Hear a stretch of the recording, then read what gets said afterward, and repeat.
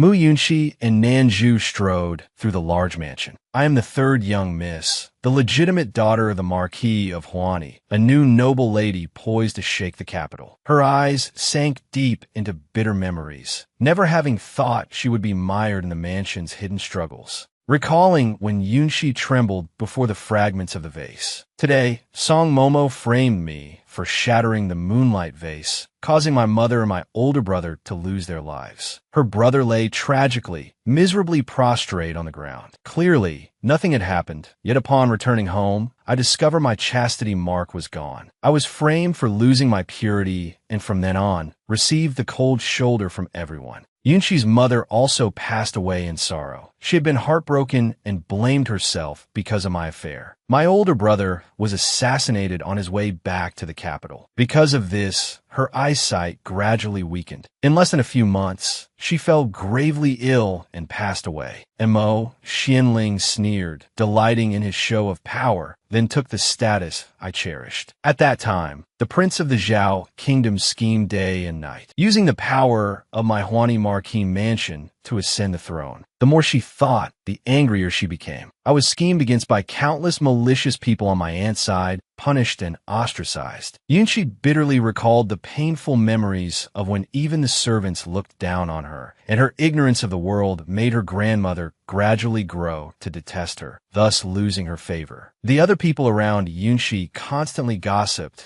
and spread rumors, so much so that as the legitimate daughter, even the servants in the mansion dared to mock me and my mother. She bitterly recalled in resentment, even being robbed of her virginity by bandits. I was immediately sent to the Shuiwen nunnery to reflect on my misdeeds. On the day of the Qixi festival, when I was returning to the mansion, I was again met by bandits who tied me up and took me away. Yunxi recalled her wedding night with him, having just accepted Mo Xuanling's marriage proposal. In the days that followed, she sank into a blind and illusory love, never expecting that her entire life was just a stepping stone for others. Lin Yuanxin climbed onto the dragon bed and personally killed my child. Recalling when Yunxi and Xianling exchanged cups of wine for their vows made her even more bitter. My younger female cousin, Ming Yuexiang, married Mo Xianling. They imposed disgusting things upon me. Soon after, the beautiful days came to an end. Yuanxin, delighting in his arms, watched her body lie prostrate on the cold ground. They pulled my tendons, flayed my bones, took my blood, used every method to torment me, and finally tortured me to death. The curtain on the painful memories closed, but it did not quell Yunxi's anger. I hate them so much. Her tear-filled eyes looked up, her lips clenched in hatred. I hate them for scheming against me, for treating me like a toy and tormenting me to death. I hate myself for being so ignorant. I couldn't even protect the loved ones by my side. Yunxi was like a puppet manipulated by those scoundrels. And so I was reborn. She woke up in bed, the corners of her eyes still stinging from crying in pain. Her face was stiff because of the strange things happening after her rebirth. But I discovered that I wasn't the only one who was reborn. Yunxi smiled with amusement, giving a subtle signal. Her slender index finger rested on her pink lips. The current Mu Yunxi, though her face was veiled, still couldn't hide the indignation in her heart. Dangers abound. I must protect my loved ones and do my utmost to take revenge on those who harmed me in my past life. But what's with this seventh prince? Mo Xinyan leaned against the door with dreamy eyes. Why does he keep following me? His voice teased her. Third miss, you should eat a bit more in a moment. Yunxi pondered, reborn in this life, cold-hearted and unfeeling. Her eyes lit up as she looked towards Xianyan, thinking, doing this, I can. Yunxi's eyes glazed over. She looked up at him, feeling a little moved. Montauk Suanyan approached Yunxi affectionately. A golden lightning bolt tore across the sky, striking the mansion's roof. Marquis of Zhongyi Mansion, Baichao Courtyard. Startled awake by the loud thunder, Yunxi,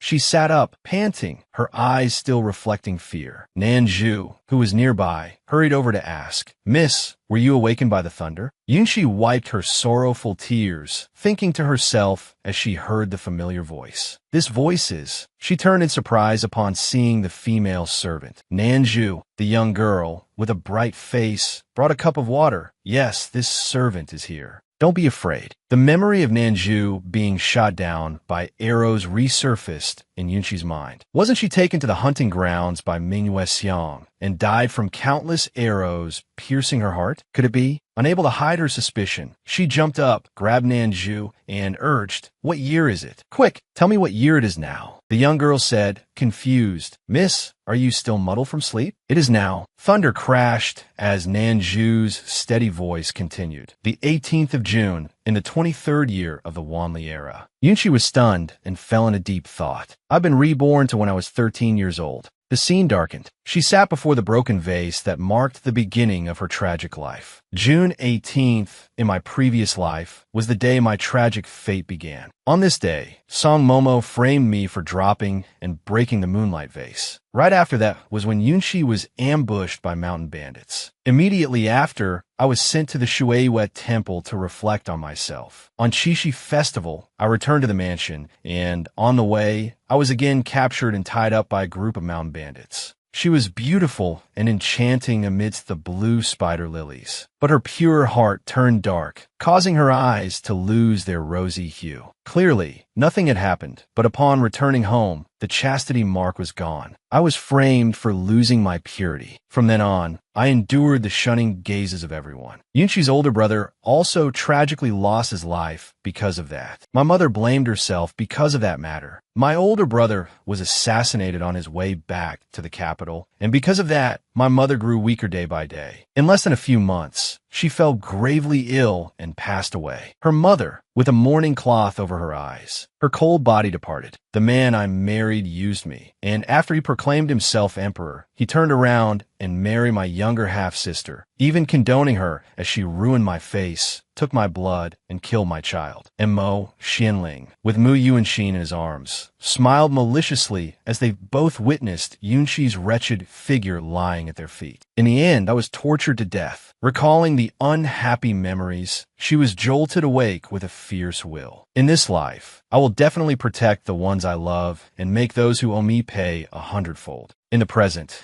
Nanju worriedly took a handkerchief to wipe her master's tears, repeatedly asking, "Miss, why are you crying? Are you unwell somewhere?" Yunqi held the young girl's hand, her mouth blooming into a smile as bright as a sunflower as she replied, "No, I'm very happy." She thought to herself, thankfully, in this life, the important people are still alive and well. Yunqi recalled everything bit by bit. Based on her previous life, at this moment, she shot up, wrote something down attentively, and then ordered her trusted maid, "Nanju, help me buy something." The young girl read Yunqi's note with confusion. "Miss, you mean, the moonlight vase?" Nanju pointed to the vase behind her and curiously asked her master, "Isn't there a moonlight vase right here? Why is Miss telling me to buy a replica?" Yunqi smiled slyly, placing a finger on her lips to signal, "Don't let anyone else see. I have a plan." The door burst open, revealing a woman about to enter. The maid Hua Mei said with a stern expression, "Third miss, the old madam summons you to Ningen Hall. She has something to ask you. Don't dawdle, or people will say this servant didn't deliver the message properly." Yunqi looked at her with amusement, rejoicing inwardly. Ha! As expected, the previous life is repeating itself. She and Nanju strolled under the sunlight in the flower garden.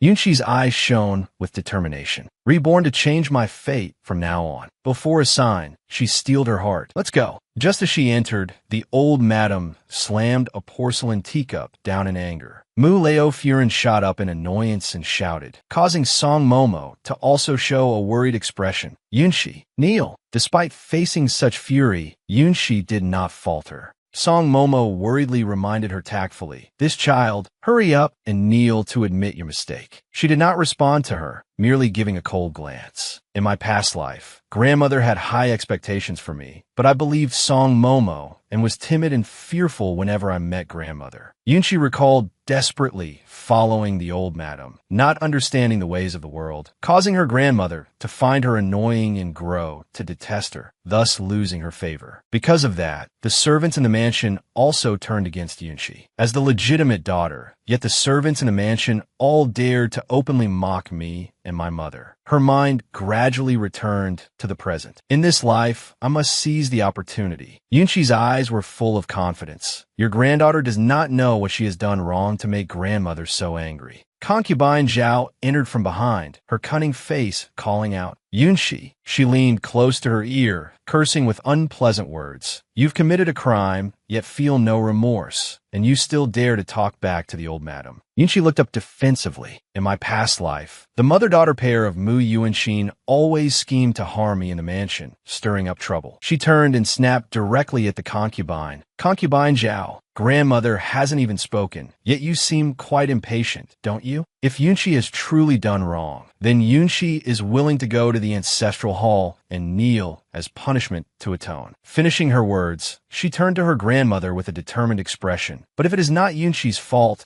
I hope grandmother can investigate clearly and restore your granddaughter's innocence. The guilty party must be severely punished. Concubine Zhao's expression turned ugly, her voice a cough. You cough. Mu Leo Furin also spoke bluntly. Yunxi, grandmother asks you, why did you break the moonlight vase? As soon as she finished speaking, she was mentally prepared. Here it comes. Yunxi's voice, with a clever tone of confusion, replied, Yes, grandmother. Your granddaughter knows that the moonlight vase was an object that grandfather cherished when he was alive, always treating it like a treasure. I wonder from whose mouth this story of it being broken came from. Concubine Zhao also took the opportunity to add maliciously, Oh, Yunxi, this concubine knows you don't like to be close to the old madam. She brought out a tray covered with a red cloth. It's not that this concubine doesn't believe you, but here, the cloth was lifted along with concubine Zhao's accusation. These shattered pieces of the moonlight vase are right in front of us. Can this be fake?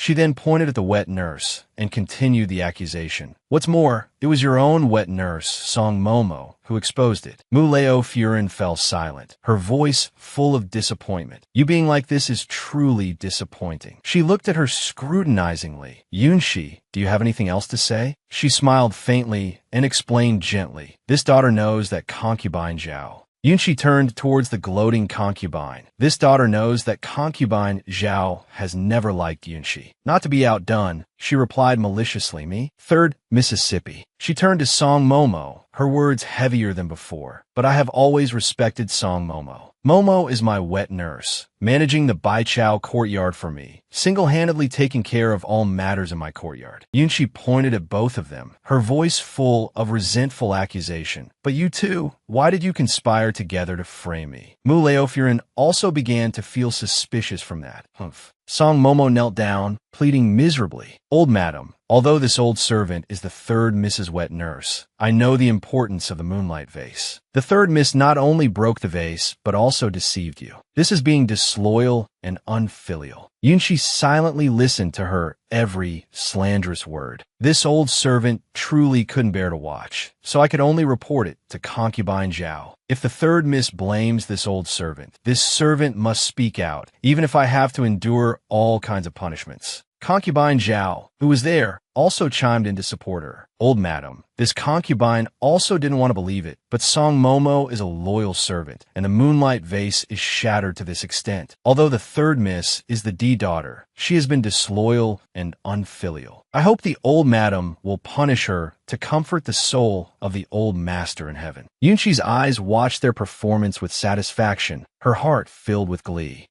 Grandmother's biggest taboo is a servant overstepping their bounds to bully their master. They've gone to such great lengths, accusing me of being disloyal and unfilial. Do they think I'm a pushover in this life? Old Madame Mu still looked at her with suspicion. Yunxi, do you have anything else to say? She knelt down to show her respect, then immediately explained. Grandmother, Yunxi doesn't know why Song Momo and concubine Zhao are doing this, but Yunxi only wishes that this matter doesn't sadden grandmother. Heaven and earth can witness Yunxi's heart. Song Momo has deceived grandmother and falsely accused your granddaughter, so your granddaughter can only prove her own innocence. All three of them looked at her in astonishment. Yunxi turned and gave an order. Nanju, bring it out. The young girl then brought out another moonlight vase. Yes. Old Madame Mu's eyes lit up. The vase in Nanju's hands seemed to glow. The moonlight vase. Both Song Momo and concubine Zhao's faces turned pale as they looked at each other. What? Yunshi brought the moonlight vase closer to old Madame Mu, her voice sweet. Grandmother, Yunshi knows that this moonlight vase was left to you by grandfather. Yunshi has always cherished it. I thought that by keeping the moonlight vase, I could feel closer to grandfather, which is why I kept it in my room. What is borrowed must be returned to its rightful owner. This is to ease grandmother's mind and prevent others from using it to ruin our deep bond. The old madam's eyes welled up with tears as she looked at the vase. Yunshi, she said joyfully, what a good child. Grandmother understands your intentions. Get up quickly, child, your body is weak. Don't let your knees get hurt. Concubine Zhao, momentarily worried, said softly, the third Mrs. Filial Piety is truly moving enough to touch the heavens, isn't it? She continued her accusation, afraid of being punished herself. Perhaps you bought a fake one to replace it? Yunshi glanced at her with annoyance.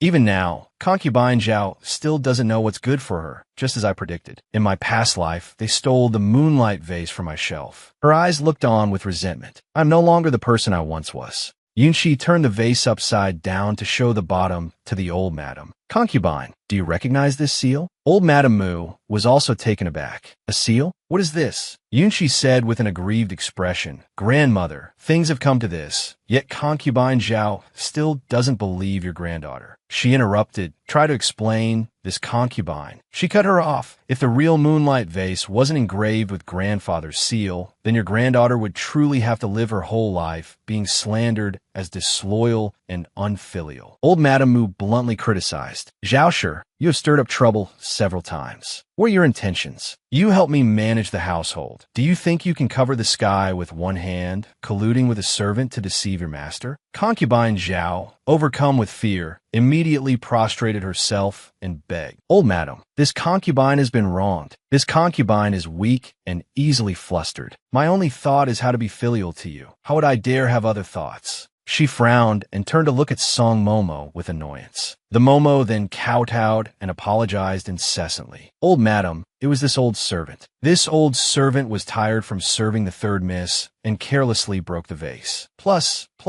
I'm old and my vision is blurry. It was this old servant's mistake. Please punish me, old madam. Old Madame Mu, displeased, bluntly reprimanded. Old and blurry vision? Do you think my eyes are blind too? Guards, drag this dog of servant out and give her 30 strikes with the rod. Seeing this, Song Momo turned to Yunshi and begged, Third miss, this old servant is also loyal to the Mu family. I was momentarily confused. This old servant knows I was wrong. I truly know I was wrong. Please put in a good word for this old servant. She did not soften her heart and straightforwardly dismissed her. Loyal? A fine loyalty you have, deceiving grandmother and framing me. That is being disloyal and unfilial. I advise you, Momo, you should get your affairs in order. Old Madame Mu pondered over Yunshi's just-spoken words. This child wasn't like this before. She's calm in the face of trouble, with a cold demeanor. This is how a D-daughter should be, worthy of being properly nurtured. Song Momo was dragged away, her mouth still ceaselessly crying for help. Concubine Zhao, save this old servant. This old servant did it for you.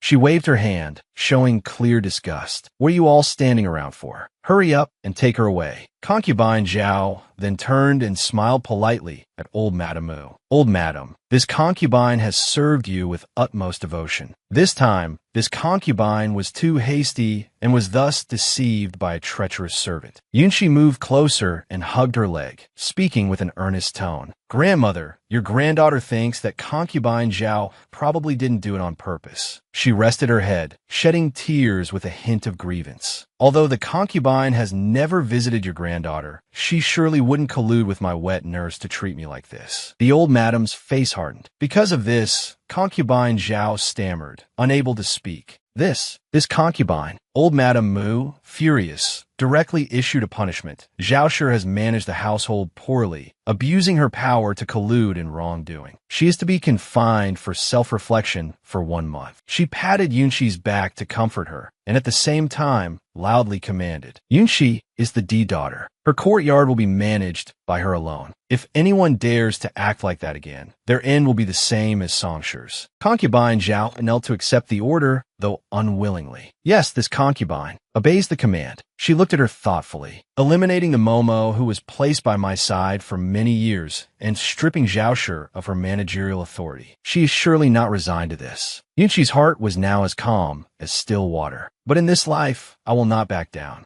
Old Madame Mu's tense expression relaxed. She smiled and asked Yunqi, "Good grandchild, you've been wronged all these years. From now on, grandmother will have your back. When you have nothing to do, remember to visit this old woman, all right?" She smiled brightly and obediently. "Grandmother isn't old at all. You are still very healthy, with a remarkable spirit and full of youthful vigor." Yunqi thought to herself, "Grandmother is the one with the most authority and is the most respected." She nuzzled her face against the old madam's hand and continued, "To be able to stay with you is my blessing." She couldn't ask for more. Yunqi silently planned her next steps. From now on, I will gradually win her approval and affection, so that no matter what I want to do, no one can stop me. After resolving the matter of being wronged, she bid farewell to the old madam. Outside Ningen Hall, Yunqi's mother approached to greet her. Tishi, Yin Lam approached with a mature grace. Filled with grievance, she ran to hug her. "Mother." Yin Lam was startled to see her eyes filled with tears. "Tishi, why are you crying, child? Did they hurt you somewhere? Mother will get justice for you." In her mother's arms, Yunqi looked up with a wronged expression. "Mother, I'm fine. Grandmother has already stood up for me. I just missed you so much." Yin Lam smiled happily and stroked her daughter's head. "Mother missed you too. It's all Mother's fault for returning late, letting Tishi suffer." She continued happily, "Mother, let's go back and talk. I have so much to tell you." Yunqi took her mother's hand and proactively checked it.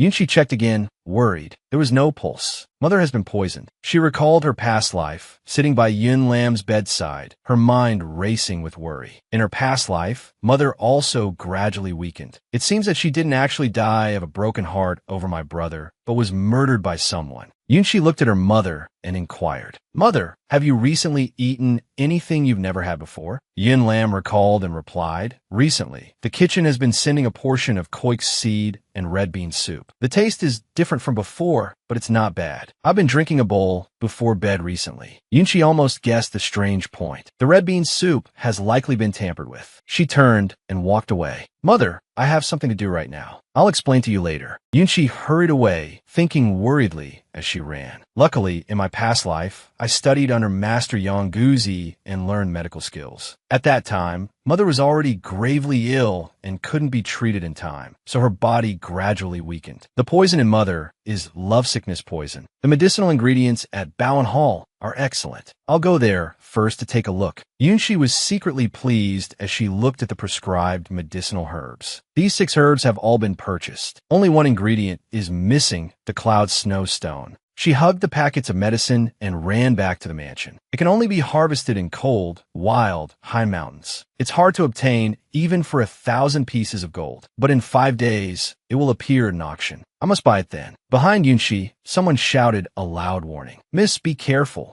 She couldn't react in time. Her foot tripped on a stone, and she started to fall. The other person's hand caught her back in time. "Careful." Yunqi looked up at the handsome man, her face freezing for a moment. This person's face was half covered by a mask, but he still seemed somewhat familiar. "Why does this person look so familiar?" Yunqi asked hesitantly. "You are." Yunqi was in the strange young master's arms. She dazedly wondered to herself, "What is this? This person gives me a feeling." Yunqi unconsciously placed her hand on his chest. She was startled as if pulled back to reality. Yunqi shyly pushed the young master away, stammering, Thank you, young master." She immediately bent down to pick up the packets of medicine she had just dropped on the ground. The young master also turned to watch Yunqi intently gathering her things. He unconsciously pulled her sleeve. "Miss," he said with a concerned look, pointing behind her. "You're going the wrong way. Your home is this way." She looked at him with a puzzled expression. Yunqi seemed to snap out of it, hugged the packets of medicine tightly, and ran towards her home.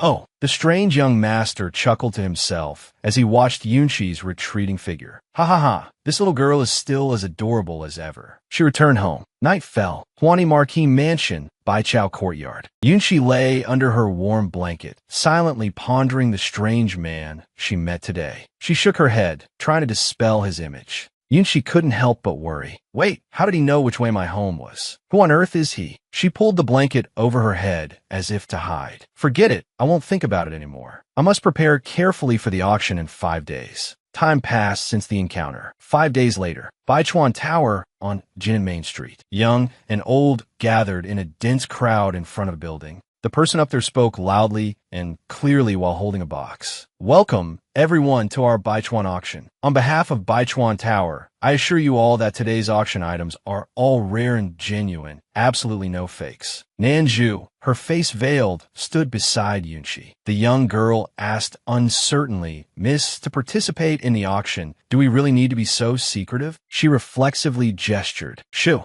Nanju turned to observe her surroundings. Her gaze landed on some familiar faces. Yun Lam was sitting nearby with Nanny Sun and Mu Yuantan. Nanju curiously turned back to ask Yunchi, why aren't we sitting with the madam? She paid no mind to the girl's question, whispering, how is the matter I assigned you coming along? Nanju replied with an excited look on her face, ah, young miss, you truly foresee things like a goddess. I've investigated it, and it's just as you thought. The girl continued to speak. Concubine Zhao also appeared with a cunning and scheming look. Concubine Zhao was the one behind the scheme involving the madam's things. While investigating, Nanju also did her utmost to protect the maids in Yun Lam's residence. The girl continued to recount the situation. The madam's personal maid, Quan Cha, was exploited by concubine Zhao, who threatened her younger brother's life. Nanju was also very worried when serving the soup to Yun Lam. When the koik seed and red bean soup was almost ready, a few lovesickness seeds were added, causing the madam to be poisoned. Hearing this information seemed to make the girl understand Yunchi's intention, so that's how it is. Young Miss is bidding for the Cloud Snowstone to prepare an antidote for the madam, keeping it a secret from everyone in the mansion, especially concubine Zhao.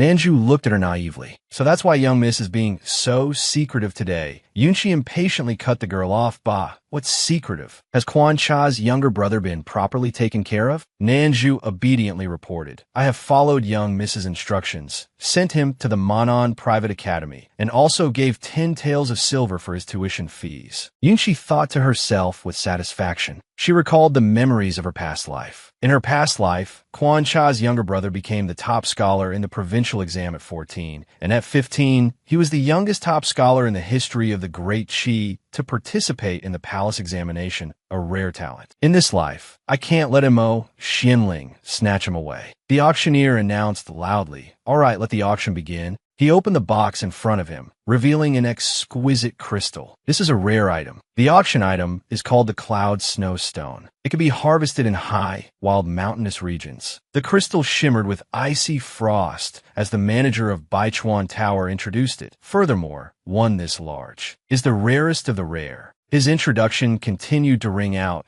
This item is not only beautiful in appearance, but also has a light fragrance with a calming effect. Yunchi seemed to awaken upon hearing this. She thought to herself, that's it. The introduction concluded. The manager began the bidding. The starting price for this item is 1,500 taels. Each bid increment must not be less than 100 taels. Let the bidding begin now. The crowd buzzed, competing to bid 1,600 taels, 1,700 taels, 2,000 taels. Yunchi was not one to back down either. She hesitated 3 before she could finish her sentence. A loud voice from behind interrupted. 3,000 taels. Yunchi turned around in annoyance, looking in the direction of the voice. The person continued to speak loudly. I bid 3,000 taels. The person's silhouette was somewhat familiar, startling her slightly. Xianling, standing above, chuckled with delight. Yunchi recognized him. She was a bit stunned. Montak Xuanling. Seeing the familiar face, Yunchi felt uneasy as she recalled the sorrows of her past life. The way he treated me in my past life, she recalled him being intimate with her cousin. Xianling sat on the bed, watching coldly. In this life, I must kill him. Yunchi couldn't maintain her composure. She decisively pulled the hairpin from her hair. Yunchi's eyes filled with a murderous aura, as if consumed by hatred. I will kill you. I must kill you. An object hitting her back seemed to jolt her awake from the illusion. Yunchi's eyes widened. She turned to look behind her. Nanju, still worried, approached young Miss. Yunshi knelt to pick up the strange object. She held it up to examine it closely. Just now, it seemed a powerful stream of internal energy flowed through my meridians, helping me suppress my agitation and regain my senses. This is a golden wolf head of the Yi clan. Yunshi looked up at the floors above. Could it be that someone from the Yi clan helped me just now? The manager's voice rang out clearly, calling the bid. 3,200 taels going once, 3,200 taels going twice.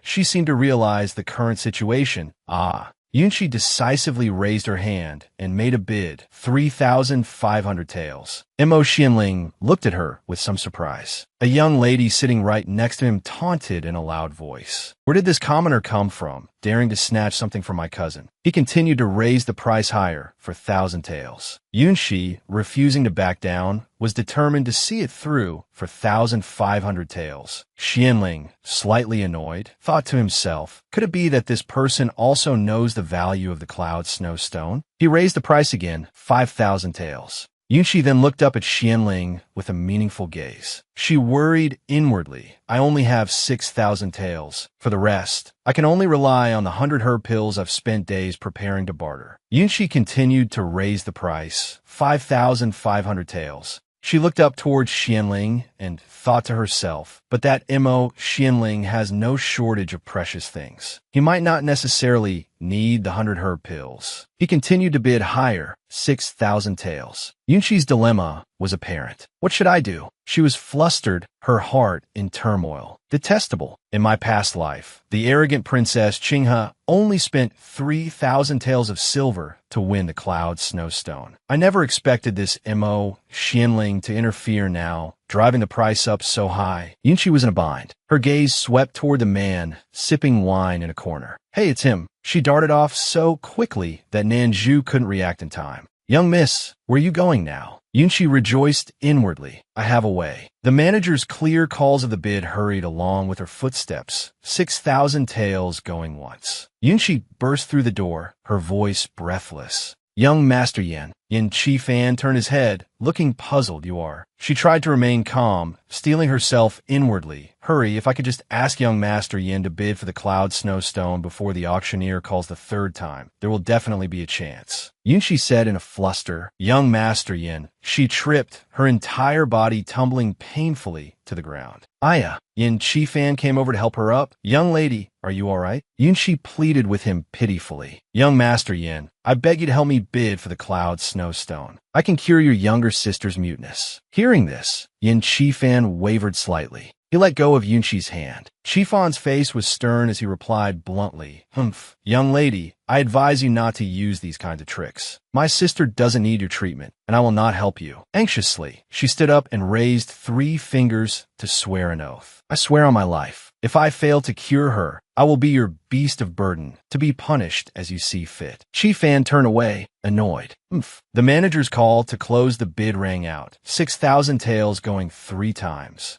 Yunshi quickly ran over and made a bid, 6,000 taels going 3 times. My older brother agrees to pay 6,500 taels. Qifan glared at her, annoyed and harsh. Are you insane? Who is your older brother? Get lost. Yunshi turned back with a pleading look. Young Master Yin, I know that for your sister's muteness, you have invited many famous physicians. You've spent countless amounts of money, but nothing has changed. Believe me, besides me, no one can cure your sister's illness. If you miss this chance, I'm afraid your sister will truly never be able to speak again. The young lady beside, Xianling sneered with a provocative tone. Huh? Everyone knows young Master Yin only has one younger sister, and she's an incurable mute. She pointed at Yunshi, directly exposing her. Where did a sister with such a sharp tongue come from? I see you've run out of money, so you're causing a scene, aren't you? Why don't you hurry up and get back to your seat? She was anxious, hesitating. Qifan stepped forward to take charge for Yunshi and bluntly made the final bid, 10,000 taels. Yuan couldn't believe it. She stammered. You?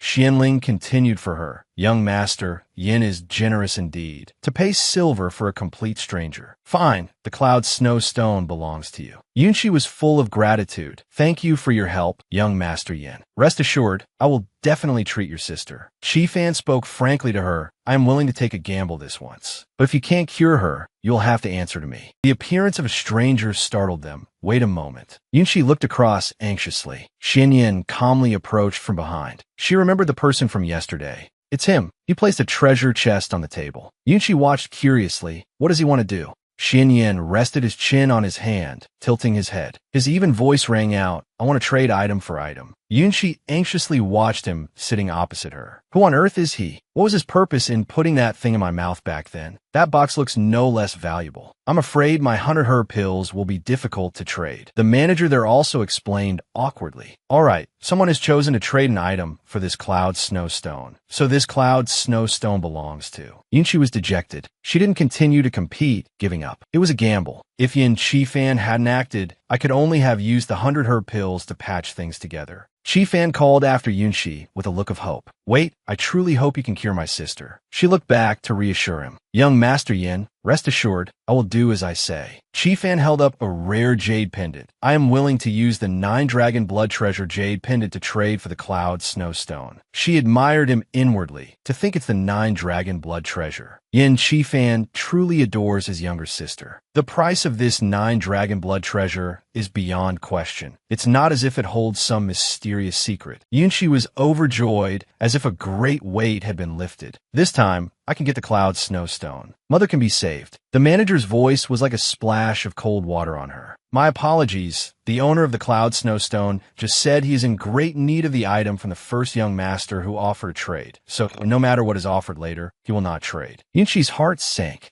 No, she bit her lip in frustration. Why? In my past life, Princess Qinghe only used 3,000 taels to get the cloud snowstone. This time, I've exhausted myself seeking help from the richest man in the great Qi, yet I still can't obtain it. Her mind raced. There must be a way. There must be. No matter what, I must get the cloud snowstone to cure my mother's poison. Yunshi turned to leave hastily, making Qifan anxious. Stop. He grabbed the hem of her robe. Young lady, wait a moment. Qifan lingered, holding up the jade pendant and asking, I will use this 9-dragon blood jade pendant as payment. Please treat my sister. Yunshi nodded and quickly agreed. All right, tomorrow, I will pay a visit to your residence. He turned her around and pressed. If you don't come, where will I find you? Qifan removed her veil. Yunshi, with her flower-like, exquisite beauty, stood frozen at his action. She shyly snatched the veil from his hand. You, give my veil back to me. Qifan was flustered by her reaction. I didn't mean to offend you.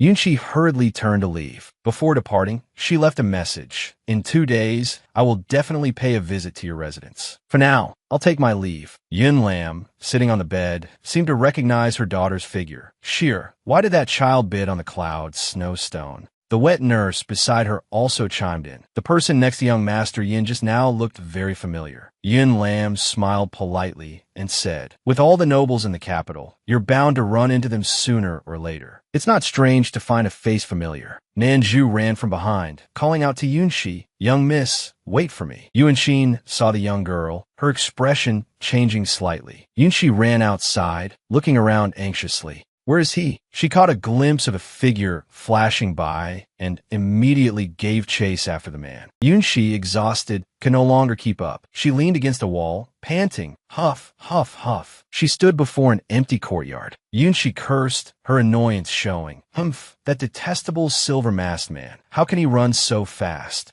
Mo, Xinyan, watching from a corner, laughed with amusement. Ha ha ha, this little lass is still so adorable even when she's angry. Yunshi thought worriedly to herself. Who on earth is this silver-masked man? In our few encounters, he seems to know me so well. Why do I have no impression of him from my past life? Could it be that he's intentionally targeting me from the shadows? Nanju, following right behind, said tiredly, young miss, you run too fast. It took me forever to find you. The young maid handed an invitation to Yunshi. Young miss, just now, Shui Mo from the 7th Prince's residence at Baichuan Tower delivered an invitation. He wishes to see you. She recalled the vague figure of the man. In her past life, the 7th Prince, Mo Xianyan, was exceptionally talented in both literary and martial arts. Astonishingly so. He had no interest in the throne, but being of royal birth, he had no freedom. In the end, he was betrayed by his most trusted subordinate and died at the hands of Mo Xinling.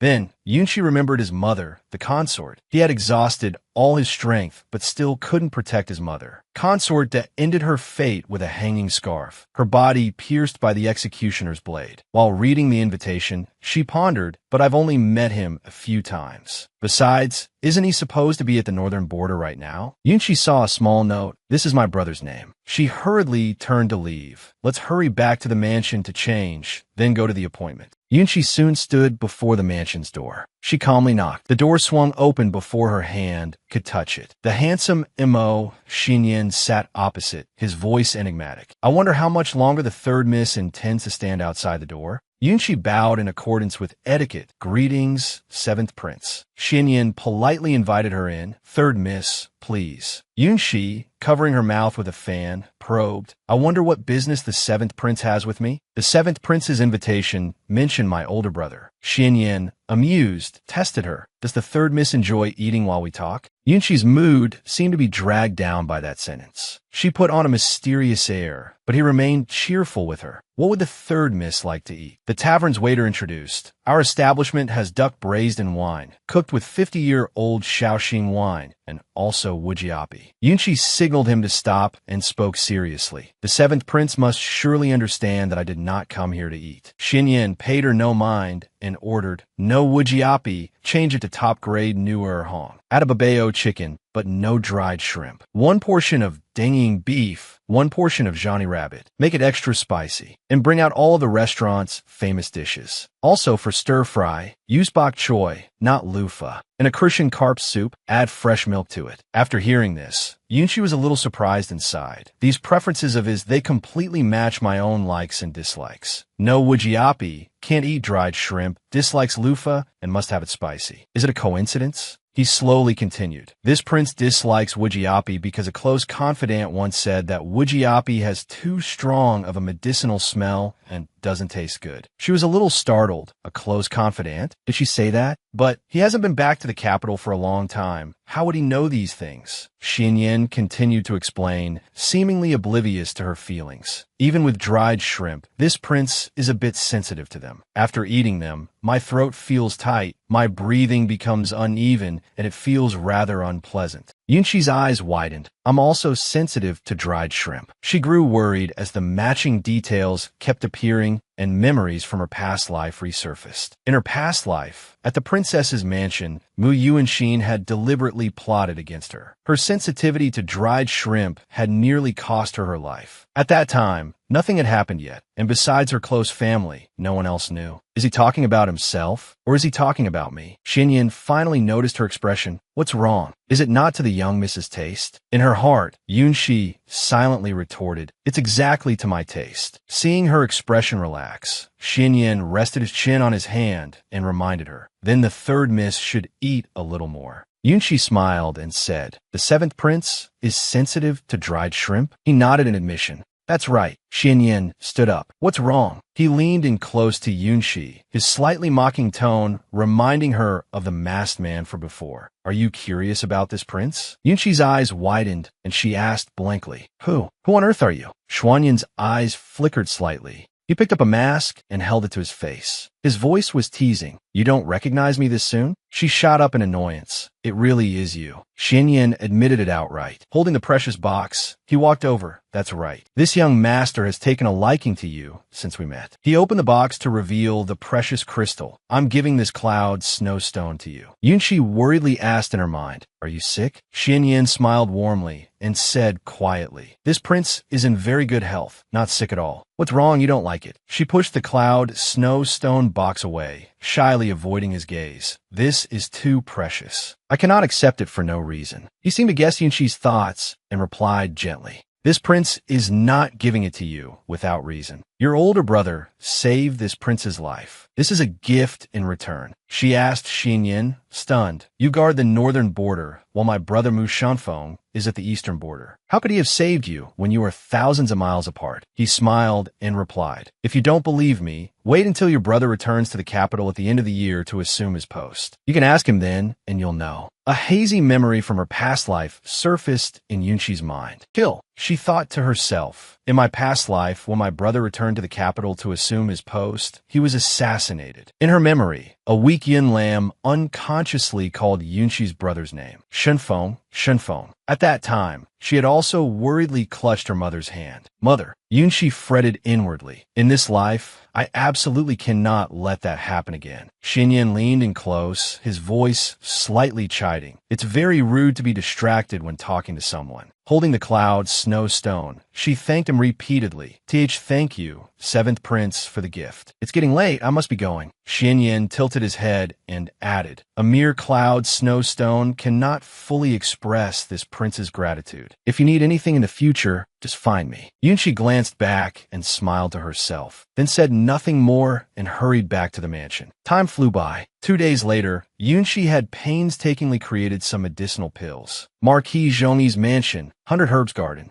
She wearily wiped the sweat from her forehead, looking at her results with a satisfied expression. It's finally done. With this, mother's poison can be cured very soon. As promised, Yunqi went to Yin Qifan's residence. Next, it was time to save Yin Qifan's younger sister. She stood before him and introduced herself. My name is Mu Yunqi, the third miss of the Marquis Zhongyi's mansion. Qifan walked inside, speaking with her as he went. Third Miss Mu is truly a person of her word. Please come in. My younger sister's mind has been a bit withdrawn lately. If she causes any trouble, I hope the young miss will forgive her. Yunqi nodded in acceptance. I understand. Qifan's younger sister sat in her room, quietly reading a book. He called to her, Qingcheng. Yin Qingcheng looked up, her beauty as exquisite as a flower or jade. Qifan calmly introduced the two young women to each other. This is third Miss Mu of the Marquis Zhongyi's mansion. How about we let her examine your muteness? Qingcheng protested vehemently.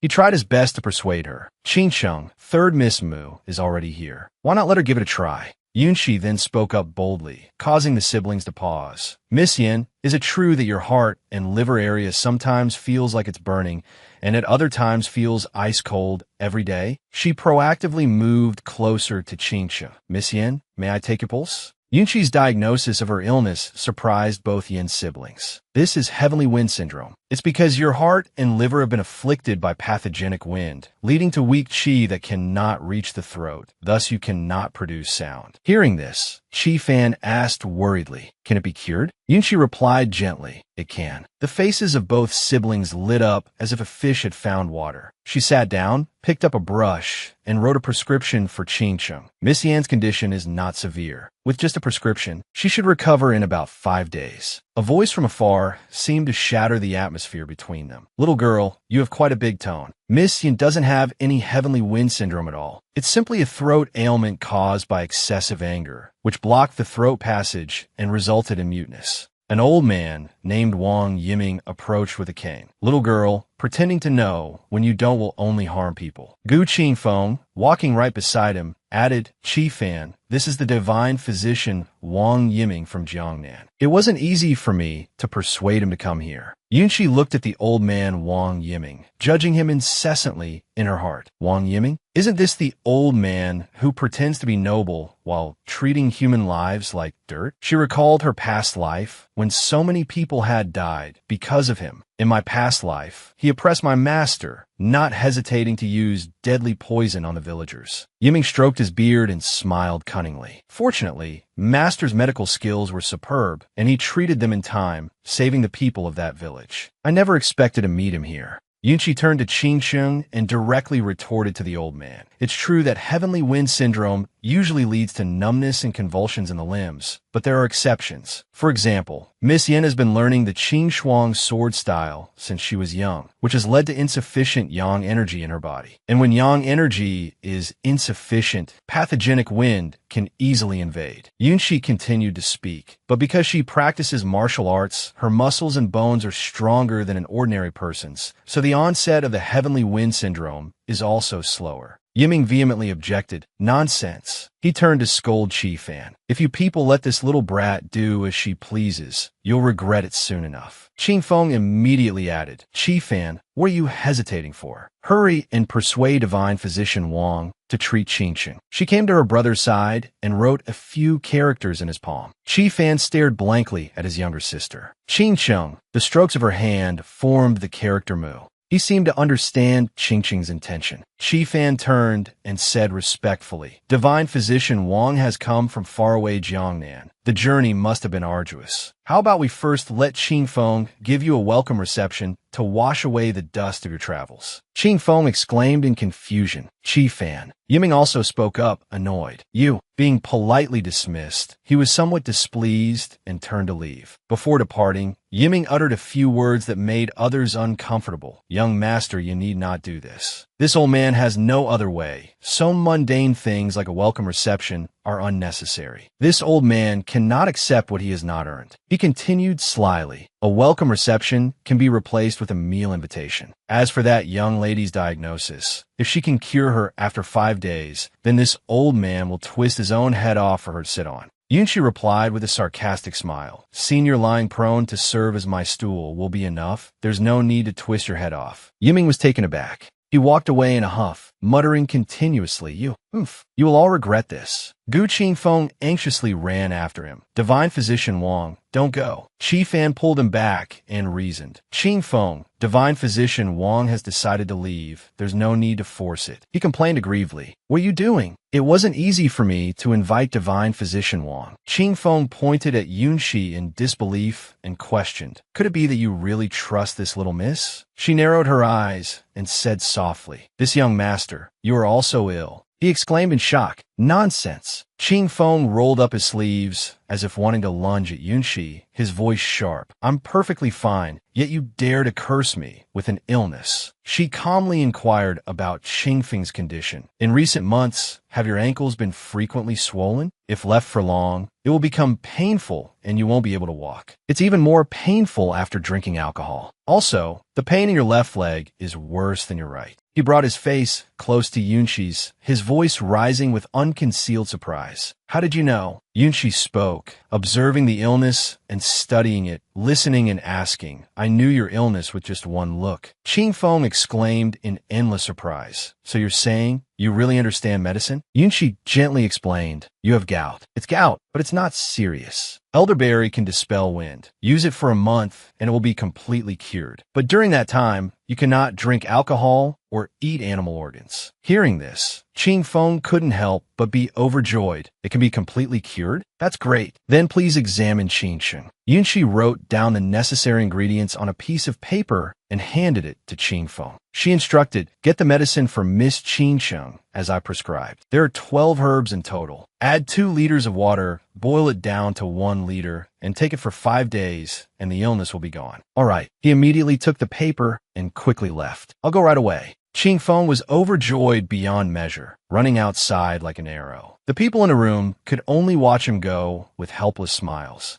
Qi Fan looked at her and unexpectedly handed the red jade pendant to Yunshi, saying, "This 9 Dragons Blood Jade pendant belongs to the 3rd Mississippi." "I don't need the 9 Dragons Blood Jade pendant." Qi Fan asked in a panic, "Does the 3rd Miss still remember the Cloud Snow Stone? I can immediately send people to the Yi clan to search for it. No matter the cost, I will definitely bring it back for the 3rd Mississippi." Yunshi smiled lightly and replied, "I don't need the Cloud Snow Stone anymore either." Suddenly, she paused and made a request. "But, if possible, I would like to ask young Master Yan for a favor." Qifan's expression became resolute as he spoke. "No matter what it is, I, Yin, will do my utmost to help." Yunshi smiled faintly and stated her request to him. "I hope young Master Yin will accept this 9 Dragons Blood Jade pendant and not give it to anyone else." Qifan nodded and immediately agreed. "All right, unless the 3rd Miss herself speaks up, I will absolutely not give it to anyone else." She remembered Mo Xuanyin's arrogant appearance when he obtained the pendant, and a slight wave stirred in her heart. This jade pendant is very important to Mo Xuanyin. It was taken by him in her past life. In this life, it absolutely cannot fall into his hands again. Against the clear blue sky,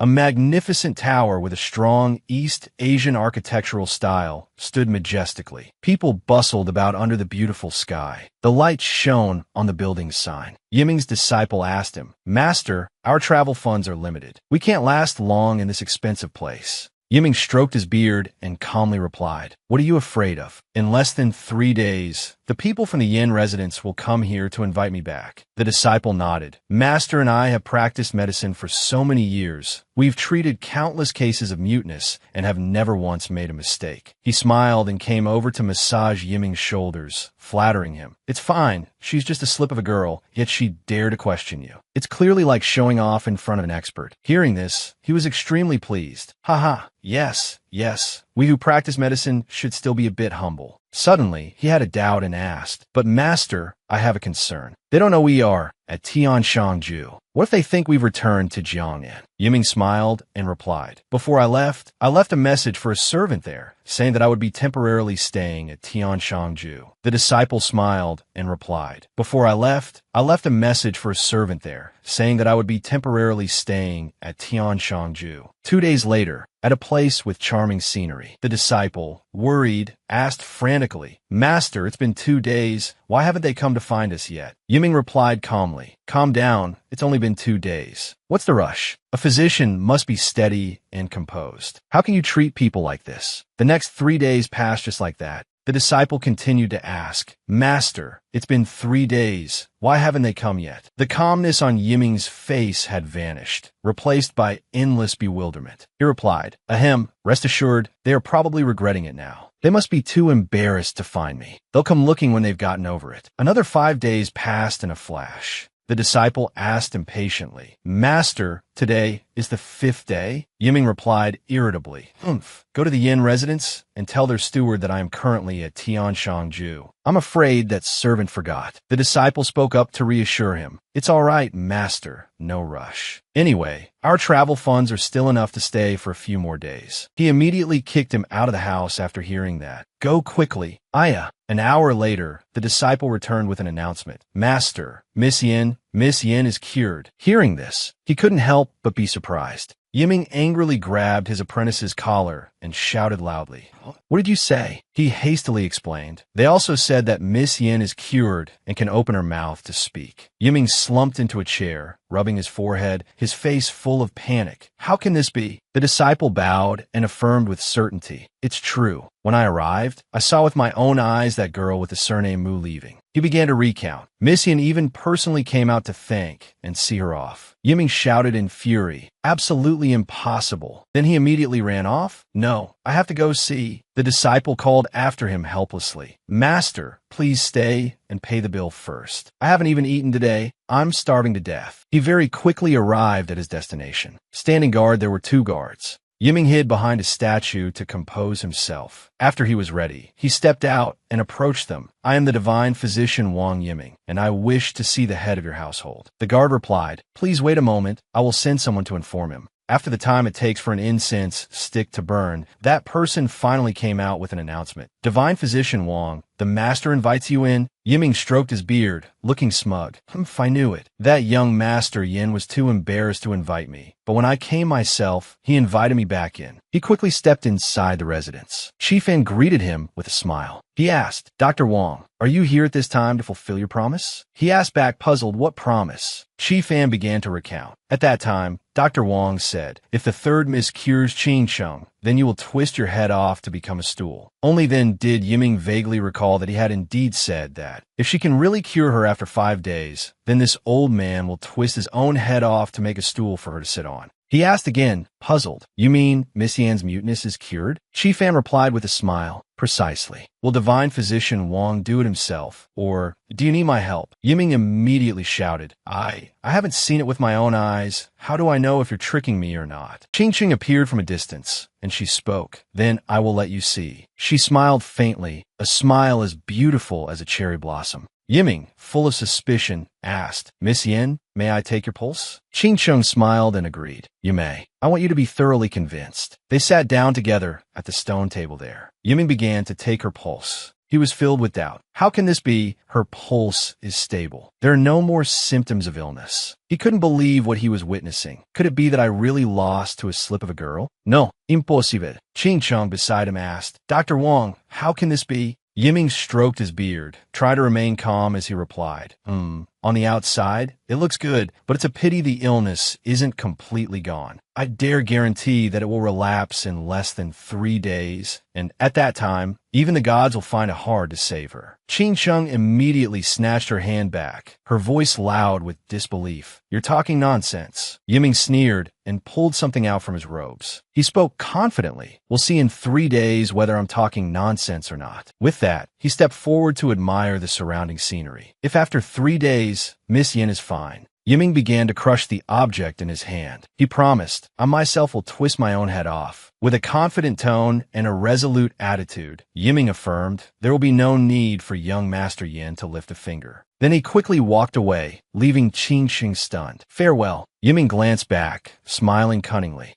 Just you wait. After 3 days, you'll have to kneel and beg me for treatment." After 3 days, Qin Sheng was just now beginning to wake up. She sat up in bed, slowly pulling back the curtain. She opened her mouth to speak, but could only utter meaningless sounds. Qin Sheng touched her throat, her heart filled with worry and shock. What's happening? Why can't I speak?" Hearing the noise, Qi Fan rushed into the room. Qin Sheng, what's wrong with you, sister? Don't scare your brother." Qin Sheng pointed to her throat, her face full of panic, only able to make a few indistinct, stammering sounds. Seeing this, Qi Fan immediately ran to hug her tightly, frantically calling for someone. "Quickly, go to the Marquis Zhongyi's residence and invite the third miss here." He anxiously paced around the room while calling for people. The servant's voice announced, "The third miss has arrived." Upon seeing her, Qi Fan frantically ran over to explain, "Third miss, you're finally here. Please, hurry and save my sister." Yunqi gently reassured him, "Young Master Yin, rest assured. With me here, your sister will be fine." Qin Sheng lay on the bed, her face purple and her breathing rapid. Upon taking her pulse, Yunqi immediately realized Miss Yin has been poisoned. Hearing this, Qi Fan was utterly stunned and asked, "Poisoned? What kind of poison could suddenly cause such a severe loss of voice?" Yunqi explained with a serious expression, "Xianlang flower. This poison can enter a person's bloodstream, gradually coagulate, and cause death. If combined with a special gauntlet, it can make a person lose their voice in 3 days and die within 5. Hearing this, both of their faces turned pale. Qin Feng exclaimed in surprise, "That vicious?" Qi Fan worriedly asked, "Third miss, could she be saved?" Yunqi slowly replied, "Yes." She inserted a needle into Qin Sheng's wrist, then placed a pill in her mouth. Seeing this, Qi Fan couldn't help but be astonished. He spoke up and asked, "What did you give her? Can that really save Qin Sheng?" Yunqi smiled and replied, "The 100 herbs pill. I've been concocting this for the past few days. It can cure the Xianlang flower poison." She slowly began to question, "On the way here, I heard young Master Qin Feng say that Wang Yiming came over 3 days ago and even took Miss Yan's pulse. Is that right?" Yunqi had a suspicion. "Right. You mean Qin Feng flew into a rage, shouting, 'It really was that damn old man. I'm gonna go capture him right now.'" Qi Fan just replied softly, "Go invite him." Qin Feng asked again in surprise, "He harmed Qin Sheng, and we're inviting him?" "Qi Fan, have you lost your mind?" He looked at Qin Feng coldly and said, "Just do as I say." At Tianshangju, footsteps paced back and forth in the room. Yiming spoke in a deep voice. He was sitting and enjoying tea, unlike his restless disciple. "Sit down." The disciple anxiously replied, "Master, it's been 3 days. If we go on like this, we'll run out of travel money." Yiming explained, "Rest assured, I poisoned Miss Yin with Xianlang flower. In this life, besides your master, besides your master, no one can cure it. Don't worry, they will come looking for your master very soon." Suddenly, there was a noise outside the door. The disciple was astonished, while Yiming looked very pleased. "Master, you're amazing. You guessed right." Qin Feng slammed the door open. Upon seeing him, Yiming put on a radiant expression and asked, "Young Master Gu, what brings you here in person? Is something the matter?" Qin Feng hurriedly replied, "Divine Physician Wang, Miss Yan's muteness has relapsed." With an "I told you so" expression, he replied, "I said it before, that little girl is a quack. After 3 days, Miss Yan's muteness would relapse. Do you believe me now?" Qin Feng pretended to be happy, smiling as he replied, "Yes, yes, yes. We truly regret not listening to Divine Physician Wang's advice and mistakenly trusting that young miss. We still implore Divine Physician Wang to come and treat Miss Yin." But inwardly, he was furious. Old man, if I find out later that you poisoned Qingsheng, I won't let you off the hook. Hearing this, Yiming stood up and walked arrogantly. Let's go. I'll go take a look. Behind him, Qingfeng cheerfully responded, great, great. At the Yin residence, Yunqi and Qi Fan were in the room with Qingsheng. She smiled lightly and greeted, Divine Physician Wang, I hope you live well from now on. Yiming was so stunned he froze. Qingsheng asked him, her voice full of sarcasm, Dr. Wang, are you very surprised? Are you wondering why I've recovered? Behind them, Qingfeng's expression turned serious as he asked in a low voice, Dr. Wang, why did you poison Qingsheng? Yiming repeatedly denied it. Nonsense. I am a divine physician. How could I poison someone? Yunqi then spoke up. In the 15th year of the Wanli era, someone went into the mountains to gather herbs and was accidentally poisoned by the xianlang flower. She began to explain. In the end, they were saved by Senior Yang Guzi and managed to live to this day. Hearing this, Yiming was incredibly surprised, asking in a daze, who on earth are you? Yunqi just replied softly, are you thinking that in this world, besides Senior Yang Guzi and yourself, no one else can cure the xianlang flower poison? Yiming still tried to deny it. You little girl, stop spouting nonsense. What's xianlang flower? I was never poisoned by that poison, nor was I saved by Yang Guzi. Yunqi covered her mouth and laughed sarcastically. I never said the person Senior Yang Guzi saved was you. He shouted angrily,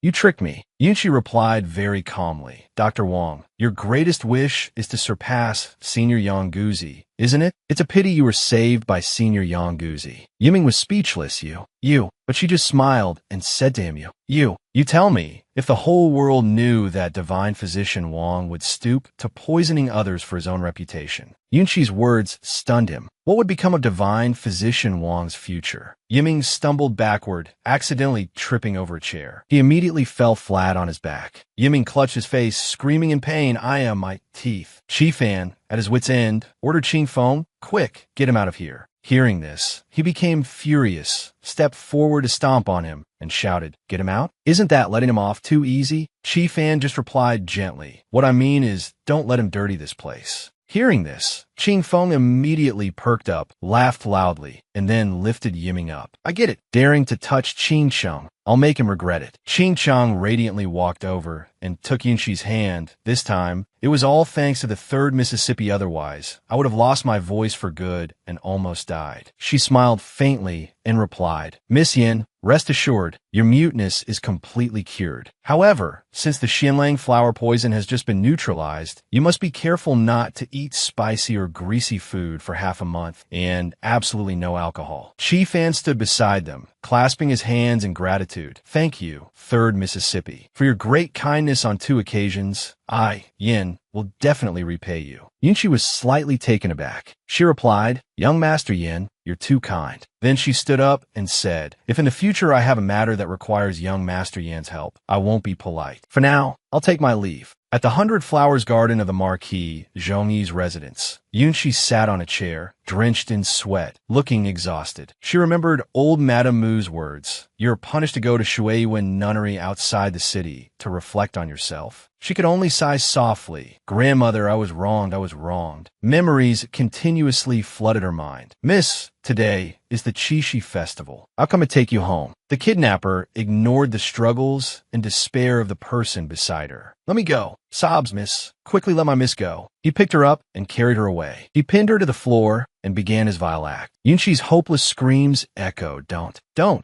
Sobs, help. The nightmare left Yunqi with a weary expression, sweat dripping down her face. Suddenly, someone called out to wake her, Miss, what's wrong? Wake up. She woke with a start. Nanju, the young girl asked worriedly, did you have a nightmare again? Yunqi held her head and replied, I'm fine now. Then she asked, what did you need me for? Nanju smiled and replied, Miss, Shui Mo from the 7th Prince's side sent you a letter wanting to invite you for a boat ride on the lake tomorrow. She felt uneasy. He's inviting me again. I have a bad feeling about this. It's better not to go. Then she replied, tell her that I have an appointment with a friend for tea tomorrow, so I can only decline the 7th Prince's kind invitation. The woman named Shui Mo came forward Miss, our master said that if you refuse, I should tell you something. She spoke. He's afraid someone has ill intentions towards Mu Yuanting. Hearing this, Yunshi was extremely shocked and shouted, "What?" As soon as Yunshi heard this, she stood up and said, "Please trouble Miss Shui Mo to relay a message to the seventh prince. I will definitely be there on time tomorrow." Shui Mo agreed. "Miss, rest assured, Shui Mo will definitely relay the message. Our master also has a question. Does the miss still like to drink Chuanruo wine?" Hearing this, Yunshi asked back, "Chuanruo wine, a spirit pure for ages, congealing into a serene string." Yunshi remembered this flower. She replied, her face a little sad. "My past self liked its pure, refreshing scent and its beautiful color." But Yunshi recalled her past life. Later, Mo Xianlang married Mu Yuanting, married Ming Yuexiang, and married another woman. She felt as if she were trapped in a cage, left alone to drink the cold Chuanruo wine, but the more she wanted to push it away, the more sober she became.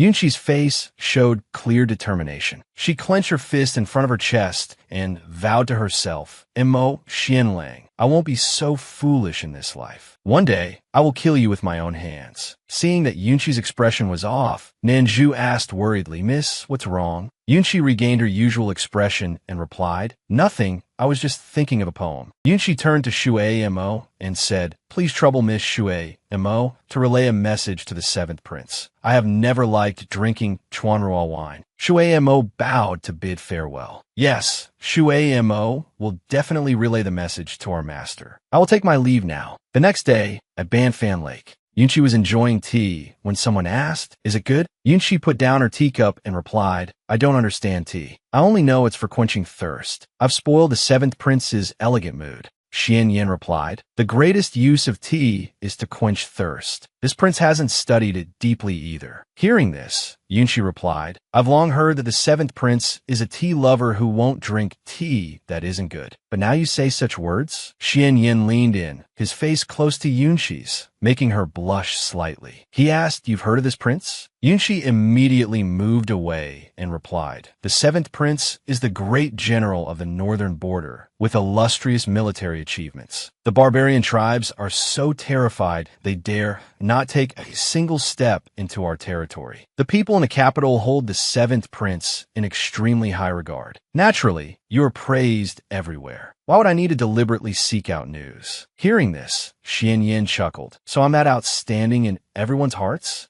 Yunshi picked up a pastry and ate it, silently assessing, "I didn't expect this guy to be so narcissistic." Seeing her eat with appetite, he invited her. "This is lotus root starch from Tanjia village. They start making it during the cold dew solar term. The process is quite complex, and it's a traditional local dish. Pastries made from this lotus root starch are naturally the most delicious. The third miss can have some more." Yunshi replied shyly, "The seventh prince is both a scholar and a warrior. I am impressed, truly impressed." He chuckled softly and then said, "So do you like it?" Yunshi's cheeks flushed red as she replied, "Not bad." Then, remembering something, she asked, "By the way, yesterday you had Shui Mo tell me that you were afraid someone might harm my brother. Is that true?" Xian Yin placed a hand on his chin, looking thoughtful, and answered, "If this prince hadn't said that, would you still have come?" Hearing this, Yunshi frowned slightly. "Are you saying you tricked me?" Xian Yin gently shook his head in denial. "No, this prince was telling the truth." "Then hurry up and tell me." He asked, "Are you and your brother very close?" Yunshi stood up, turned slightly, and replied, "Well, we have the same mother, so of course we're very close. My brother also dotes on me, always saving any delicious food for me. If anyone dared to touch me, he would risk his life to fight them." She recalled her childhood. "I remember one time, I think I was about 4 years old, someone bumped into me and made me drop my pastry. My brother grabbed him and told him to apologize to me, but that boy refused, and as a result, my brother gave him a beating. And at that time, she burst into tears because she felt guilty. Afterwards, that person obediently apologized to me, but my brother was also covered in injuries. When he got home, he was even given a beating by our father. For 10 days, I cried while visiting him, but he just laughed heartily and comforted me. Brother, I'm sorry. It's all my fault that you were beaten by father." He just smiled and patted her head. "Haha, I don't blame you at all." The two of them moved out to the balcony. Xian Yin asked curiously, "You still remember this?" Yunshi replied, as if it were obvious,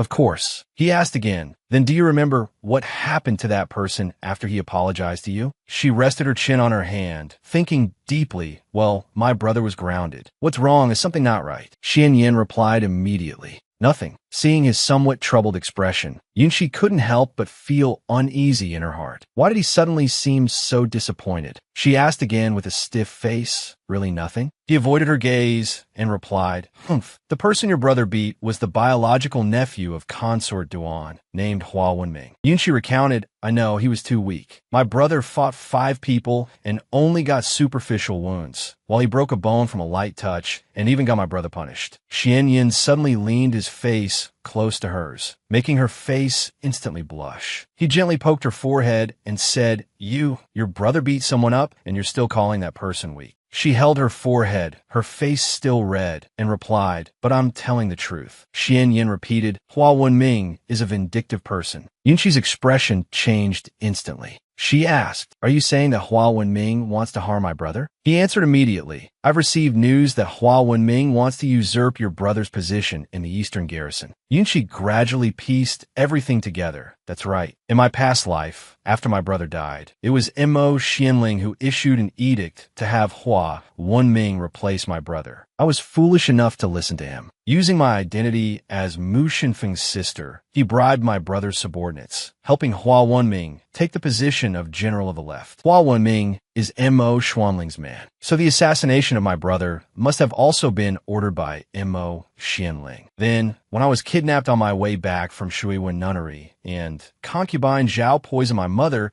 could it be that Mo Xianling also had a hand in it? That's right, in my past life, it was he who made me isolated and helpless, leaving me heartbroken and in despair. Only he seemed to care for her and sympathize with me. She remembered their relationship, and I developed good feelings for him, eventually falling step by step into his trap. She was nothing more than a manipulated chess piece. He had me in the palm of his hand. To get closer to my maternal family, I was a stepping stone to help him ascend the throne. He never truly loved me at all. In her resentment, Yunshi exclaimed, I was so stupid, so naive. Xian Yin placed a hand on her shoulder to reassure her. Rest assured, this prince has already sent someone to inform your brother. He placed his hand on her face, his expression full of confidence. Your brother is intelligent and resourceful. He will definitely handle it well. Embarrassed, Yunshi immediately pulled away from his hand. She uttered, thank you. Suddenly, she stumbled and fell. Yunshi flailed, unable to keep her balance. Xian Yin immediately rushed to catch her. Be careful, he called out. He asked, are you all right? Yunshi replied in a fluster. I'm fine. Xian Yin held Yunshi in his arms to calm her. Don't be afraid. Someone must have carelessly bumped into our guard boat. Her face turned red with embarrassment, and she immediately struggled free. Humph. I wasn't scared at all. From a distance, Wan Ling approached. So it's 7th Brother's boat? My apologies. My boat accidentally bumped into yours while turning around. I'll come especially to apologize. Wan Ling slowly walked over. Upon seeing him, Yunshi was endlessly surprised. Mo Wanling? Xian Yin immediately stepped forward to shield her. 4th brother is too polite. Your younger brother cannot bear it. But he seemed to pay no attention to him. Wanling looked at Yunshi standing behind him and greeted her. So, 3rd Miss Mu is here as well. She also replied politely, Greetings, 4th Prince. Wanling asked, 3rd Miss need not be so courteous. Are you also here to watch the fireworks? Yunshi immediately answered, Yes. Wanling leaned his back against the railing, turning towards the two of them, and continued the conversation with a smile. Watching fireworks is more lively when many people watch together. 3rd Miss, don't you agree? Yunshi's expression immediately soured. She replied, I don't think so. I prefer to watch fireworks in peace. Xian Yin interjected, 4th brother, if you like having many people, you could call more people to your painted boat to accompany you. However, Shir and I are both happy, so we don't need many people to disturb and ruin our peace. Wanling looked at the two in front of him and speculated inwardly, Shir. 7th brother calls her so casually, and Mu Yunshi doesn't even find it inappropriate? Could it be that 7th brother is using this return to recuperate as a chance to borrow the power of Duke Su's residence? His face suddenly hardened as he thought to himself, No, Mu Yunshi can only be mine. She is the most beloved granddaughter of the Duke of Su. Only by having her can I gain the support of Duke Su's residence. Today is the perfect opportunity to get close to Mu Yunshi. Wan Ling left where he was standing, glanced at the surrounding scenery, and then spoke. Ha ha ha, it's still early. Why don't we sit down and have a drink first? It's been a long time since I've had a drink with seventh brother. Then he sat down at a nearby table.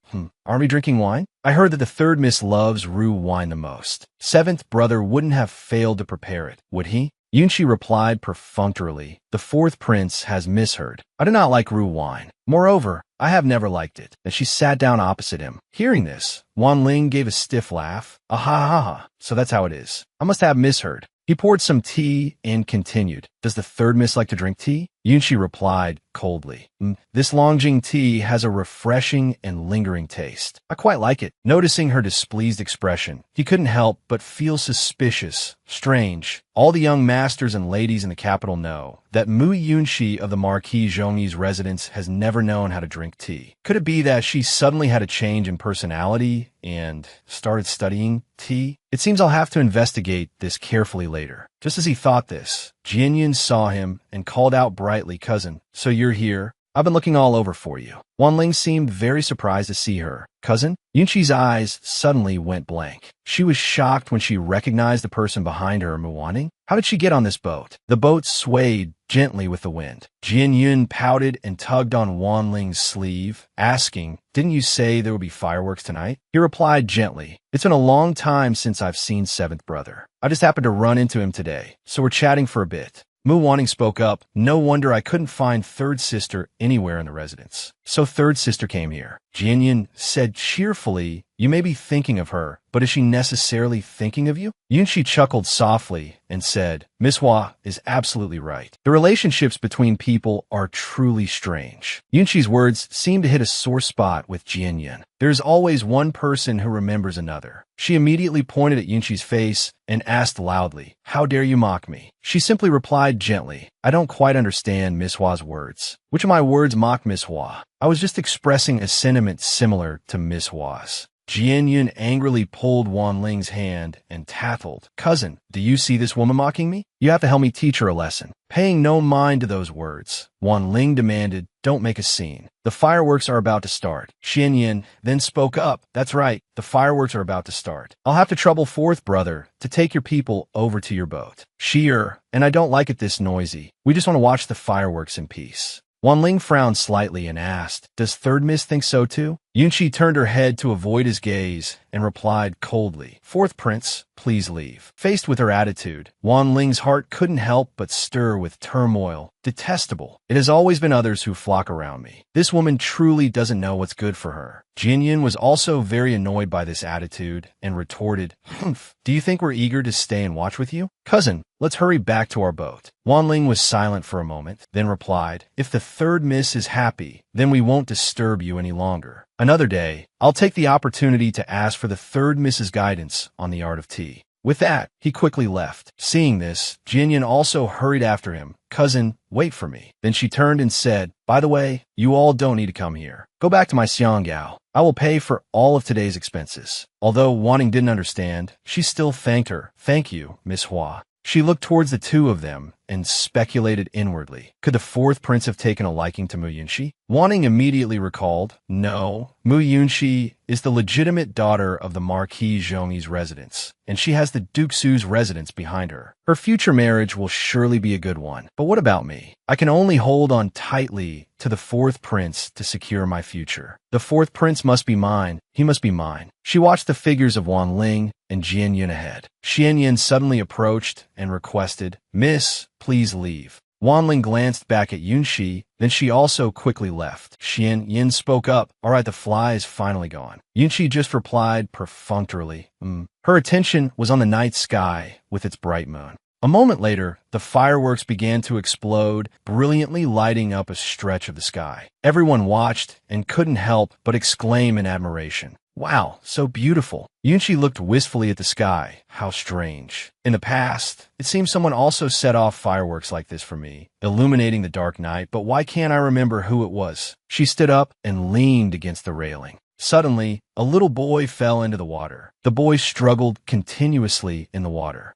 Yunshi watched in alarm as Wei Wei cried out continuously. Mother, Yunshi bitterly remembered everything. Mother, Hucker, my Hucker, was murdered just like that. She immediately climbed onto the railing. In this life, I cannot let such a tragedy happen before my eyes again. Xian Yin, seeing this, couldn't help but be alarmed and called out, Elfia. Then she jumped into the water. Xian Yin reached out, continuously calling, Elfia. Xian Yan's heart was filled with unease, blaming himself. Damn it, it's all my fault for being careless for a moment and not catching Sure. Sure, you absolutely must not let anything happen to you. Then he also quickly jumped in. Xian Yin jumped into the water amidst everyone's alarm. Your Highness, the child struggled continuously in the water.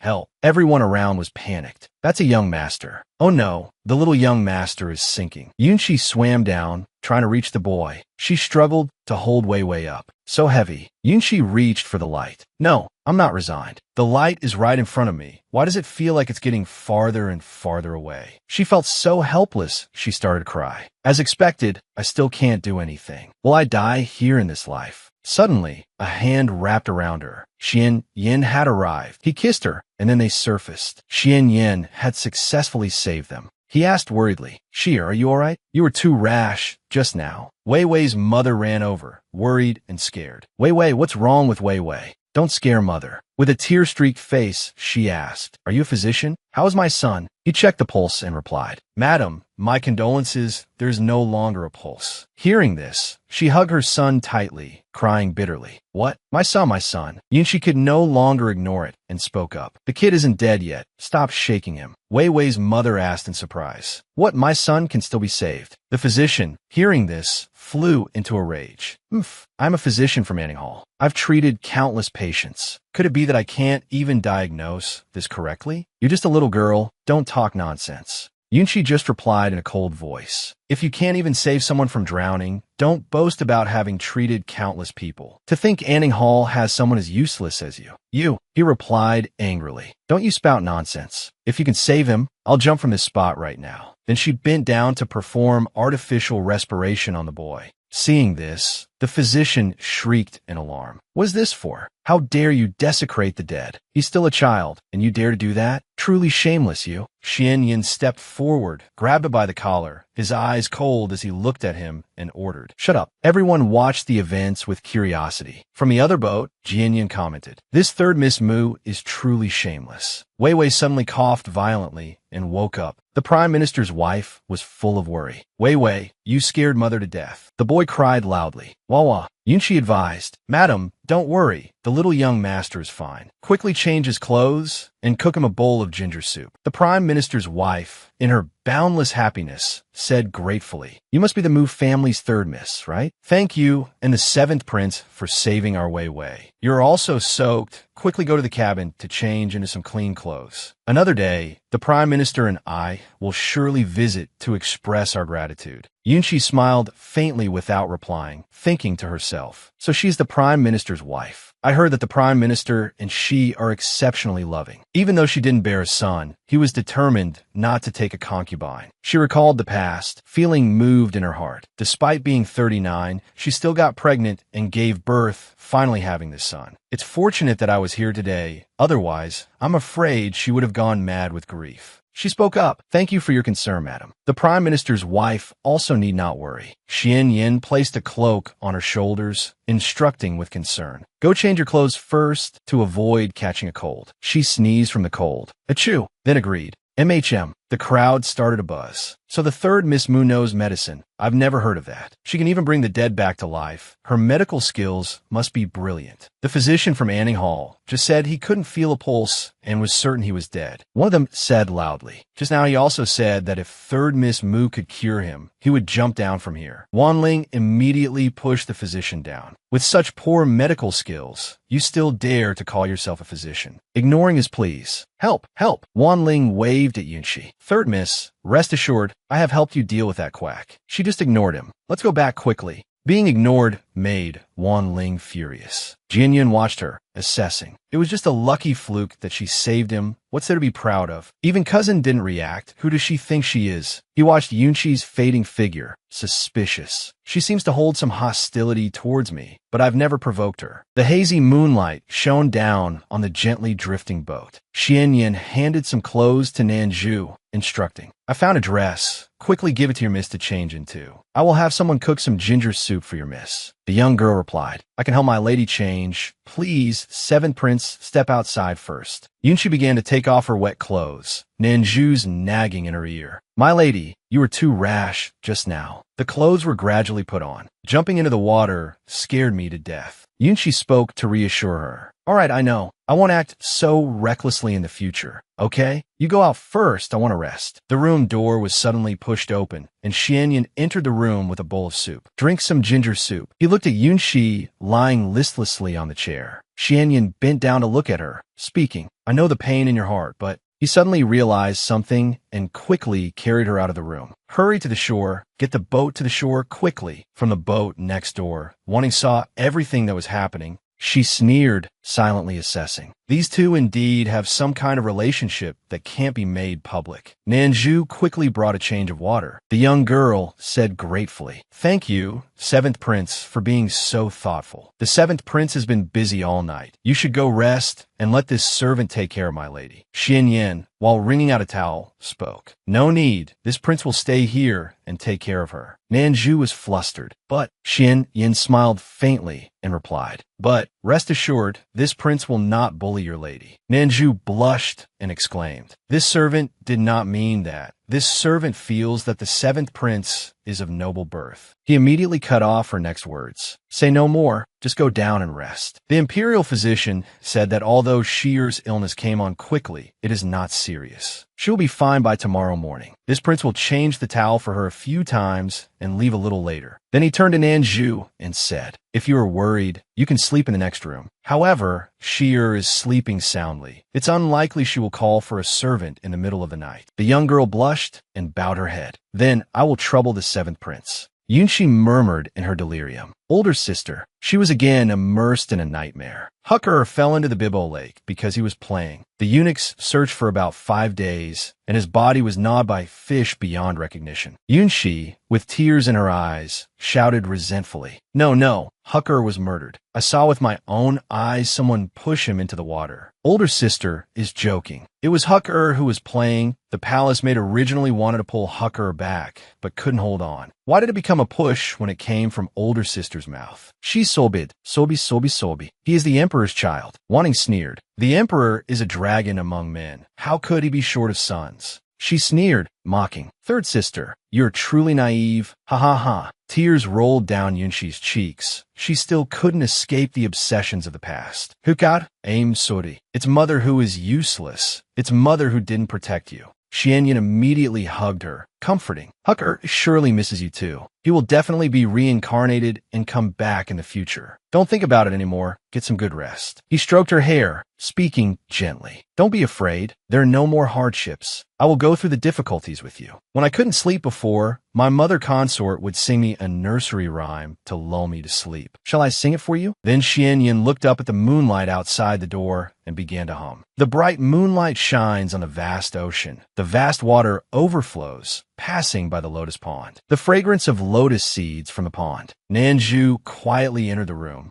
The young girl was endlessly surprised. In bed, Yunqi was sound asleep and sleeping very well. Nanju found it strange and placed a hand on her, speaking, Sleep well, my lady. This servant is right next to you. If you need anything, just call out, and this servant will be able to hear. The gentle wind blew, making the bed curtain flutter slightly. Yin flew in from outside the window. He smiled in embarrassment, then began to take off his cloak.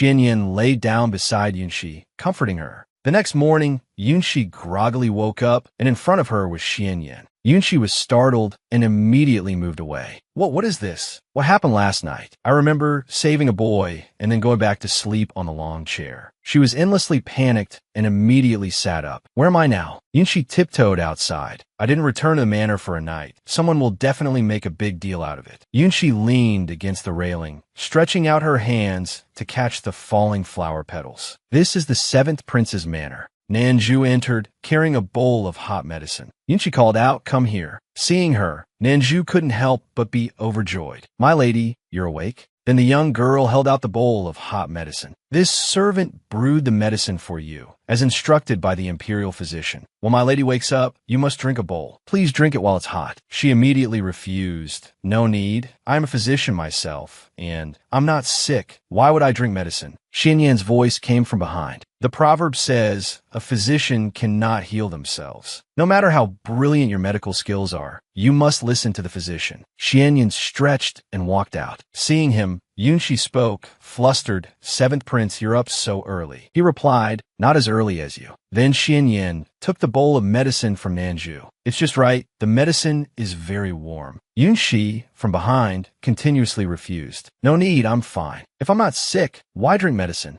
Then he brought the bowl of medicine towards her, asking, "Do you want to drink it yourself, or should I feed it to you?" Yunshi vehemently refused. "No need. I already said I'm fine. I don't need to drink it." Xian Yan moved even closer. "Let me feed you, okay?" Yunshi hesitated. "I really..." Before she could finish, he raised the spoon, demanding, "So you want me to feed you? Now, open your mouth." Yunshi's face turned red with embarrassment, and she swung her hand, causing the medicine to splash everywhere. "No need. I'll drink it myself." Xian Yan thought to himself, how truly adorable. Then, while she wasn't paying attention, he put something in her mouth. Feeling the strange taste in her mouth, Yunshi wondered, is this the sour plum from Dongjiang? Xian Yan chuckled and replied, "Your lady is quite a nimble tongue." Nanju, who was beside them, answered, "My lady loves Dongjiang's sour plums the most. Our master specially brings back several jars every year." The lady is experienced then. Xian Yan pushed another one towards her. He spoke up, "So she also likes sour plums from Dongjiang, just like I do. When I was little and sick from taking medicine, my mother consort would give me sour plums to eat." She replied flusteredly, "Thank you, 7th prince. I have disturbed you for a whole day. I should return, otherwise I'm afraid." Xian Yan simply replied, "Last night, I had Heshua send someone to inform the Marquis Zhongyi's manor, saying you were sleeping at the Wuhua Pavilion in the palace. Since you were at the Wuhua Pavilion, waiting for Heshua to escort you back will make it more believable to others." Yunshi bowed her head and replied, "Thank you, 7th prince, for being so thoughtful on my behalf." Xian Yan waved his hand. "After all, your brother once saved me." Yunshi answered, "In that case, it would be more respectful for me to obey." Xian Yan pulled her along as he left. "Let's go. I'll take you to breakfast." Then they went to the dining room together. Xian Yan pointed to a chair. "What are you thinking about? Hurry up and sit down." She replied flusteredly, "This is your study, isn't it? Ordinary people probably aren't allowed in, right?" He pushed her down onto the chair and replied, "You are not an ordinary person." Then he pointed to the bowl of noodles and said, "I specially instructed the kitchen to make this bowl of palace noodles for you." She replied shyly, Thank you, 7th prince." Yunshi slurped up the noodles in one go. She wondered, "Why aren't you eating?" "Watching you eat so heartily," he replied, "is not like some people who are so fussy even during a meal. A bun the size of a dragon's has to be divided into 3 bites, which makes one lose their appetite just by watching." Hearing this, Yunshi froze. She silently recalled the past. Mu Wan Xin ate just like that, taking small, shy bites. How could Mo Ling Kong not like it? He pushed the bowl of food towards her and replied, "I can't eat it." Then a pile of dishes was placed in front of her. "This fishball soup is delicious. You should try it. And this fish head, these tiger skin bell peppers, stir-fried snow peas. Try them all." "That's enough. It's too much." He spoke up. "Let's share and finish it all. Otherwise it will be a waste." Yunshi clutched her stomach and lamented, I'm stuffed to death." Seventh brother, someone suddenly arrived. "7th brother, such a delicious meal, yet you didn't wait for me." Xian Yan asked, "Do you not get enough to eat in the palace every day?" The person beside him was Princess Heshua. Yunshi bowed in greetings, Princess Heshua. She replied, "7th brother told me everything about last night. Don't worry, I will personally escort you back. Let's see who dares to say anything." Yunchi was grateful. Thank you, Princess Ashua. No need to be polite. Seventh brother and I are good friends. His business is my business. Xianyan instructed, remember, don't let anyone bully Shi'er, not even with cold words. Hashua took Yunchi's hand and said, don't worry, seventh brother, I will absolutely complete the mission. The carriage was pulled away. Yunchi asked curiously, Princess, what are you looking at? Hashua replied, I'm studying how you made seventh brother's heart stir. Hearing this, Yunchi replied flusteredly, the seventh prince and I have merely had a few encounters. What happened last night was truly out of necessity. I jumped into the lake to save the prime minister's young son, and the cold air caused me to faint with a high fever. It was the seventh prince who saved me. She seemed very interested in this, her face beaming with joy. Shui Mo, who was by seventh brother's side, told me everything about last night. I can guarantee it, seventh brother has definitely fallen for you. Yunchi smiled faintly, but her heart was heavy. How would you know? Mo Xuanyan's fiancée is the direct granddaughter of the king of Qinghai. Princess King Me Aoxu. In my past life, my Aoxue, to avenge Mo Xianyan, used the full force of Qinghai to fight against Mo Xianling. How can I possibly win the seventh prince's love? Then she replied, it's impossible between the seventh prince and me. Hearing this, Hashu understood, AI, seventh brother. It seems you're on the road to pursuing your sister-in-law. At a manor, someone's voice rang out. Greetings, grandmother. Last night, several people fell into the water. It was truly perilous. Fortunately, the seventh prince rushed away with the unconscious third sister to treat her. Otherwise, the consequences would have been unimaginable. Yu Xiang asked doubtfully. The seventh prince took third cousin away. So why was someone sent to deliver a message from Princess Ashua? Then she turned and said to old Madame Mu, I heard that the seventh prince and Princess Ashua are as close as siblings. Could it be? The old madam frowned in annoyance. Don't talk nonsense. Someone from Princess Hashua's palace delivered the message personally. Could it be fake? Yu Xiang replied, Grandmother, I'm not talking nonsense. Princess Hashua didn't even leave the palace to watch the fireworks. So how could she have been with third sister? Hashua appeared out of nowhere, speaking angrily. Does this princess need to ask for your instructions to leave the palace? Upon seeing her, old Madame Mu bowed in a panic. Princess Hashua has graced us with her presence. I was unable to welcome you from afar. I hope the princess will forgive me. Old Madame Mu, there is no need for formalities, Hashua replied. She saw Yunshi and asked with a worried expression, Yunshi, the princess has arrived. Why didn't you send someone to announce it? What will we do if we have breached etiquette? Hashua spoke up to smooth things over. Old Madame Mu, don't blame Sister Yunshi. I was the one who told Sister Yunshi not to announce it. Then she continued, I remember that last night, I had someone come to the Marquis's manor to deliver a message. Sister Yunshi and I hit it off right away. Later, because Sister Yunshi had a high fever, I took her back to the palace and invited Imperial Physician Ci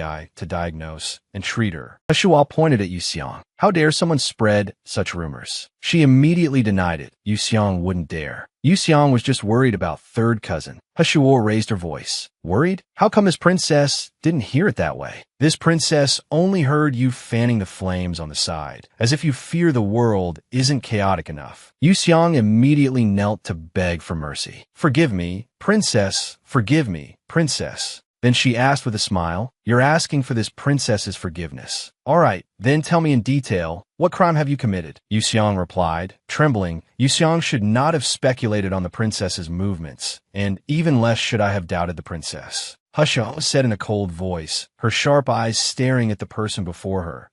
For someone like you who doesn't understand the rules, I will send a governess later to properly teach you the rules. Wan Xen spoke up from behind. Why don't you thank the princess for her lesson? Yu Xiang's face turned pale with fear as she said, Thank you, princess, for the lesson. A beauty entered to announce, Old Madam. The Prime Minister's wife has sent her calling card and is currently waiting outside the manor. Hearing this, Old Madame Mu wondered, the Prime Minister's wife? Why would she suddenly visit our manor? Yin Lan smiled and continued the conversation. The Prime Minister's wife has come to visit. Yin Lan's hasty reception has been inadequate. I hope you will forgive me. The Prime Minister's wife replied gracefully. Madam is too polite. I came today specifically to find the third miss. She was surprised to see the situation. Princess Hashaw is also here. Then she bowed in greeting, paying my respects to old Madame Mu and Princess Hashaw. Old Madame Mu smiled and said, Prime Minister's wife, there is no need for so many courtesies. Hashaw came forward, took the Prime Minister's wife's hand, and said respectfully, the Prime Minister serves the country and its people. Cautiously, I admire him greatly in my heart. Moreover, the Prime Minister and I once had a teacher-student relationship. An honored teacher is like an elder. Therefore, Hashaw does not need, nor dare, to accept this courtesy from you, madam. She replied flusteredly. It was a great honor to answer the princess's questions. As for honored teacher and elder, I truly dare not accept that title. My husband is also unaware. If my presence here is a disturbance to the princess, I ask for your understanding. Then Hashaw explained, I came to bring Sister Yunchi back. Yesterday, she caught a chill from entering the lake, so I took her back to the palace and invited Imperial Physician Ci to diagnose and treat her. Suddenly, the Prime Minister's wife immediately knelt down. Yesterday, Wei Wei fell into the water. Thanks to the third Miss's great effort in saving him, and the third Miss's miraculous hands that brought him back to life. For such a great kindness, I thank you very much. Yunchi quickly went forward to help her up. Prime Minister's wife, please get up quickly. It was merely something within my ability to do. There's no need to be so polite. Then she replied happily. The Prime Minister and I discussed it and prepared a small gift to express our gratitude. I hope the young lady will not dislike it. Hearing this, Yunchi immediately refused. No. At that time, I only wanted to save him. I didn't think about a gift in return. But the Prime Minister's wife insisted on pushing the gift box into her hands. The young lady's noble character is admirable, but you did me a great service. If you don't accept this token of our sincerity, I will truly feel very awkward. Witnessing this, Yinlan spoke up. Yunchi, the Prime Minister's wife, is showing a piece of her goodwill. You should just accept it. Hearing this, Yunchi finally accepted. Since it is so, it would be more respectful for me to obey. Suddenly, Yinlan came forward with a gift. I didn't go out yesterday, so I didn't know this had happened. I just hastily prepared 100-year-old Hisho Wu. It's quite good for nourishing the body. Seeing this, the Prime Minister's wife slowly refused. I originally came to give a thank you gift. How can I accept the gift in return? Yunchi took the gift from Yinlan and gave it to her, Prime Minister's wife. The young master originally has some cold qi in his body. Moreover, after falling into the water, I'm afraid the cold qi will accumulate. Hisho Wu can regulate the yin and yang in the body and is suitable for the young master. This is a token of my mother's sincerity. I ask that you do not refuse it, madam. She began to ponder. When I was pregnant with Wei Wei, I was caught in the rain. When Wei Wei was born, he had a bruise on his body. The imperial physician said that cold qi had been transmitted to the fetus, which was a congenital cold qi. Later, when he grew up, the bruise disappeared, and I thought the yang qi in his body had regulated the cold qi. It turns out it wasn't completely eliminated. Hearing this, Yunchi explained,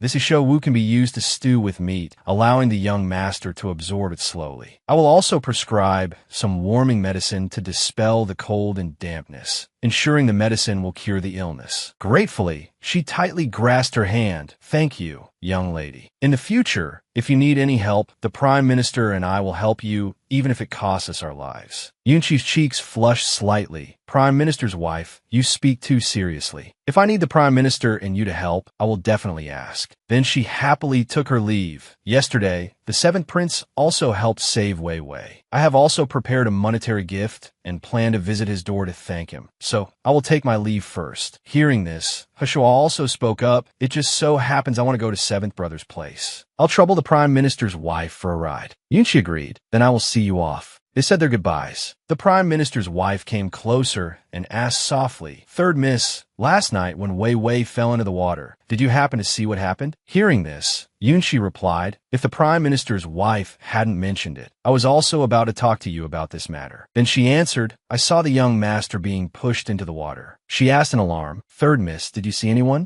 Yunchi recalled that day and replied, a woman in bright red clothes. I don't remember her face clearly, but if I see her again, I will definitely be able to recognize her. Hearing this, the Prime Minister's wife also recalled red clothes. That night, the only ones wearing bright red clothes are my second sister-in-law and youngest sister-in-law. Could it be that they wanted to harm Wei? Yunshi said in a firm tone, "If you need me to testify, I will certainly not refuse." The Prime Minister's wife already had an answer in her heart. She bowed and replied, "Thank you, 3rd Mississippi. You are welcome to visit the Prime Minister's manor anytime." Hashua also smiled cheerfully. 7th sister-in-law, you are also welcome to come find me at the palace to hang out anytime. On the 7th day of the 7th month of the Jihai year, a voice was heard before the city gate. "My lady, the city gate won't open for another hour." After traveling non-stop for over 10 days and nights, it's been truly arduous. Why don't we set up camp here and rest first? Princess Qinghe Ao Shui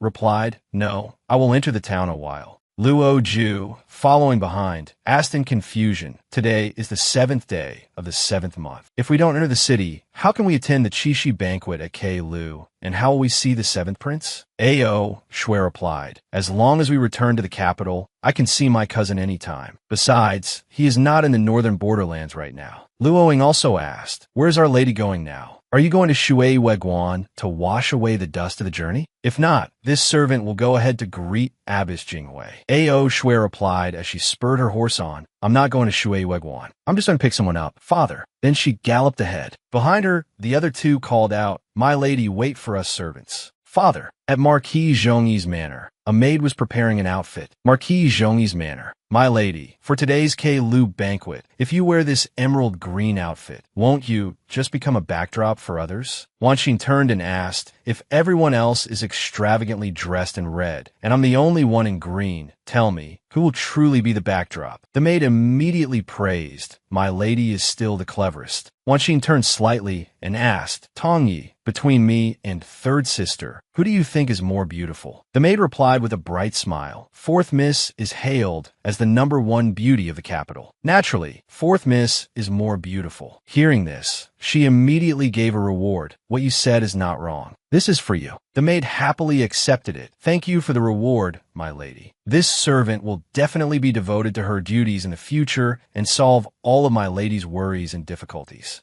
A voice asked from outside, "My lady, the 3rd Miss has sent someone to ask if you are ready yet." A cunning look appeared in Wanxin's eyes as she replied, "Everything is ready. Let's go." She came before everyone and curtsied. "I just couldn't find an earring and spent half the day looking for it. I've made 3rd sister and cousin Ming wait for a long time." Yu Xiang snorted. Yunshi, standing beside them, silently assessed, "Although these two are also against me, they maintain a superficial civility. Let me watch them fight each other." Yu Xiang looked at her, thinking with disdain, "Last time, it was you who instigated me and the old madam to fabricate that Mu Yunshi and the 7th prince were involved. You got away with it, but I was reprimanded by Princess Hashua. Today, you make me wait for so long, and even show off to me." Then she pointed to her own earring, her tone sarcastic. "It's just a pair of jadeite earrings. What's so special? This here is the hibiscus jade passed down through the Ming family for generations. Much better than yours. This daughter of a concubine is just so petty." Yunshi, standing to the side, silently recalled, in her past life, Mu Wanxin's biggest complex was her status as a concubine's daughter, so she always wanted to show off her noble side everywhere. Unfortunately, Ming Yuexiang's family had been prosperous for generations. It was only after an accident 2 years ago that she followed her mother of the Mu clan to the capital to rely on the old madam. Yuexiang seemed to be in a better position, but as the legitimate daughter of the Ming family, her status was still extraordinary. Moreover, relying on the old madam's favor, she was used to being arrogant in the manner and fundamentally looked down on her. This life is indeed the same.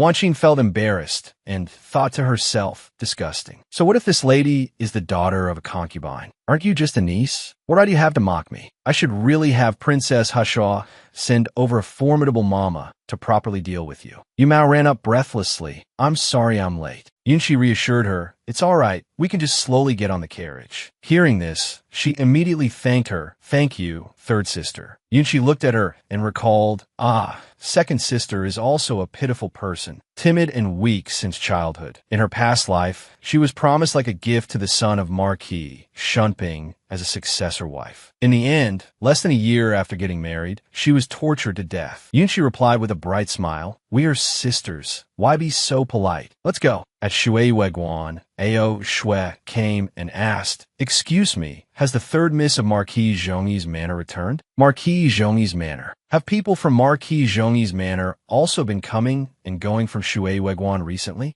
She continued to ask, coming and going. "Are you sure?" The person replied, "Yes, I'm sure." "Patron, are you looking for the third Miss Mo? Today is the Qixi Festival, and a Qixi banquet is being held in the capital. The third Miss Mo will most likely be there." She pondered deeply. How could this be? In my past life, Mu Yunshi was punished to reflect at Shui Weguan and only returned to the capital on this very Qixi festival. She recalled, as a result, her chastity was stolen halfway, which allowed the fourth prince to break through her defenses. The fourth prince then used the power of the Duke of Su to climb step by step to the throne. Ao Shui frowned, but in this life, Mu Yunshi obviously wasn't punished to reflect at Shui Weguan. Could it be that this life is already different from the previous one? She gave an order, "Go. Return to the capital." Her followers immediately obeyed. Yes. The banquet began. It was Qixi Festival again, and everyone gathered joyfully at Keilu. I won't say the usual pleasantries. Crown Prince Mo Jie,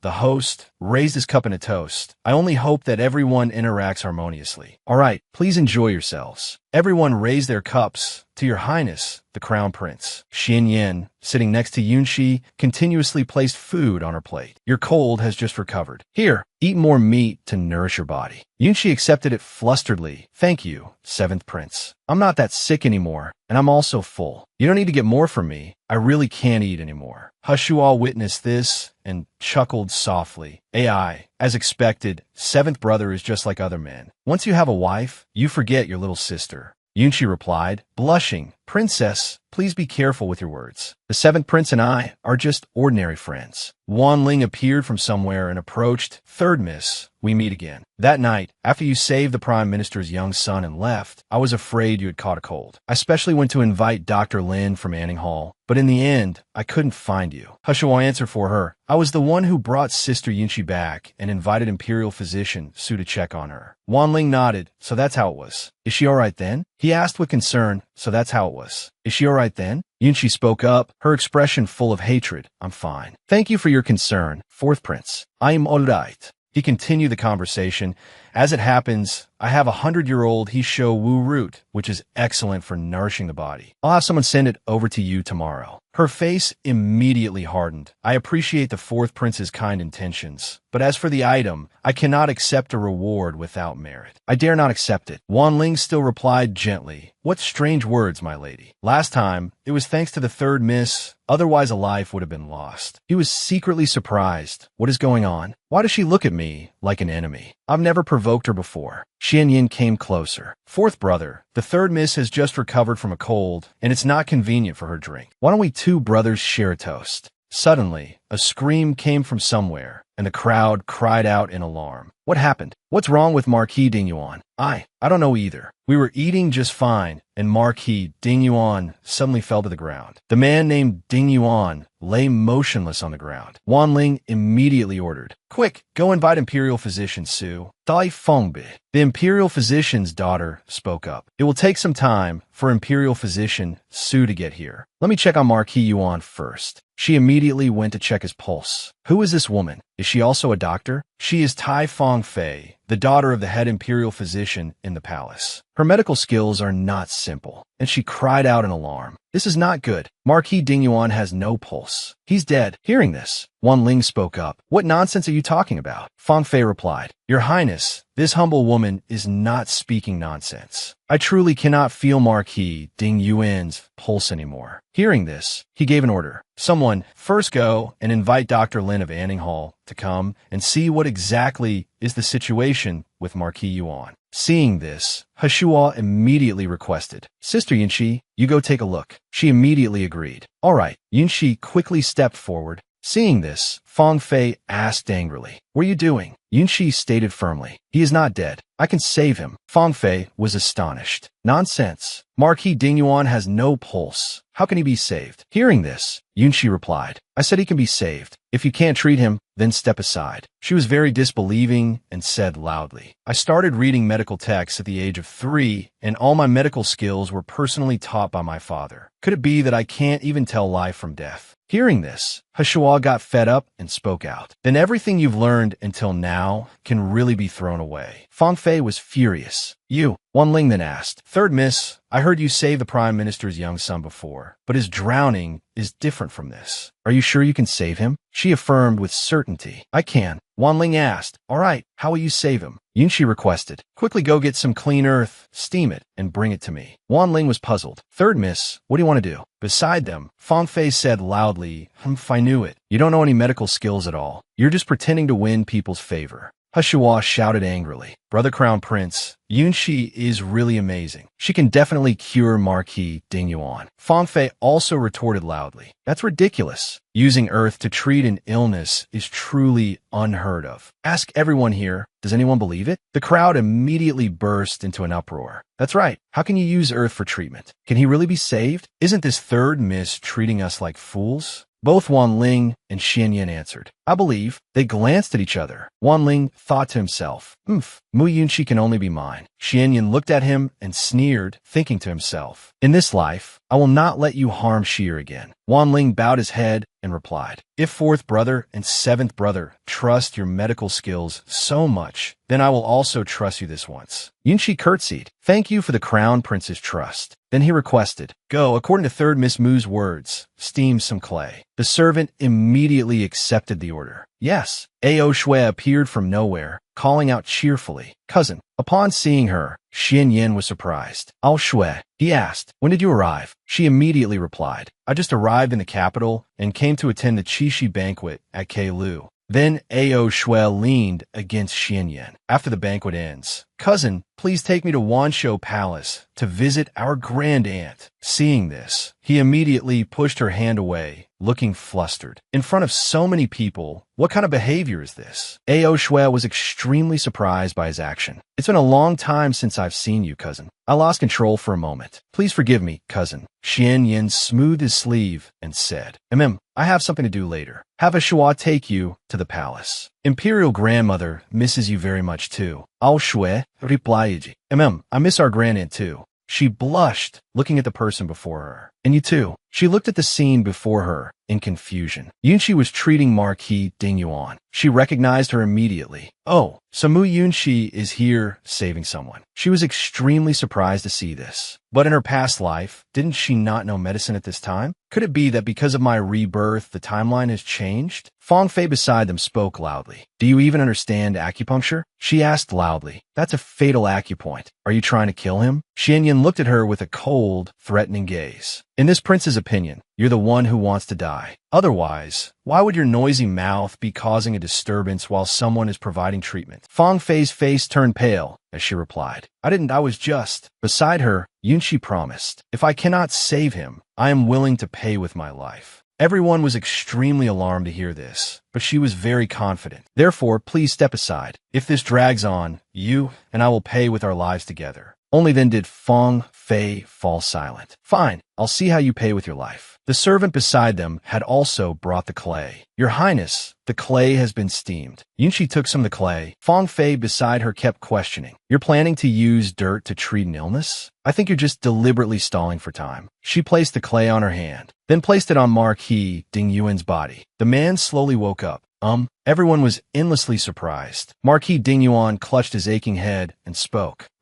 How is this possible? I think I just fainted." Montakie replied, "That's right. It was third Miss Mu who saved you." Yunshi smiled and said, "Because when you were fighting, blood stagnated inside, obstructing circulation. So you fell into a state of suspended animation just now." Marquis Dingyuan clasped his hands in front of his chest to show his sincerity. "Thank you, third Miss Mu, for saving my life. If you ever need anything, General, I will do my utmost to help, even through fire and water." Shin Yu sat admiringly. Mo-Jia asked curiously. Third Miss Mu, your medical skills are excellent. May I ask who your master is? Yunshi replied. My master has ordered that I not reveal their identity to outsiders. Please forgive me, Your Highness the Crown Prince. He spoke up. It's all right. Great masters are often like this. This Crown Prince can understand. Wan Ling spoke in praise. Third Miss's medical skills are so superb. It truly makes one admire her. Fong Fei couldn't help but be angry. Damn it, the fourth prince is mine. What's so good about this vixen Mu Yunshi? Why does the fourth prince always fawn over her? A servant came to announce, Your Highness the Crown Prince, time is running short. We can continue with the next event. He pointed at the crowd and requested, All right, next is the skillful needle threading segment. I ask all the noble ladies to prepare to participate well. All the girls happily participated. Fong Fei was also excited. This event is my strong suit. Today, I will be the one who shines brightest at this banquet. Suddenly, a voice rang out. Congratulations to third Miss Mu. She couldn't help but be surprised. What? Montakia praised. Third Miss Mu threaded 8 silk threads, straight without breaking. She is the winner of the skillful heart threading. She bowed her head in thanks. Thank you, Your Highness the Crown Prince. Fong Fei couldn't accept the truth. How is that possible? Last year, my record was only 7 threads. She looked at Yunshi with jealousy. Why did Mu Yunshi succeed in threading 8 threads this year? And so quickly too. Damn it, at this year's banquet, she has stolen all the spotlight. Suddenly, her expression changed, filled with malice. However, the next round is the spider spinning its web. I'm afraid you won't be so lucky. Fong Fei approached, provoking her. It seems third Miss Mu was really good at hiding her skills before, wasn't she? You must have rarely competed with us before, right? Shin Yu replied. Miss Tai, don't be ridiculous. Third Miss has worked hard for a year to achieve what she has today. Then she pointed at Shin Yu and said, Why is someone with a face like yours allowed to attend the Qishi banquet? Last year, your spider died for no reason, which is an unlucky omen. You've come again this year. Are you trying to infect us with bad luck? Seeing this, Yunshi spoke up for her. Last year's matter is in the past. Miss Tai, why must you speak like that? Besides, Miss Shen is not wrong. I truly practiced hard to get where I am now. Xian Yin immediately came forward and took her hand. He raised her hand and said, All right, regardless. Third Miss threaded 8 threads in the shortest time, placing first in this round. Does anyone have any other opinions? Of course, if you're not convinced, you can say so and compete with third Miss again for everyone to judge. Shin Yu was happy. Of course I have no objections. In the future, if there's a chance, I hope to be taught needlework skills by third Mississippi. I hope third Miss won't mind. Hashua also replied. I have no objections either. Everyone chimed in. Third Miss deserves first place. Third Miss's medical skills are superb, and she is also very skillful. I, the general, support third Mississippi. Anyone who is not convinced is an enemy of me, the general. Ao Shui was surprised. Strange. Cousin seems to care a lot about Mu Yunshi. Why? Why does even the fourth prince support Mu Yunshi? Xian Yin continued. All right, since there are no more objections, next is the final round of the banquet. Everyone is requested to please put the spider you have chosen into the box and place them together on the high table. Early tomorrow morning, I will send someone to check the results of everyone's web spinning. Yunshi placed the box up high. Wan Ling slowly approached. Third Miss Mu, I have some newly imported Longjing tea. If you have free time, please come on my flower boat to enjoy it. She directly refused. I'm sorry, I have to go release flower lanterns with Princess Hashua and my second sister. Wan Ling was endlessly flustered. Ao Shui came over and called out, Cousin, Hashua and third Miss Mu have gone to release flower lanterns. I don't know when they'll be back. She asked, I really miss our imperial grandaunt. Cousin, can you take me to the palace? Xianyan just replied coldly, Have His Highness the Crown Prince take you. I have something to do. Ao Shui repeatedly called after him. Cousin. She was suddenly endlessly surprised. Ao Shui caught a glimpse of Xian Yin looking down, holding a box in his hand. She stood behind him, looking at him in shock. Her heart was filled with curiosity as she wondered, what is cousin holding in his hand? What is he up to? At this moment, Wan Ling suddenly appeared, his face dark as he gave a meaningful smile. Third Miss Mu is so learned and talented. Seventh brother is truly blessed. Ao Shui immediately glanced at his fake, smiling face, her brows furrowing as she sternly refuted. What did you just say, fourth cousin? Third Miss Mu being learned and talented. What does that have to do with seventh cousin? Wan Ling maintained the elegant smile on his lips, explaining in a slow tone, You've been in Qinghai for the past 6 months, so it's normal that you don't know. During this time, seventh brother and third miss have become a couple. It's truly enviable. After hearing this, Ao Shui turned her head in shock to look at Xin Yan. Her sparkling eyes were filled with disbelief, her mind in turmoil as she told herself, how can this be? Seventh cousin is my future fiancé. How can he have a relationship with Mu Yunqi? No, that's not right. In my past life, fourth cousin caused the death of seventh cousin, the death of my family, and my death as well. Could it be that he's saying this to make me and seventh cousin become enemies? Thinking of this, she narrowed her eyes with determination and sternly left the sentence. I believe seventh cousin knows his limits. I must hurry to the palace now. I'll take my leave. Wan Ling didn't try to keep her, smiling broadly as he said, go on, hurry. These days you haven't been here. Imperial grandmother has been missing you every day. Ao Shui's face was dark and heavy as she left, her mind filled with thoughts as she walked on the green grass. She gloomily recalled the times Xian Yin smiled while looking at Yunxi, the times he had intimate gestures with her. Ao Shui changed her mind again. Could it be that what fourth cousin said is true? She coldly pursed her lips, her eyes filled with grievance as she heavily admitted, it really is true. That Mu Yunxi is releasing flower lanterns nearby. She must be able to see seventh cousin's figure. Ao Shui quietly stepped closer to look at the backs of the three people, Yunxi, Yu Mao, and Husha, releasing flower lanterns, her eyes widening in dazed realization. Seventh cousin isn't here. It seems fourth cousin was indeed just trying to provoke me. Down by the riverbank, Hushua clasped her hands excitedly and asked, elder sister Yu Mao, what did you wish for? Yunxi chuckled lightly, patting her shoulder to remind her, how can you say a wish out loud? If you say it, it won't come true. Hushua narrowed her eyes and let out a long laugh, exclaiming, ha ha ha, even though you say that. She moved closer to Yunxi, raising a finger to tease her playfully. But even if you don't say it, I know what sister Yunxi wished for. It must be related to my seventh brother, right? Yunxi became shy from her words, hesitating softly. Ao Shui, standing on high ground, frowned deeply as she heard her blush and deny. Princess, don't speak nonsense. Not lingering for long, she hurriedly scrambled to run along the river where the flower lanterns were floating. Ao Shui hurriedly knelt by the river, carefully reaching out her hand to scoop up Yunxi's flower lantern. Quick as a flash, she didn't hesitate to take the piece of paper from within the flower lantern. Ao Shui slowly opened the paper, looking at the neat handwriting inside, and quietly read to herself, wishing my loved ones a lifetime of peace and safety. She sighed an exclamation, the experiences of a past life, and now I have a chance to be reborn again. Ao Shui sheepishly put the paper back into the flower lantern and released it, rubbing her hands and smiling to herself as she thought, was I overthinking things? At this moment, another excited voice suddenly called out to her, elder sister Ao Shui.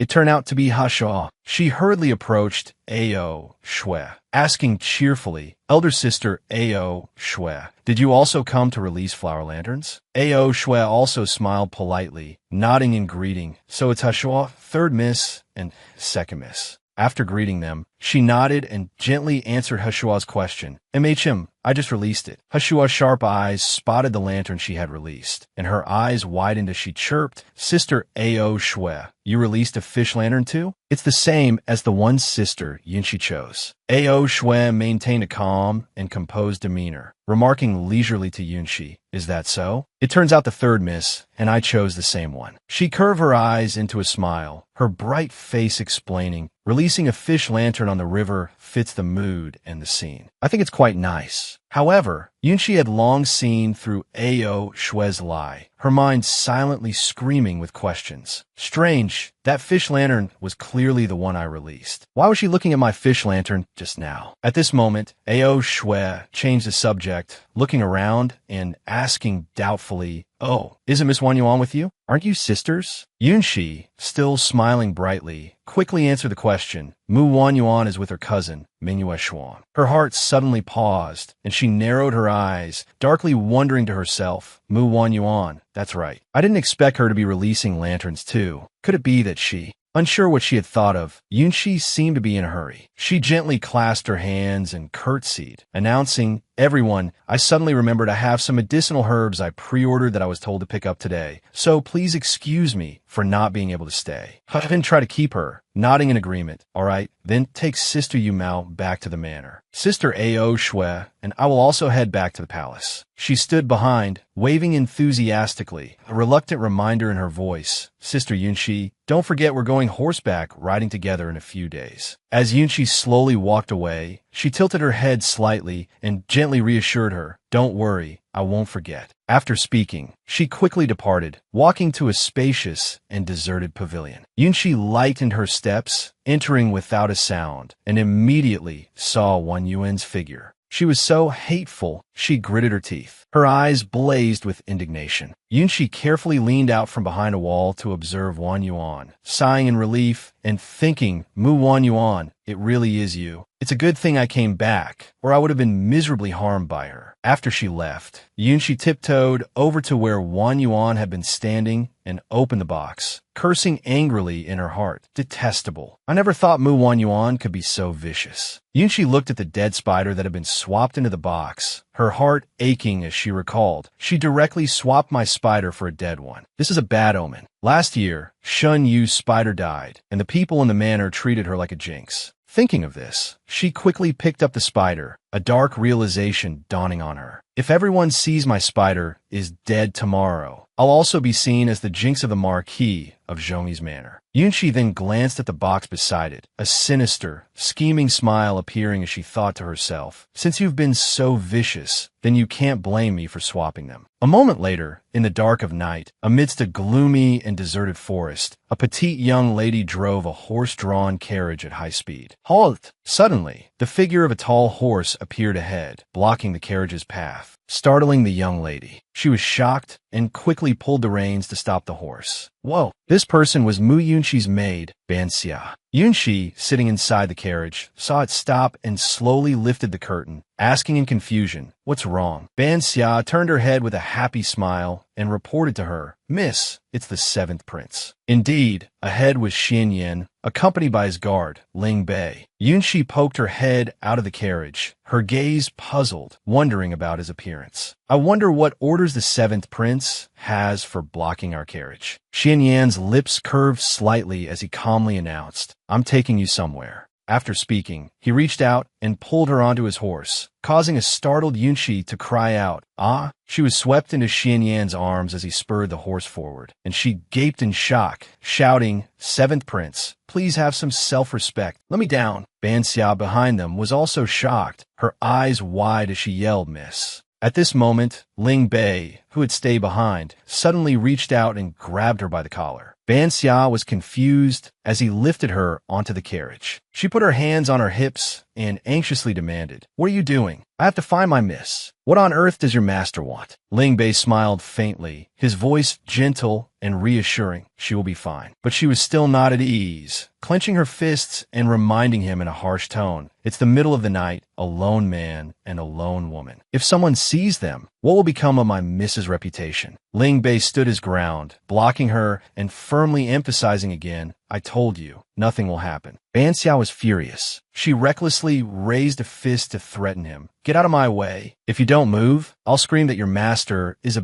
bandit kidnapping a young maiden. Ling Bei was completely intimidated, hurriedly raising his hands to explain, Miss, please calm down. Miss will be fine. My master just wants her to treat an illness for him. They will be back very soon. But she didn't lower her hand, punching him hard and yelling, Get lost. On the other side, Yunxi struggled in Xian Yan's arms, her voice resentful as she ordered, You scoundrel, let me down. But as soon as she opened her mouth to curse, she inhaled a mouthful of wind, causing her to turn pale and cough, cough, cough. He lowered his gaze, reminding her with concern, Don't talk anymore. Be careful not to swallow wind. Yunxi was not grateful. Instead, she gritted her teeth and glared at Xian Yan with hatred. Then, she pulled out a sharp needle from somewhere and clenched it in her hand. Quick as a flash, Yunxi squeezed her eyes shut and thrust the needle straight at Xian Yan's neck, shouting, Let me down. Xian Yan, with his quick eyes and hands, grabbed her hand, blocking Yunxi's attack. His eyes curved slightly as he asked gently, Shir, what are you doing? The needle was taken from her, and her cheeks flushed as she stammered, emphasizing again, You let me down now. He still didn't listen, just smiling and replying, I can assure you for now, I don't want to let you down here. Yunshi didn't argue further, her eyes wide as she questioned him loudly. Seventh Prince, why on earth did you bring me to this place? This time, Xianyan didn't hesitate. He lowered his gaze and answered softly, I want you to treat my injury. Hearing this, she was stunned, repeating in surprise, treat your injury? He didn't hide it, placing a hand on his chest and explaining softly, I returned to the capital this time because I was injured. It was just an arrow to the chest, but it was extremely perilous. However, Imperial Physician Su has already healed 70 to 80% of it. Xianyan faintly recalled the moment the arrow pierced his chest, the gushing blood, and his pained cry. Ah. Hearing this, Yunshi frowned, her eyes filled with skeptical confusion. If that's the case, what else do you need me to treat? Besides, Imperial Physician Su is an outstanding talent of the Imperial Medical Academy. Xianyan's eyes crinkled into a smile as he shook his head and explained in more detail. No, Imperial Physician Su said I was also poisoned, but he has no way to cure it. So I had to find you, but I didn't want those around me to know, which is why I brought you here. She let out a long sigh, then swiftly grabbed his wrist and ordered firmly, let me see. Yunshi placed her fingers on Xianyan's wrist, slowly taking his pulse. After a moment of careful consideration, her brows furrowed slightly, and she explained in a low voice, you are indeed poisoned. It's a rare type of poison called 100-day drunkenness. 100 days after this poison enters the body, the person will seem drunk and gradually turn into a fool. He, however, showed no fear at all, instead replying with a cheerful smile, Seeing Xianyan's demeanor, Yunshi couldn't help but widen her eyes, questioning him with bewilderment. You don't seem worried at all. He gently lowered his gaze to look at her, his eyes soft and trusting as he replied, because I know you can cure me. Yunshi was a little taken aback. With a dazed and dreamy expression, she said, thank you for your trust, Seventh Prince. But before she could finish, Xianyan raised a finger. In a flash, he stated his condition. As long as you cure me, I will agree to any request you have. Just keep it for me. After a moment of silence, Yunshi nodded, her face blank as she agreed. All right. The consultation fee is 3,000 taels. In addition, the antidote requires a fire lingji. You prepare it yourself. He smiled cheerfully, replying generously, no problem. Over here, Ban Xia, locked in the carriage, was crying and wailing miserably. Sob, sob, sob, you rogue, let me out. Ling Bei sat leaning against the carriage door, his eyes closed in rest, calmly consoling her. My apologies, Mississippi. I really didn't mean it. My master won't do anything to the third Miss Mu. They will be back very soon. Please believe me. Sure enough, just as he finished speaking, Xianyan returned on horseback with Yunshi. Seeing this, Ling Bei quickly greeted them, Master Third Miss. She quickly walked forward, her heart anxious as she asked in a loud voice, where's Ban Xia? He immediately became embarrassed, awkwardly scratching his head and stammering. Well, Miss Ban Xia kept yelling that she wanted to find the third miss, so this subordinate had to. Ling Bei quickly lifted the curtain, revealing Ban Xia sitting quietly in the carriage. When she saw Yunshi, she cried out in shock, Miss, while he glanced sheepishly at Yunshi. She also gave a forced, silent smile at Ban Xia. Xianyan, sitting on his horse, frowned and barked in a cold voice. What are you standing there dazed for? Hurry up and release the pressure point. So, Ling Bei sheepishly reached out to release the pressure point. Under Ban Xia's pale face, he said apologetically, Miss Ban Xia, my apologies. The moment the pressure point was released, she showed no mercy, kicking Ling Bei and sending him flying, furiously screaming, you damn rogue. He crumpled to the ground, trembling and groaning in pain. Ow, ow. Ban Xia paid him no mind, only worriedly taking Yunshi's hand to ask, Miss, are you all right? Xianyan, standing nearby, let out a low chuckle. In a flippant, teasing tone, he said, this prince would never bully a young lady. Ban Xia immediately spread her arms to shield her, respectfully telling him to leave. The sky is already dark. We must trouble the seventh prince to make way. He lowered his eyes, his expression somewhat dark as he remained silent. Then, Xianyan and Ling Bei stood there dumbfounded, watching Ban Xia and Yunshi quickly drive the carriage away. At that moment,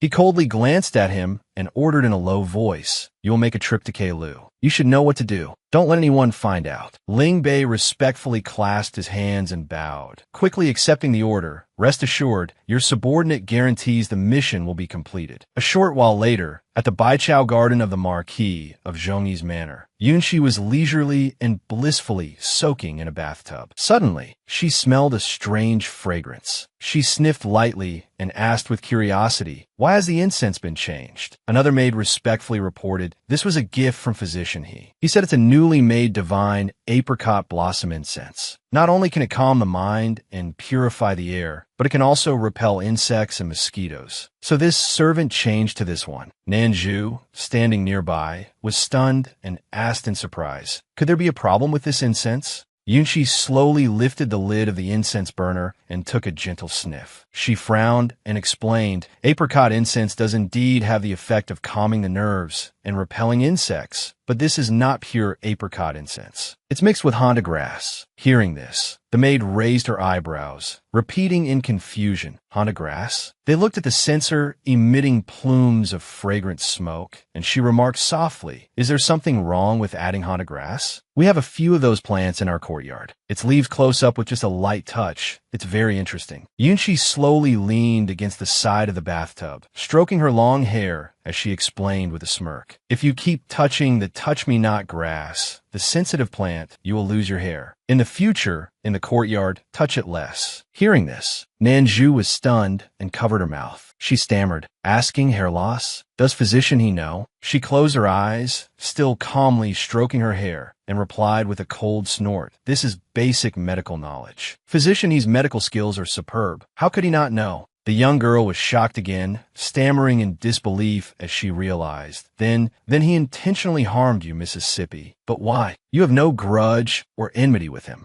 Yunshi pursed her lips slightly, her gaze profound and thoughtful as she explained, "I have no grudge or enmity with him. But there are quite a few people in this manor who have grudges and enmity with me." Nanju's face turned pale, and she raised a trembling hand, continuing in fear, "Miss, are you talking about fourth miss and concubine Zhao? Even second aunt, third aunt, and the others? Should we go tell the old madam?" She gently raised her hand and shushed her, reminding her in a stern voice, "No need. This matter is not to be told to anyone else. Just act as usual." Time flew by, and the next morning at Keilu in the capital, a young lady in yellow robes, with her hands clasped, exclaimed in an admiring tone as she looked at Yu Mao's spider web, "Wow, this is second Miss Mu's spider? This spider's web is so beautiful." Next, another box was brought up, accompanied by an announcement, "Next, we will see the third Mrs. Spider web." Wang Yuan secretly smiled maliciously. She insidiously clenched her fist and thought, "Ha ha ha, Mu Yunshi, you're about to be called a jinx by everyone." The box was quickly opened, vaguely revealing the spider webs inside. Wang Yuan stared blankly at the spider web, her eyes wide with shock and disbelief. No, how could this be? The box was fully opened to reveal the perfect spider web inside. A person announced cheerfully, "The third Mrs. Spider is truly magical." It actually wove a picture of a fairy. Wang Yuan clenched her fists in resentment, grinding her teeth as she thought darkly, "Why? Why isn't it dead?" The group of women surrounded Yunshi. They laughed and chatted enviously, "Heavens, it's so magical. Could it be that third Miss Mu is a fairy descended to the mortal world? It seems third Miss Mu will win the top prize this year." Wang Yuan, however, bit her lip in jealousy, lamenting inwardly, "Yesterday, I clearly put the dead spider in that box with my own hands. How could this be?" At this moment, another young lady retorted in a cold voice, "Not necessarily. Last year, fourth Miss Mu was the champion. It's not impossible that she could win again this year." At this time, Xianyan slowly lifted another wooden box. His gaze was indifferent as he said, "All right, next we will see fourth Miss Mu's spider web." Wang Yuan instantly tightened her grip on her clothes, her eyes filled with anxiety as she stared at that box. Wang Yuan's wooden box was quickly opened, revealing the spider that had long been dead inside. She immediately clenched her fists, her eyes widening as she exclaimed in shock, "No, impossible. This can't be." A young lady in green robes nearby quickly moved away, grimacing as she ordered, "Ugh, you jinx, don't you come near us." Another young lady in purple robes also turned away in disdain, "Truly bad luck. It's one thing for you to be unlucky yourself. Don't drag us down with you." Xianyan still held the box in his hand, and with Yunqi behind him, he raised an eyebrow, watching everything with great interest. Wang Yuan looked around in a panic. She explained loudly, "No, it's not. I was definitely framed." In her heart, she gloomily recalled the events of last night. "Last night, I clearly put this dead spider into Mu Yunqi's box. How did it get into my box? That's right, it must be them. They must have played a trick, but I can't say it out loud. Right now, I can only." Thinking of this, Wang Yuan quickly ran to Mo-Jia. She kowtowed and tearfully reported, "Your Highness the Crown Prince, I was framed by someone else. My spider was killed by someone." Xianyan couldn't be bothered, only leaning close to Yunqi's ear and whispering, "Sure. Next, this prince will take you out to have some fun. What do you think?" She blushed shyly, asking in a tiny voice, How what fun?" He didn't answer, only straightening up and reporting indifferently, "Your Highness the Crown Prince. After the banquet ended last night, I did indeed see a miss from the Mu family in here." Wang Yuan was terrified, hastily denying it. "You're lying? I wasn't here." Xianyan slowly lowered his gaze, his voice deep as he retorted, "This prince did not say it was the fourth miss. So how did you know this prince was talking about you?" She broke out in an awkward sweat. She stammered an explanation. I am the victim. Why would I harm myself?" He suddenly remembered something from before, quickly holding up a vial and announcing with a faint smile, "Because a similar incident happened last year, and things couldn't be concluded, so this prince and His Highness the Crown Prince discussed it and had a special powder mixed with the wine." Xianyan slowly poured the special medicine from the vial into a basin, patiently explaining in detail, if someone touched the box, the powder would leave this person's handprint. After dipping their hands in this medicinal water, their hands will turn black after the time it takes to drink a cup of tea. And if no one else touched the box, then there will be no change in color. He smiled gently, his lips curling as he ordered in a low voice, "Then I invite everyone to come over and try washing. Let's see who dared to touch those boxes last night." Hearing this, Wen Yuan's heart was in a turmoil of anxiety, and she fretted inwardly, "I'm doomed. What should I do?"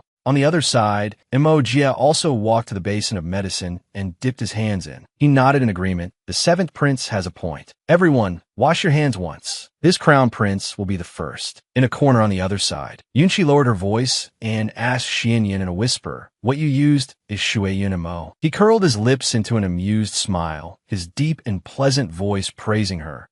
Sheer is indeed knowledgeable. She blushed beet red, hastily finding an excuse to leave. I'll go wash my hands first." Wang Yuan stood in another corner, breaking out in a cold sweat. Her expression was tense with fear as she watched each young lady go up to dip her hands in the medicinal water. Her mind raced, and with no other choice, she could only brace herself and pour water out to wash her hands. Wen Yuan's face was pale, her lips pressed tightly in fear, and sweat streamed down her face. She rubbed her wet hands together, then suddenly looked up, gazing hopefully toward a certain spot. In the middle of the room, the group of young ladies all dazedly held up their hands, staring in shock at their own hands stained with black marks. Wuan Ling tilted his head, observing everyone. His long eyelashes drooped as he voiced his doubt in a low tone. "Seventh Brother's medicinal water, is it faulty? Why have everyone's hands turned black? Could it be that everyone touched the boxes?" Xianyan immediately stood up, his eyebrows raised in amusement as he denied it. "No, not everyone's hands are black." He quickly strode forward, grabbed Wen Yuan's hand, and held it up, the corner of his lips lifting as he announced loudly, "Look, everyone, fourth Miss Mu's hands are not black. Actually, last night,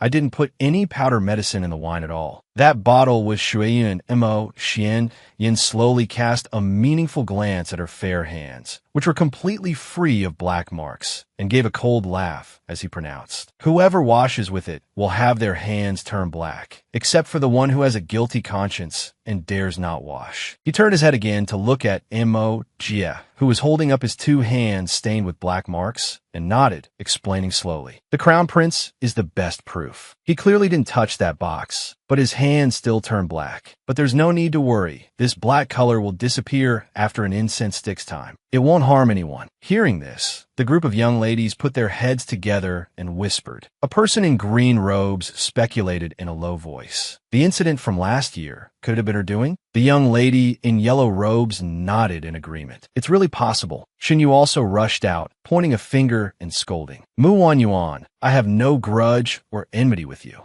Her eyes stung as tears welled up, and a surge of grievance choked her as she questioned, "Why did you kill my spider last year? You caused me to be ridiculed by everyone for a whole year, making my grandmother unhappy. My monthly allowance was cut in half, and I was even forced to move into a remote courtyard. Why are you so vicious?" Wan Yuan stared blankly with wide eyes, her voice hoarse as she denied, "It wasn't me last year." Xian Yin quickly seized on the key point, raising an eyebrow in suspicion. "It wasn't you last year, meaning it was you this year? Who exactly were you trying to frame?" She still stubbornly denied it, craning her neck to demand, "Open the remaining boxes, and it will be clear. Perhaps she killed the spider. She just didn't want anyone to suspect her." At this moment, a eunuch slowly presented a box, respectfully reporting a shocking piece of news. "Your Highness the Crown Prince, Princess Hua Jianyun Spider is also dead." Jianyun immediately flew into a rage and lunged forward, grinding her teeth as she cursed. "Mu Wan Yuan, how dare you touch my spider?" Wan Yuan shook her head frantically, her face pale as she denied it profusely. "No, I didn't. Fourth Prince, I didn't. I was also framed." Xian Yin frowned slightly, his long eyelashes drooping, his voice gentle but somber as he reminded her, "Are you implying that this prince framed you?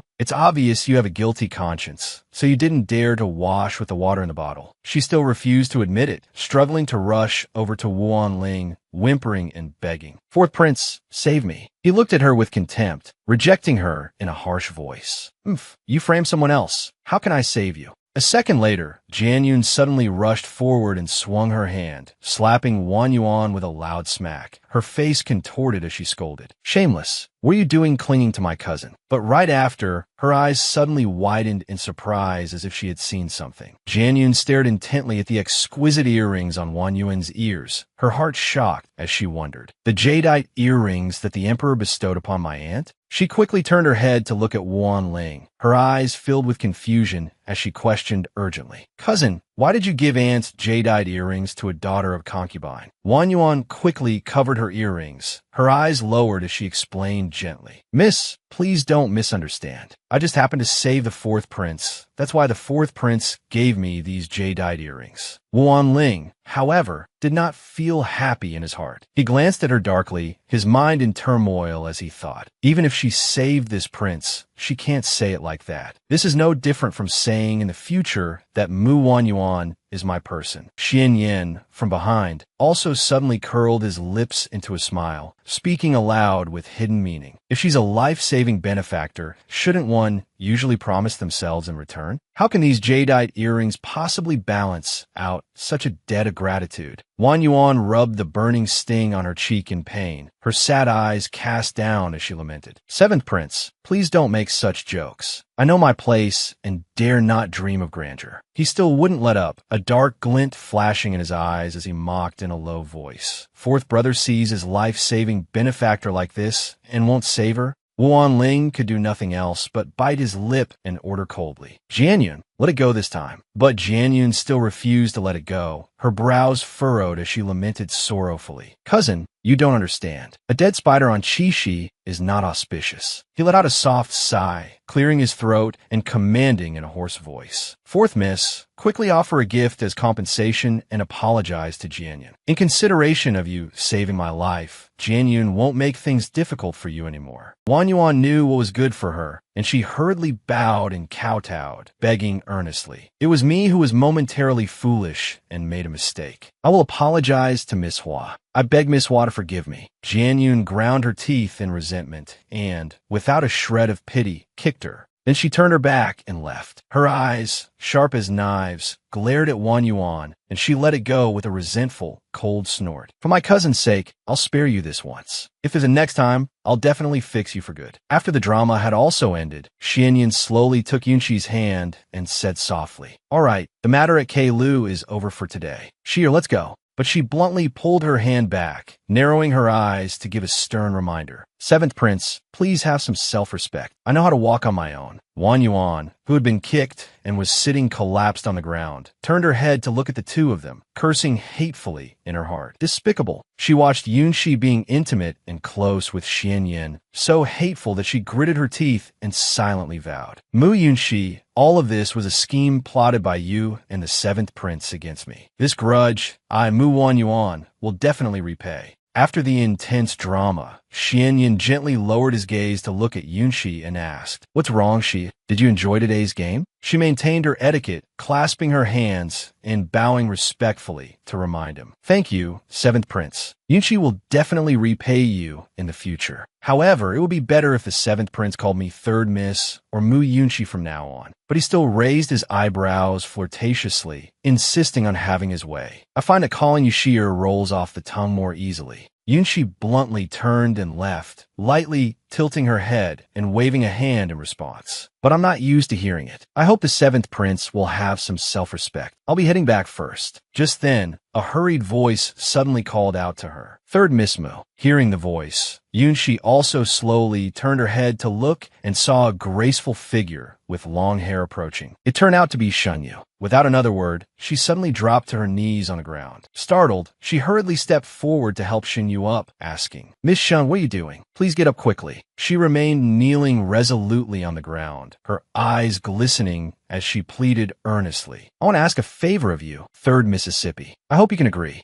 Yunxi let out a soft sigh and slowly nodded, saying, "Miss Shun, just say what's on your mind. There's no need for this." With tears welling in her eyes, Shenyu nodded in agreement. "All right." She took a deep breath and, in a choked voice, explained clearly, "I want to ask you, Third Miss, to treat my grandmother's illness." Yunxi slowly recalled the figure of the old madam, wondering silently in her mind. "Old Madam Shun?" She cleared her throat, pursed her lips, and inquired, "How is your grandmother?" Shenyu quickly recalled old Madam Shun's symptoms and, in a hoarse voice, slowly recounted them in detail. "For the past 2 months, my grandmother has been experiencing frequent tightness and pain inside. Specifically, there's a hard lump that keeps moving up and down." She recalled with heartache her grandmother's trembling hands and protruding abdomen, continuing with a choke in her voice. "The imperial physician has been treating her for a long time, but there's been no improvement. On the contrary, that lump is getting bigger and bigger." After listening, Yunxi frowned in thought and quickly inquired, "Does your grandmother usually feel a burning sensation inside, as if a hot poker is stabbing her, and does she unconsciously salivate a lot?" Shenyu clasped her hands together, her eyes full of reverence, and nodded like a pecking chicken as she begged, "Third Miss, you are truly divine. You can describe the situation without even taking her pulse. You can definitely cure her. I beg you, Third Miss, to come to my residence to treat my grandmother. I am willing to work like an ox or a horse for you, Third Miss, to repay you." She gently took her hand and announced softly, "Miss Shun, there's no need for that. Let's go now." Shenyu was immensely grateful, bowing her head repeatedly and saying, "Thank you, Third Mississippi. Thank you." Third Mississippi Wan Yuan, standing in a distant corner observing everything, turned her head away in fury and sneered.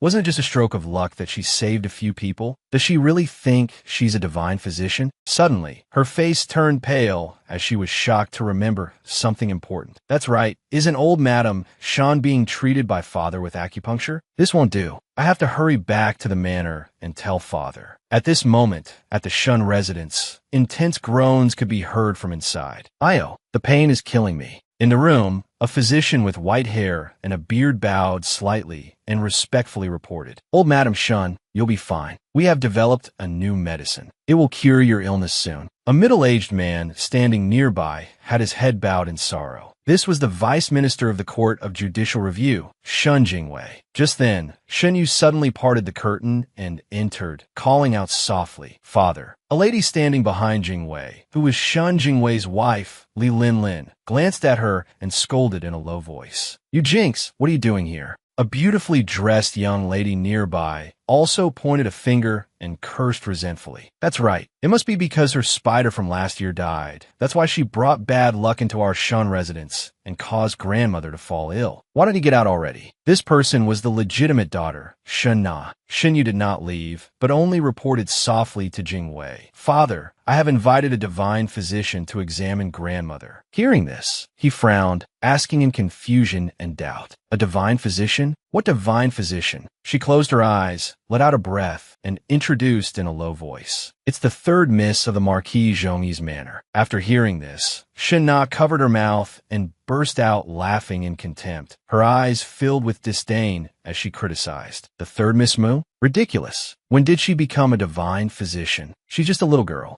Jingwei also scrunched his face in anger, glaring as he scolded loudly. Your grandmother is this sick, and you're still in mood to joke? Get out. Our Shin residence has no place for an unfilial daughter like you. Shin Yu hurriedly dropped to her knees, her voice earnest and sincere as she explained. Father, yesterday during Qi Shi, the Marquis Dingyuan suddenly fainted. His heartbeat had already stopped, but the third Miss Mu saved him in front of many people. Also, before that, the Prime Minister's young son fell into the water. The physician from Bowen Hall had determined he would die, but in the end, he was also saved by the third Miss Mu. She looked at Jingwei urgently, her glistening eyes firm as she asked, Father, someone who has brought two people back from the brink of death, could she not be a divine physician? But he still didn't believe her, raising a hand to stop her and angrily rebuking her. Nonsense. You even dare to joke about the Marquis Dingyuan and the Prime Minister's young son. At this moment, Lin slowly walked over, stroking his arm and gently persuading him. My lord, calm down. I just sent someone to find Lord Tai. He should be arriving soon. Shin Yu, kneeling on the ground, raised her head high and loudly expressed her disbelief. Imperial physician Tai has treated grandmother several times, but there has been no change. Lin frowned and shouted angrily, Shut up. She didn't say much more. She rushed forward and slapped her, cursing viciously. Imperial physician Tai's medical skills are superb. He is not someone for you to speak nonsense about. Shin Yu's face was knocked to the side from the slap. She cried out in pain,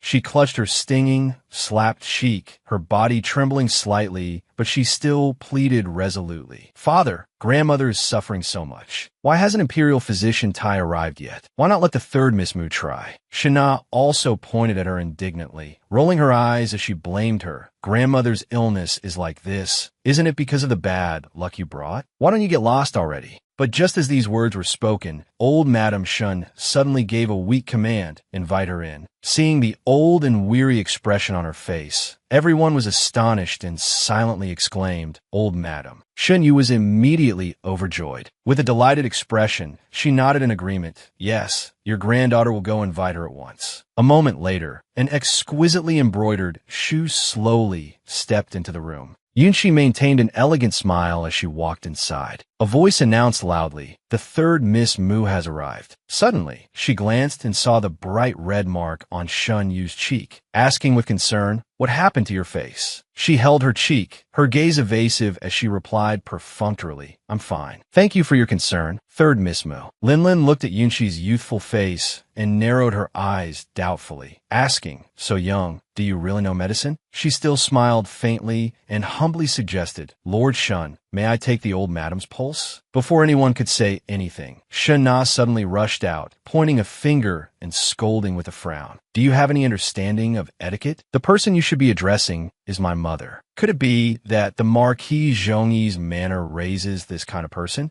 Yunshi's lips curled into a cold smile, her expression turning grim. Since when is the upbringing of the Marquis Zhongyi's manner a matter for someone like you to gossip about? She was boiling with anger, choked, and unable to speak, Just then, Jingwei also suddenly shouted an order. Shut up. He leaned to the side, politely extending a hand to invite Yunshi, third Miss Mu. Please. She didn't say much, just quickly moved forward to take old Madame Shun's pulse. A moment later, Yunshi slowly smiled and casually dropped a single, light phrase, it can be cured. After hearing this, Jingwei was stunned and asked in disbelief, Really? She deftly took out a needle, her eyes serious, as she explained, I want to perform acupuncture on the old madam, and then prescribe some medicine. Taking it as directed will cure her. He closed his eyes and let out a breath, faintly agreeing, Then please hurry. Seeing my mother tormented like this makes my heart uneasy as well. Yunshi nodded slightly and was about to insert the needle into old Madame Shun when a voice suddenly stopped her. Stop. A stern old man walked in. This was Imperial physician Tai.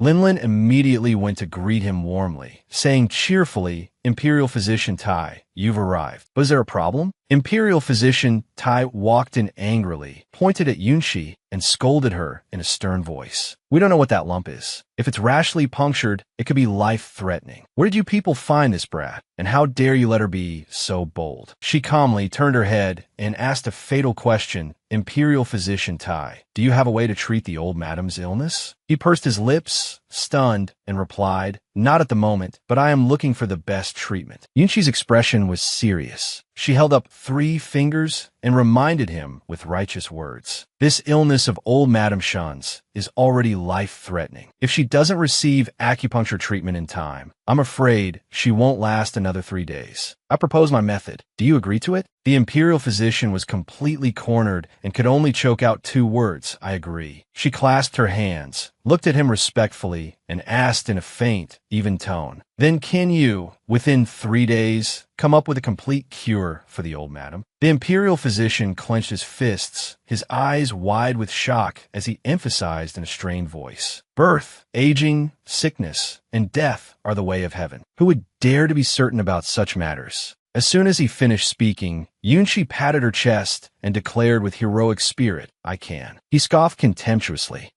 A mere upstart dares to speak with such certainty. I see you're young, but have a very big mouth. Who is your master? Today, I must teach you a lesson on your master's behalf. She bluntly turned away and retorted without any courtesy. You're not qualified to know who my master is, and furthermore, you're not qualified to teach me. You can't even cure the old madam's minor illness. What a waste of your title, Imperial Physician. He was scolded into silence, choked, and unable to speak.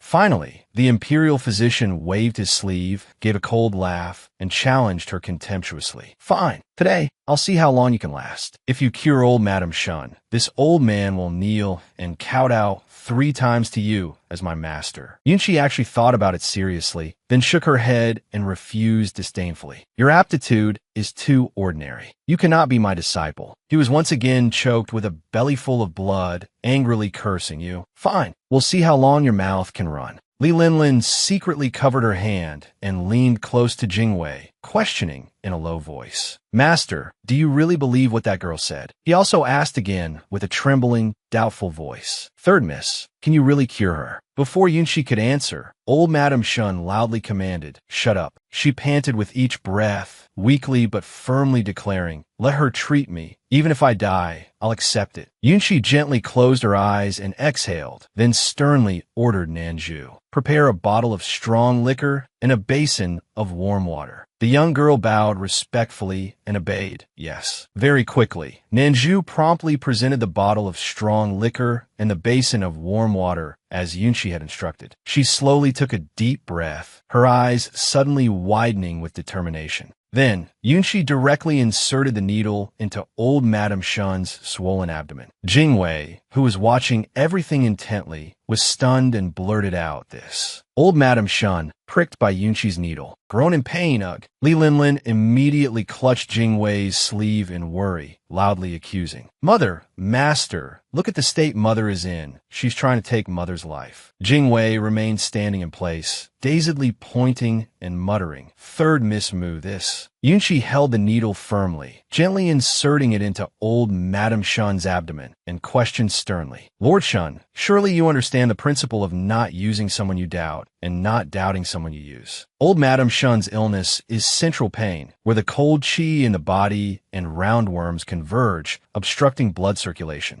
She slowly and deliberately inserted the needle, explaining in a steady, knowledgeable voice. To cure it, we must first dissolve this lump. Once the cold qi disperses and the roundworms move, it will naturally be painful. Jingwei was still a bit hesitant, stammering, but before he could finish, old Madame Shun shouted, shut up, don't disturb her. Yunshi smiled faintly and leisurely inserted another needle into her abdomen. The roundworms have stopped moving. She quickly dipped the needle into a bowl and sternly ordered Nanju, bring another bowl of hot water. The young girl bowed again and quickly complied, yes. A moment later, Yunshi brought a full bowl of water and said softly, old Madame Shun, drink this bowl of water. Don't worry, it won't burn your throat. Old Madame Shun struggled to sit up and nodded in agreement. All right. Then, she tilted her head back and quickly drank the entire bowl of water she was given. A A moment later, old Madame Shun suddenly let out a sound as something surged up her throat. With a wah, old Madame Shun painfully spat something into the basin on the floor. Jingwei cried out in alarm and worry, "Mother." He then looked at what she had spat out in the basin and was immediately shocked, exclaiming, "Roundworms." Jingwei rushed to old Madame Shun's side, asking with concern, "How do you feel?" She clutched the blanket, her face dazed as she replied, "It doesn't hurt anymore, and the burning sensation is gone too." The imperial physician, who had witnessed everything,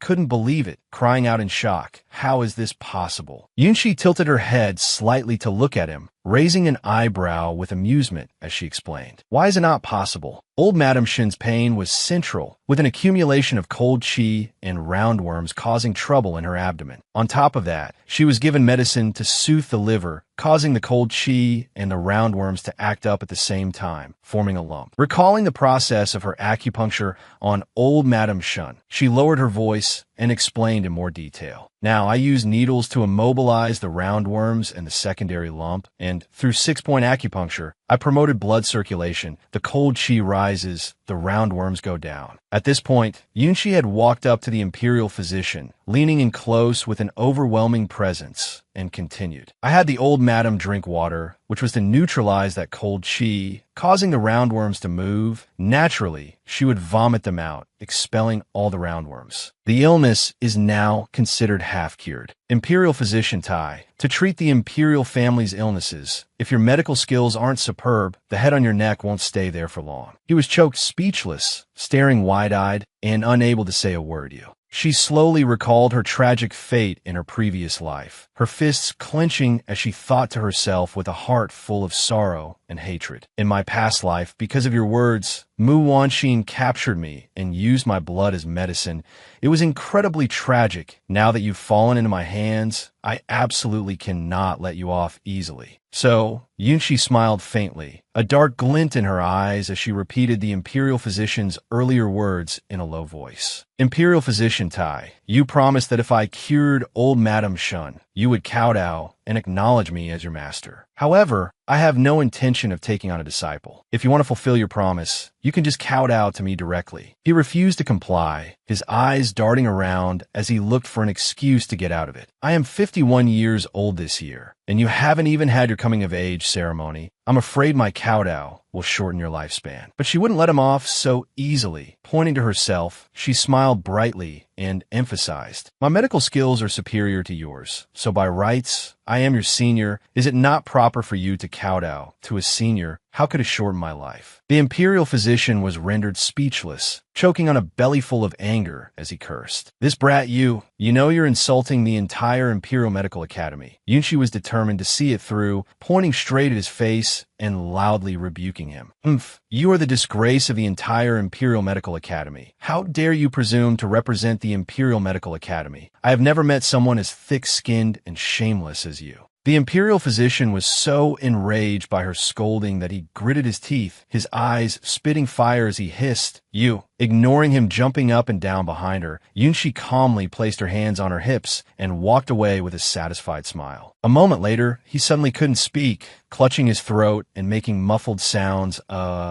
She, who was writing something at the table, turned her head to look at the imperial physician and sneered mockingly. "Imperial physician Tai has quite a temper. So angry you've lost your voice. Seeing how pitiful you are, I'll let you owe me the kowtow, for now." He quickly turned his head to leave. Seeing this, Li Linlin was stunned and reached out, urgently trying to stop him. "Imperial physician Tai, you've rendered meritorious service in treating her illness before. Now that the old madam is cured, this is a joyous occasion. Why are you leaving like this?" After finishing writing, Yunshi slowly handed the paper to Jingwei, instructing him carefully in a faint voice, "Lord Shun, this is the prescription for a full recovery. Remember not to consume anything cold, and there should be no ice in the room." He smiled and nodded as he took it, saying with gentle gratitude, all right. "Thank you, third miss." She shook her head slightly, her warm gaze falling on Shunyu as she recounted the events. "No need to thank me. It was Shunyu who begged me to come. She said that as long as I helped and cured her grandmother, she would be willing to work like a horse or an ox for me." She hurriedly knelt down, earnestly confessing. Shunyu's words came from the heart. From now on, Whatever third miss commands, just say the word, and Shunyu is willing to obey. Yunshi quickly bent down, hastily firing off an explanation. Miss Shun, please get up. I came to treat her because of your filial piety, not because I want you to work like a horse or an ox. At this moment, old Madame Shun also suddenly got off the bed and slowly walked over to Shunyu. She gently pulled her up, her expression gentle and apologetic as she said, "Good child, grandmother, this past year, you have been wronged." Shana, witnessing everything, was displeased. She snorted coldly with jealousy and brought up the past. It's only right that she invited a divine physician. Last year, she brought bad luck into the house, causing grandmother to fall ill. Yunshi frowned slightly, her expression dark as she glanced at her and asked, "This year, did the spider die too?" She gently turned her head to look at Shun Na, calmly and unhurriedly declaring, "His Highness the Crown Prince has decided to reinvestigate the case of the dead spider from last year, and it is a noble lady named Song Huiwen. It seems she's connected to you. Isn't she?" Hit a nerve. Her eyes widened in fear as she stammered in denial. You're talking nonsense." Then old Madame Shin also figured it out, her brows furrowed as she sternly shouted, "Kneel!" Shin Na scrambled to her knees, trembling as she admitted her fault. "Grandmother, I was wrong." The old woman was still full of anger, her eyebrows raised high as she pointed and scolded. "In terms of age, you are younger than you are. You should know to be respectful and not look down on others anymore." But she still tried to argue, glaring defiantly. "Grandmother, I am the legitimate daughter. She is the daughter of a concubine. Her status is not equal to mine." Old Madame Shun was so angry she could have coughed up blood, her eyes rolling back as she furiously shouted, "Shut up! I don't want to hear such words ever again." Shina could do nothing but shut her eyes tightly in fear and nod. Yes, at this point, Yunshi did not linger any longer. She clasped her hands in a respectful farewell. "Old Madame Shun, take your medicine on time. I will come back for a follow-up in 10 days. I will take my leave now." The old woman also nodded gently, saying with endless gratitude, "Thank you, Third Miss, for your help. This old woman is eternally grateful." She quickly walked out of the Shun residence. Outside, Ban Xia was already waiting in the carriage. Yunshi swiftly got into the carriage and sat there in silence. A moment later, the carriage still hadn't moved at all. She opened her eyes in confusion. "What's wrong?" Ban Xia glanced at Shui Mo, blocking the front of the carriage. Her eyes wide with alarm as she reported, "Miss, it's the 7th Prince's Miss Shui Mo." Yunshi frowned, slowly lifting the curtain and asking with a faint smile, "I wonder why Miss Shui Mo is blocking our carriage." The woman clasped her hands respectfully and relayed Xian Yan's order in a low voice. "My master invites Third Miss to the residence for a while, regarding the matter of the poisoning. I ask that Miss please come." Yunshi's face scrunched up, remembering his appearance. She wondered in bewilderment. In this reincarnated world, I don't know this 7th Prince at all. Why is he suddenly summoning me now? What could be his intention? So, Yunshi opened her mouth and politely but distantly refused the invitation. "I have other matters to attend to right now. I will pay a visit to the 7th Prince this afternoon." But Shui Mo strode directly towards her, her expression stern as she continued to relay the message. "My master says, saving a life is like fighting a fire if Miss arrives late. I'm afraid the poison will have spread throughout his body." Yunshi was startled, observing Shui Mo's calm demeanor. She licked her lips and asked, "He's about to have poison spread throughout his body, so why do you look so calm?" Shui Mo did not answer this question. She decisively turned, leaped up, and sat next to Ban Xia. She then lifted the curtain to look at Yunshi, her gaze firm and steely as she declared, "Following my master's orders. I will stay by Miss's side until Miss's time." She let out a long sigh, having no choice but to order, "Let's go to the 7th Prince's residence first." A short while later, Yunshi quickly entered the room. Facing Xian Yan, she asked seriously, "Last night, I just performed acupuncture on the 7th Prince. Your life is not in danger now. The fire spirit ginseng is needed for a complete cure." He leisurely propped himself up on the table, stretching out. He closed his eyes and murmured in a low voice, "But I feel very uncomfortable today." Then, Xian Yan cheerfully raised a finger, his eyes crinkling into a smile as he suggested, "Therefore, I'll have to trouble Third Miss again. After all, the fee is 3,000 taels. Third Miss must be responsible for me." Hearing this, Yunshi frowned, her voice sharp as she corrected him clearly. I must trouble the seventh prince to be clear when you speak in the future. I only need to be responsible for your body. Xianyan moved closer to her with amusement, placing a hand on his chest and repeating in a low voice. All right, be responsible for my body. She blushed in embarrassment, leaning back as she realized with a start, this guy, he's teasing me again. Taking a deep breath, Yunshi slowly raised her fair hand again. She extended her hand in front of Xianyan, a mischievous glint flashing in her eyes as she suggested in a loud voice, "Let me examine your body." Yunshi solemnly held out her hand, her expression cold and firm as she ordered Xianyan, "Give me your hand." He immediately extended his hand, smiling gently and uttering a sweet phrase. "I'll listen to whatever you say." In a casual moment, she saw the exquisite bracelet on Xianyan's hand, and her heart instantly recognized it. This is the bracelet of the fourth prince in Mo Huanda's family. Yunshi looked at his composed demeanor, and recalling the past, her mind was filled with speculation. It's a pity it's missing a wolf's head. Could it be that the one who helped me calm down that day was Mo Xianyan? But why would he help me? At the same time, in Yuan Ling's residence, Yuan Xian's charming voice rang out. Yuan Xian pays her respects to the fourth prince. May the fourth prince be blessed with boundless fortune. He took a sip of tea and gave a faint command. Rise. Yuan Ling tightly grasped her hands, his gaze lowered with gentle apology. Regarding the matter at Shirlu, you have been wrong. Yuan Xian leaned in, her expression coquettish and sweet as honey as she replied,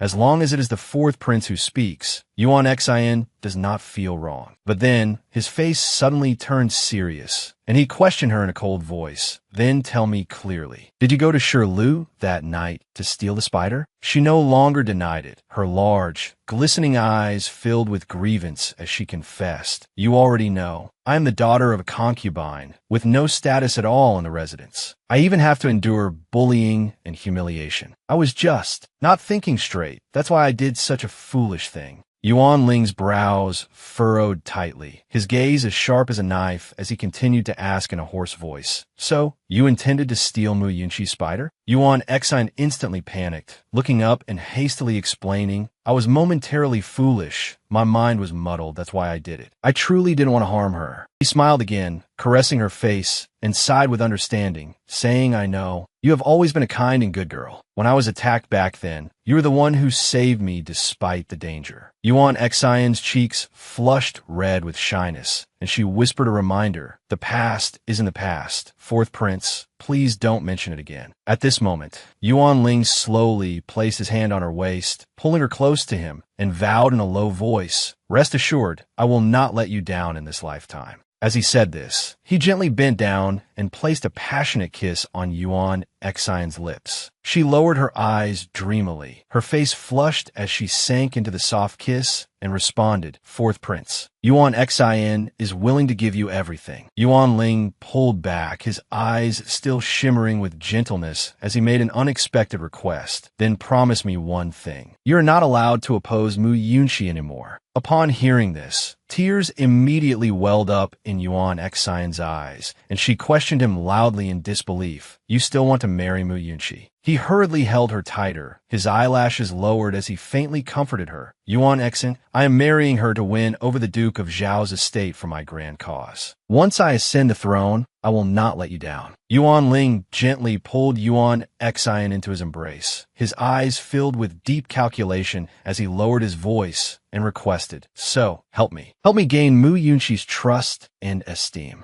After a moment of bewilderment, she sighed softly and replied, I understand. Yuan Xian clutched his clothes tightly, gritting her teeth as she heard Yuan Ling laugh and praise. It's good that you understand. In her mind, she pictured Yunshi's radiant appearance in a wedding gown, and her heart seethed as she told herself, I'm sorry, fourth prince, I cannot help you. After you marry Mu Yunshi, you will make her the empress. I will not accept that. Yuan Xian leaned against Yuan Ling, her eyes dark and sinister, her hatred surging as she resolutely vowed, I want to be the empress. I want Mu Yunshi to die. On the other side, Yunshi was slowly taking Xianyan's pulse to examine him, her brows slightly furrowed as she inquired, the 100-day drunk poison has worsened. Where have you been since last night? She let out another sigh, tilting her head in confusion and doubt. What did you eat? I have a feeling that something unusual happened. He slowly withdrew his hand, his expression calm and composed as he replied, just a late-night snack and breakfast as usual. I didn't feel anything was wrong. Yunxi's eyes widened, her mind racing as she recalled Xian Yan's fate in her past life, her heart filled with speculation. Could there be a traitor? Previously, the maid beside him poisoned his food, which led to him not only failing to kill the rebel general, but also suffering a tragic death. Could it be? At this thought, a wave of anxiety washed over her, and she quickly warned him in a serious tone. The 100-day drunk poison, if you're not exposed to it again, it definitely wouldn't have worsened. I suggest you investigate the people around you, especially the maid who serves you.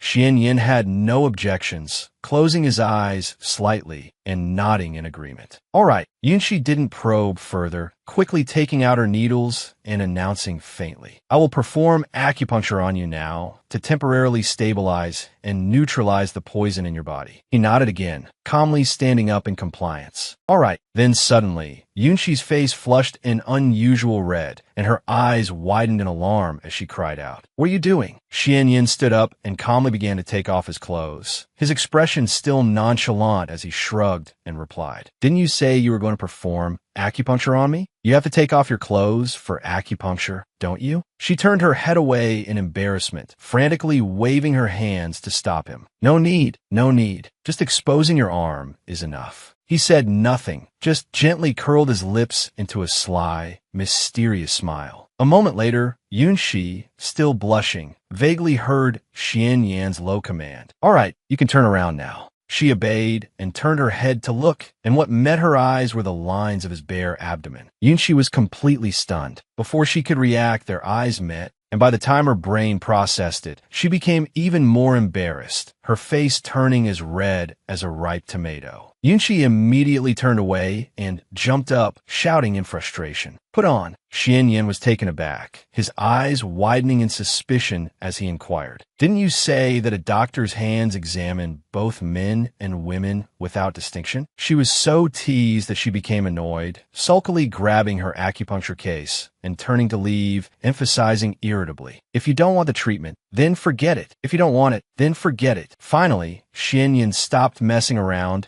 properly extending his arm for Yunxi to perform the acupuncture. All right, I'll put it on right now. The moment the needle pierced his arm, his face suddenly turned pale and he hastily stopped her. Wait, she didn't understand, frowning in confusion. What's wrong? Sweat beaded on Xian Yan's forehead, his eyes trembling with unease as he questioned. Didn't you say acupuncture doesn't hurt? Hearing this, Yunxi raised an eyebrow, a flicker of amusement in her eyes as she explained in a loud voice. 100-day drunk is different. Applying the needle directly will be a little painful. What's wrong? Is the great general of the northern border afraid of this little pain? He was hit where it hurt and became angry, taking a deep breath and shouting valiantly. TSK, how could I be afraid? Go on. She showed no mercy, directly plunging the acupuncture needle into his arm. Instantly, a sky-shattering scream from Xian Yin echoed from within the residence.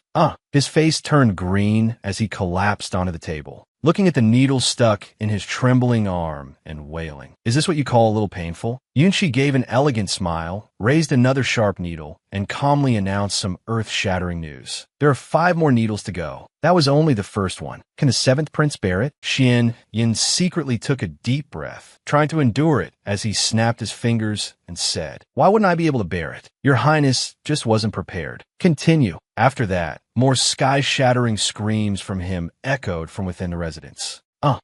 Ling Bei and Ban Xia, standing outside, were stunned and broke into a cold sweat. A moment later, the door slowly opened, and a pair of exquisitely embroidered shoes stepped out. From inside came Xian Yan's weak, trembling voice. Ling Bei, see the 3rd Miss home. Yunxi stepped out with a delighted smile, cheerfully waving her hand to refuse. No need, I can go back by myself. At this moment, Ban Xia suddenly covered her mouth and leaned close to her ear to whisper an update. Miss, someone from the Marquis of Ding Yuan's estate just came. They said the Marquis of Ding Yuan has red spots on his face and has invited you to take a look. Yunxi nodded slightly and quickly gave an order. All right, we still have time. Let's pack up a few things and go there now. After they had left, Ling Bei quietly turned his head to look at Xian Yin, raising an eyebrow with amusement as he asked, "Your Grace, are you all right?" He was slumped over the table, panting as he shook his head and replied, "I'm fine. Bring some 100-day drunk over here." Hearing this, his subordinate's face twisted, and he asked with a forced, disbelieving smile,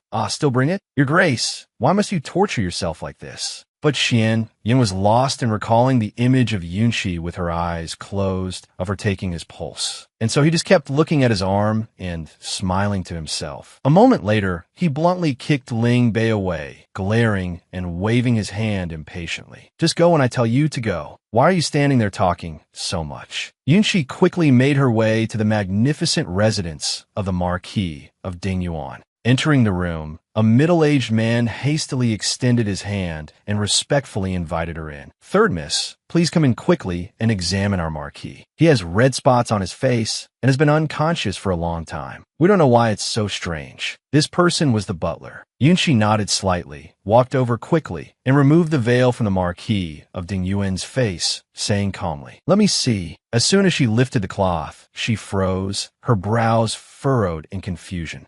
When she saw the strange red rashes on his face clearly, her eyes widened, and she was completely dumbfounded. The butler behind her was extremely worried and hurriedly asked, "Third miss, how is it?" Yunqi's expression darkened, and she grimly spat out 3 stunning words. "He's about to die." He was instantly terrified and stammered, Is it that serious?" She took a deep breath, stood up, turned away, and gave a faint order. "Go get some wine and chili powder. The spicier the better." The butler stared in disbelief, repeating in shock, "Wine and chili powder?" A moment later, Yunqi, as if possessed, quickly prepared her concoction, muttering gleefully, "Chili powder mixed with wine poured into his mouth. I guarantee your Marquis will wake up." The butler, scared out of his wits, backed away, his face pale as he asked again, Such a large bowl of chili wine, and you're going to pour it into his mouth?" After finishing, she quickly handed it to the butler, ordering with a smile, "Butler, you go feed it to him." He recoiled in terror, his eyes rolling back as he stammered, I'll feed him." At this moment, the Marquis of Dingyuan, lying on the bed, had heard everything and thought to himself in a cold sweat, "Damn it, is she really doing it? I have to get up." But before he could move, Yunqi directly stuck a needle into his arm. Instantly, the Marquis of Dingyuan couldn't budge, wailing in his heart, "What's happening? Why can't I move?" As for her, she glanced at him gleefully and emphasized in a loud voice, "Come on, don't hesitate. If you delay any longer, even the gods won't be able to save him." The butler had no choice but to approach, trembling. "My lord, I'm coming to feed you the wine."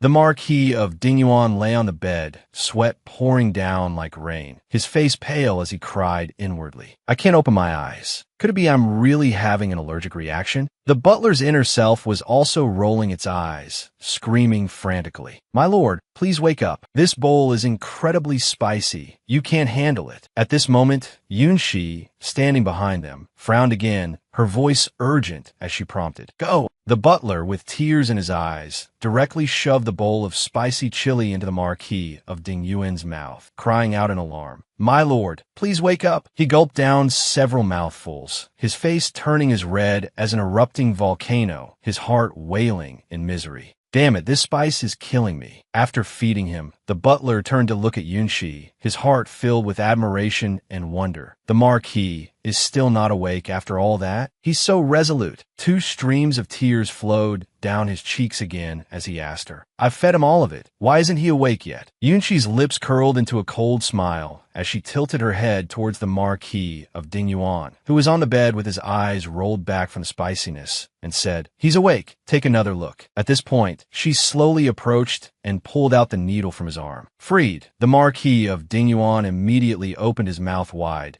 screaming to the heavens with tears streaming from the spiciness. Spicy, spicy, spicy, it's killing me." He scrambled towards the table to get water, his voice still high-pitched as he yelled, "Water, water, water, quickly, give me water." Yunshi remained where she was, watching the farce with a dark gaze and a cold smile. See, I told you, once he finishes this bowl of wine, he will definitely wake up. Paying no mind to the Marquis of Dingyuan desperately drinking water behind her, she turned to leave. Since the Marquis is awake, I will take my leave. But before she had taken a few steps, he slammed the water kettle back on the table with a bang, shouting to stop her. You're not allowed to leave. Yunshi also stopped, glancing sideways at the Marquis of Dingyuan to inquire. Does the Marquis have any other instructions? He quickly stepped in front of her, pointing to his own swollen mouth to complain, You treat my mouth. Yunshi leisurely shrugged, her tone slow and amused as she said, It can't be treated. The Marquis of Dingyuan was so angry he jumped, arguing irritably. Aren't you a divine doctor? She continued to squint at him, the corners of her lips curling up as she explained casually, I'm not saying there's no cure, but that I can't treat you. He pouted his swollen lips again and asked aggrievedly, Why? Yunshi gently raised her hand and pointed at the Marquis of Dingyuan's face, her bright eyes wide as she answered honestly, Because your allergy needs to be suppressed with spice. Look, the small dots on your face are all gone now. He was immediately flustered by this close proximity, blushing and at a loss for words. A moment later, the butler stood respectfully to the side, sighing as he analyzed in a steady voice. My lord, the third miss knew what was wrong with you and what to use with just a glance, which is why she used the spicy wine to make you sweat, and the red dots have disappeared. The Marquis of Dingyuan was still slowly rubbing his chin, letting out a breath of interest as he lamented, AI, to think that a great general like me would fall into the hands of a young girl. At the same time, in the study of the Marquis of Zhongyi, a middle-aged man stood inside with his hands clasped behind his back. This person was Mu Zhengying. Wang Yuan walked in gently, curtsying with her hands clasped to greet Zheng. Wang Yuan pays her respects to father. But a second later, he ruthlessly swung his hand and slapped her with a loud smack, his face furious as he loudly berated her. To dare to plot against someone at the Qixi banquet, do you still have the face to come back? You've completely disgraced the Marquis of Zhongyi's residence. Wang Yuan clutched her swollen cheek, her eyes shimmering with aggrieved tears as she lamented, It wasn't me. It was the fourth prince who disliked Hua Yunjian pestering him. So he came up with this method to make Hua Yunjian know to back off. Your daughter had no other choice but to accept it so as not to implicate the fourth prince. But Zheng didn't believe her, glaring as he raised his hand again and scolded, Nonsense! She frantically and urgently insisted, It's true. Wang Yuan quickly presented a pair of exquisite jade green earrings, her expression serious as she craned her neck to explain. Today, the fourth prince even felt guilty about this and consoled your daughter. Father, look, the fourth prince gave this pair of earrings to your daughter. Moreover, he said that when the time is right, he will marry your daughter. Zheng finally took the earrings to examine them with some doubt. He asked hesitantly, Is it true? Wang Yuan nodded slightly, replying softly, He took another deep breath, turned his back, and declared grimly, Even so, you must properly complete the punishment from His Highness the Crown Prince. In addition, I am punishing you with half a month of confinement starting now. She could do nothing else but place her hands on the ground and bow obediently. Yes, your daughter will definitely do it well and will not disappoint father's love. The next day, Yunshi respectfully curtsied with her hands clasped, greeting in a soft voice. Yunshi pays her respects to old madam. The person she was greeting was the Prime Minister's mother, old Madam Yuan. She gently pulled Yunshi's hand and held it tightly, her eyes crinkling into a smile as she instructed, You and I are connected. Your maternal grandmother and I were originally friends. And you saved Wei Wei. From now on, treat this as your own home. There's no need to be so formal. At this moment, a wet nurse, Nanny Lu, brought Wei Wei out. The Prime Minister's wife saw this and said loudly to the little boy, Wei Wei, quickly kowtow to your life-saving benefactor. Wei Wei quickly jumped forward and knelt before Yunshi, his face beaming with happy gratitude. Wei Wei thanks big sister for saving my life. She also nodded cheerfully, opening her arms and saying, Get up quickly. Following that, Yunshi quickly reached out to touch Wei Wei's two small hands to examine them. A moment later, her eyes widened, her expression pensive as she inquired, Wei Wei, did you eat cold things yesterday? The The little boy grinned widely, replying innocently, "No, I only ate chilled fruit and cold milk." Hearing this, Yunchi lowered her eyes slightly, a thoughtful glint flashing in their depths as she reminded him grimly, "From now on, you can't eat these things anymore. They're not good for your health and can easily make you sick. If you get sick, your grandmother, father, and mother will be very sad." Wei Wei was still young and naive, happily squeezing her hand as he chirped. Nanny also told Wei Wei to keep it a secret, saying it was to give grandmother and mother a happy surprise. After explaining, the little boy widened his eyes again, pouting his lips as he asked in confusion, "Why is what Big Sister said different from what Nanny said?" Yunchi smiled dotingly, her eyes curving as she replied, "Because Nanny is not a doctor." "Wei Wei, can you give Sister a little tour of your home?" Wei Wei quickly nodded like a chicken pecking at rice, holding her hand tightly as he suggested joyfully, Okay, the lotus flowers in the rear garden are very beautiful. I'll take Sister to see them." The moment they left, the Prime Minister furiously slammed his hand on the table. He glanced at Nanny Lu, questioning her through gritted teeth. "Nanny Lu, what is the meaning of this?" She hurriedly dropped to her knees and kowtowed, explaining in a panic, "Forgive me, Master. This old servant didn't want to harm the young master either." Nanny Lu raised her head, her eyes worried and fearful as she reported, This old servant was forced." The Prime Minister took a deep breath, pressing grimly. "Forced by whom?" Nanny Lu frantically kowtowed again, shaking her head vigorously without confessing. "This old servant cannot say."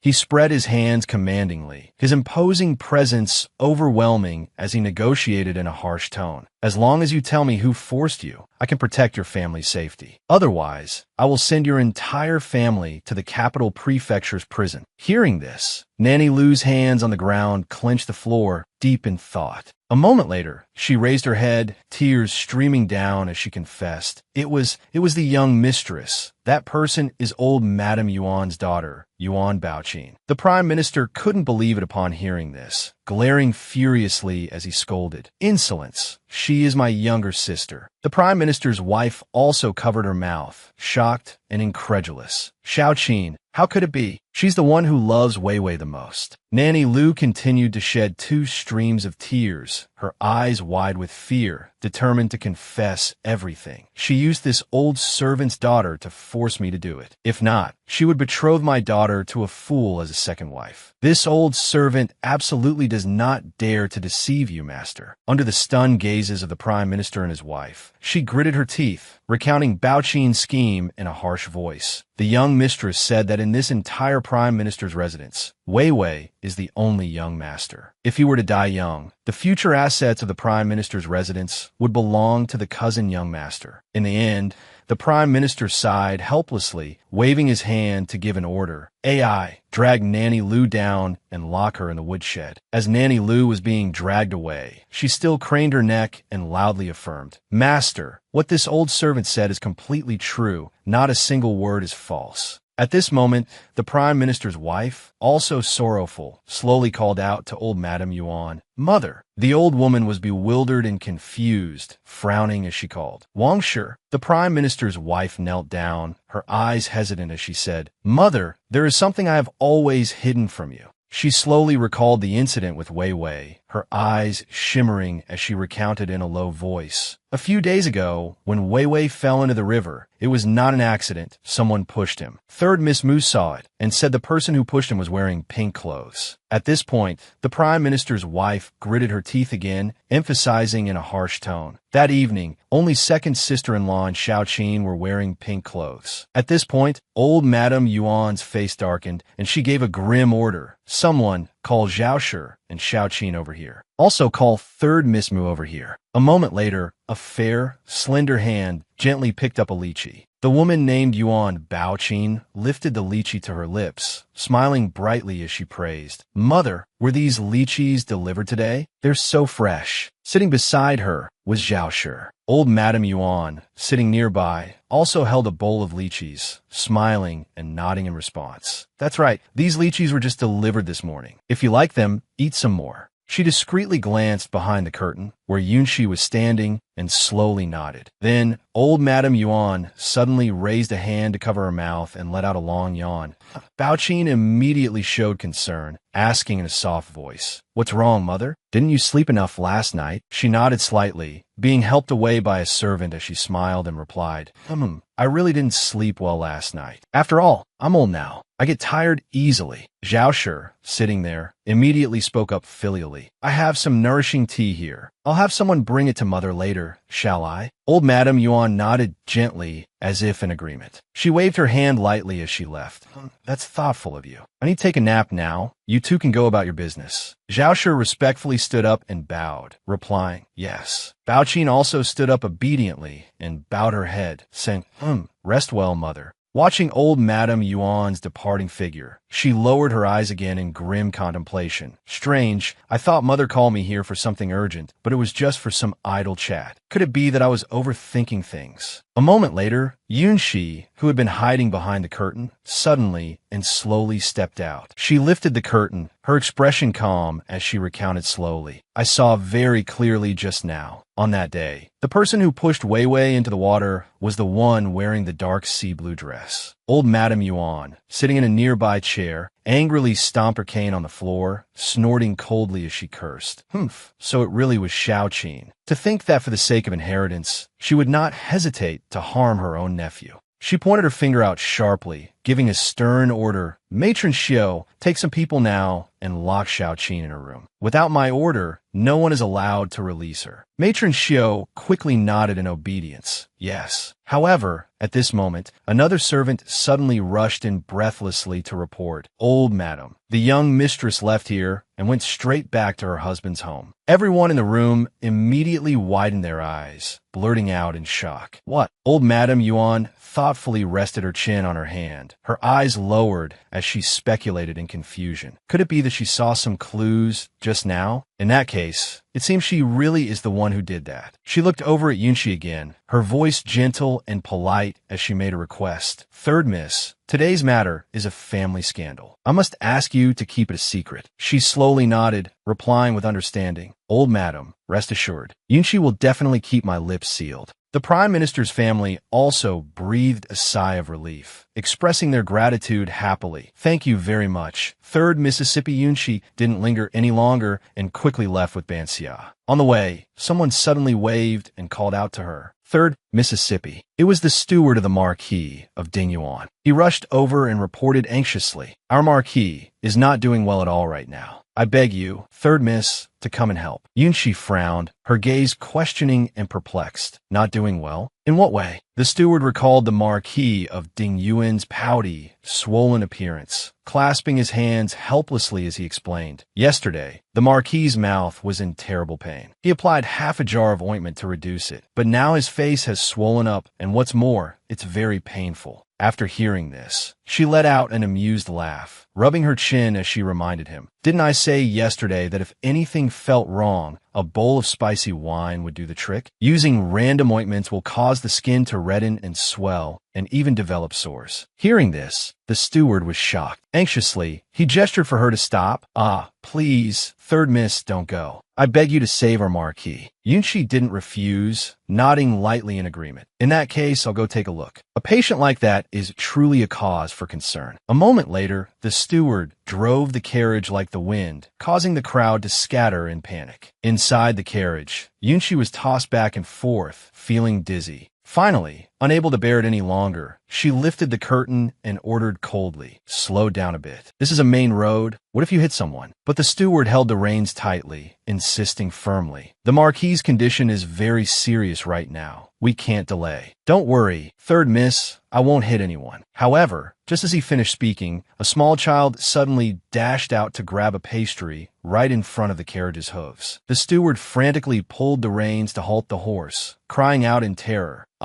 The horse reared its head and let out a long neigh-neigh. The crowd, seeing the horse's hoof about to come down on the child, screamed in panic. "It's about to trample him." The boy under the horse's hoof was also stunned, watching the hoof descend, too dazed to escape. At this moment, someone from the crowd suddenly leaped into the air. That person swiftly flew over and kicked the horse, knocking it away from the child. Inside, Yunshi frantically gripped the carriage frame, shutting her eyes tightly and screaming. The carriage. At that moment, the mysterious person also quickly picked up the child and moved him to safety. Then, the carriage carrying Yunshi toppled sideways onto the ground with a loud crash. The child's mother ran out anxiously, her hands trembling as she cried, "My child, are you all right? You scare me to death." Seeing his mother, the boy burst into tears and threw himself in her arms. Wah! The mother quickly hugged the child, bowing repeatedly in gratitude. "Thank you for saving him, young master. Thank you for saving him." That young master shook his head slightly, his expression calm and magnanimous as he replied, "You're welcome. In the future, when you're out, remember to keep your child close to you to prevent any more accidents." This person was the capital prefecture governor, Zheng Qiu. Meanwhile, the steward was slumped on the ground, crying out in pain, "I owe my leg." Ban Xia also hurriedly helped Yunshi out, calling out worriedly, "Young miss." She quickly approached Zheng Qiu, but raised an eyebrow and questioned, "Was it you who saved that child just now?" He remained composed with his arms crossed, retorting grimly, "Do you know that child was nearly run over and killed by you?" Zheng Qiu then pointed a finger coldly at Yunshi, his eyes icy as he interrogated her. "Do you know that it's forbidden to drive a carriage at high speed in the city?" She was stunned for a moment, then nodded in reply, "I know." He moved closer to her face, questioning through gritted teeth, "Then do you know that knowingly breaking the law is a more serious crime?" She still nodded, calmly replying, "I know." As soon as she finished speaking, Zhang Qiu suddenly reached out his hand forcefully. He quickly gripped Yunshi's wrist, glaring at her as he ordered in a harsh voice, "Since you knew, yet you still committed the offense intentionally. How despicable. Come with me." Yunshi took a deep breath and forcefully pulled her hand out of Zhang Qiu's grasp. She stepped back, her eyes sharp as she reminded him in a stern voice, "It was my fault for the carriage speeding. It was also my fault that a life was nearly lost. But no matter what I did wrong, please have some self-respect, young master." He still looked at her calmly, his tone indifferent and measured as he stressed, "What do you think I want to do? Have some awareness. Honestly, follow me to the capital prefecture for a bit."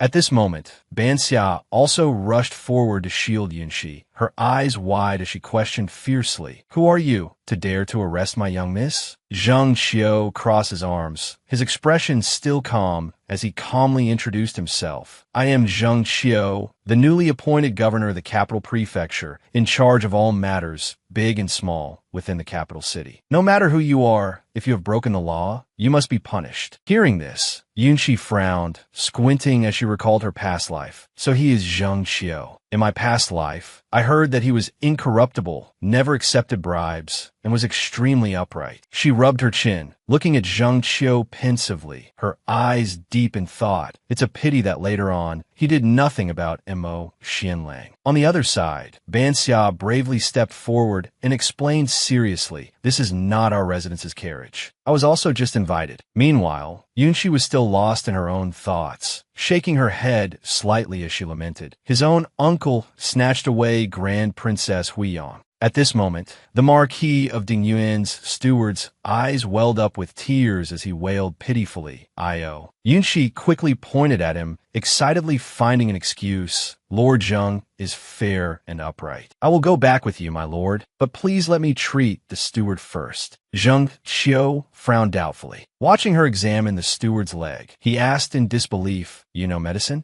Yunshi paid him no mind, examining it seriously for a moment before stating firmly, "The joint is dislocated. It needs to be reset or it will be crippled." Hearing this, the steward looked at his leg dejectedly and stammered a request.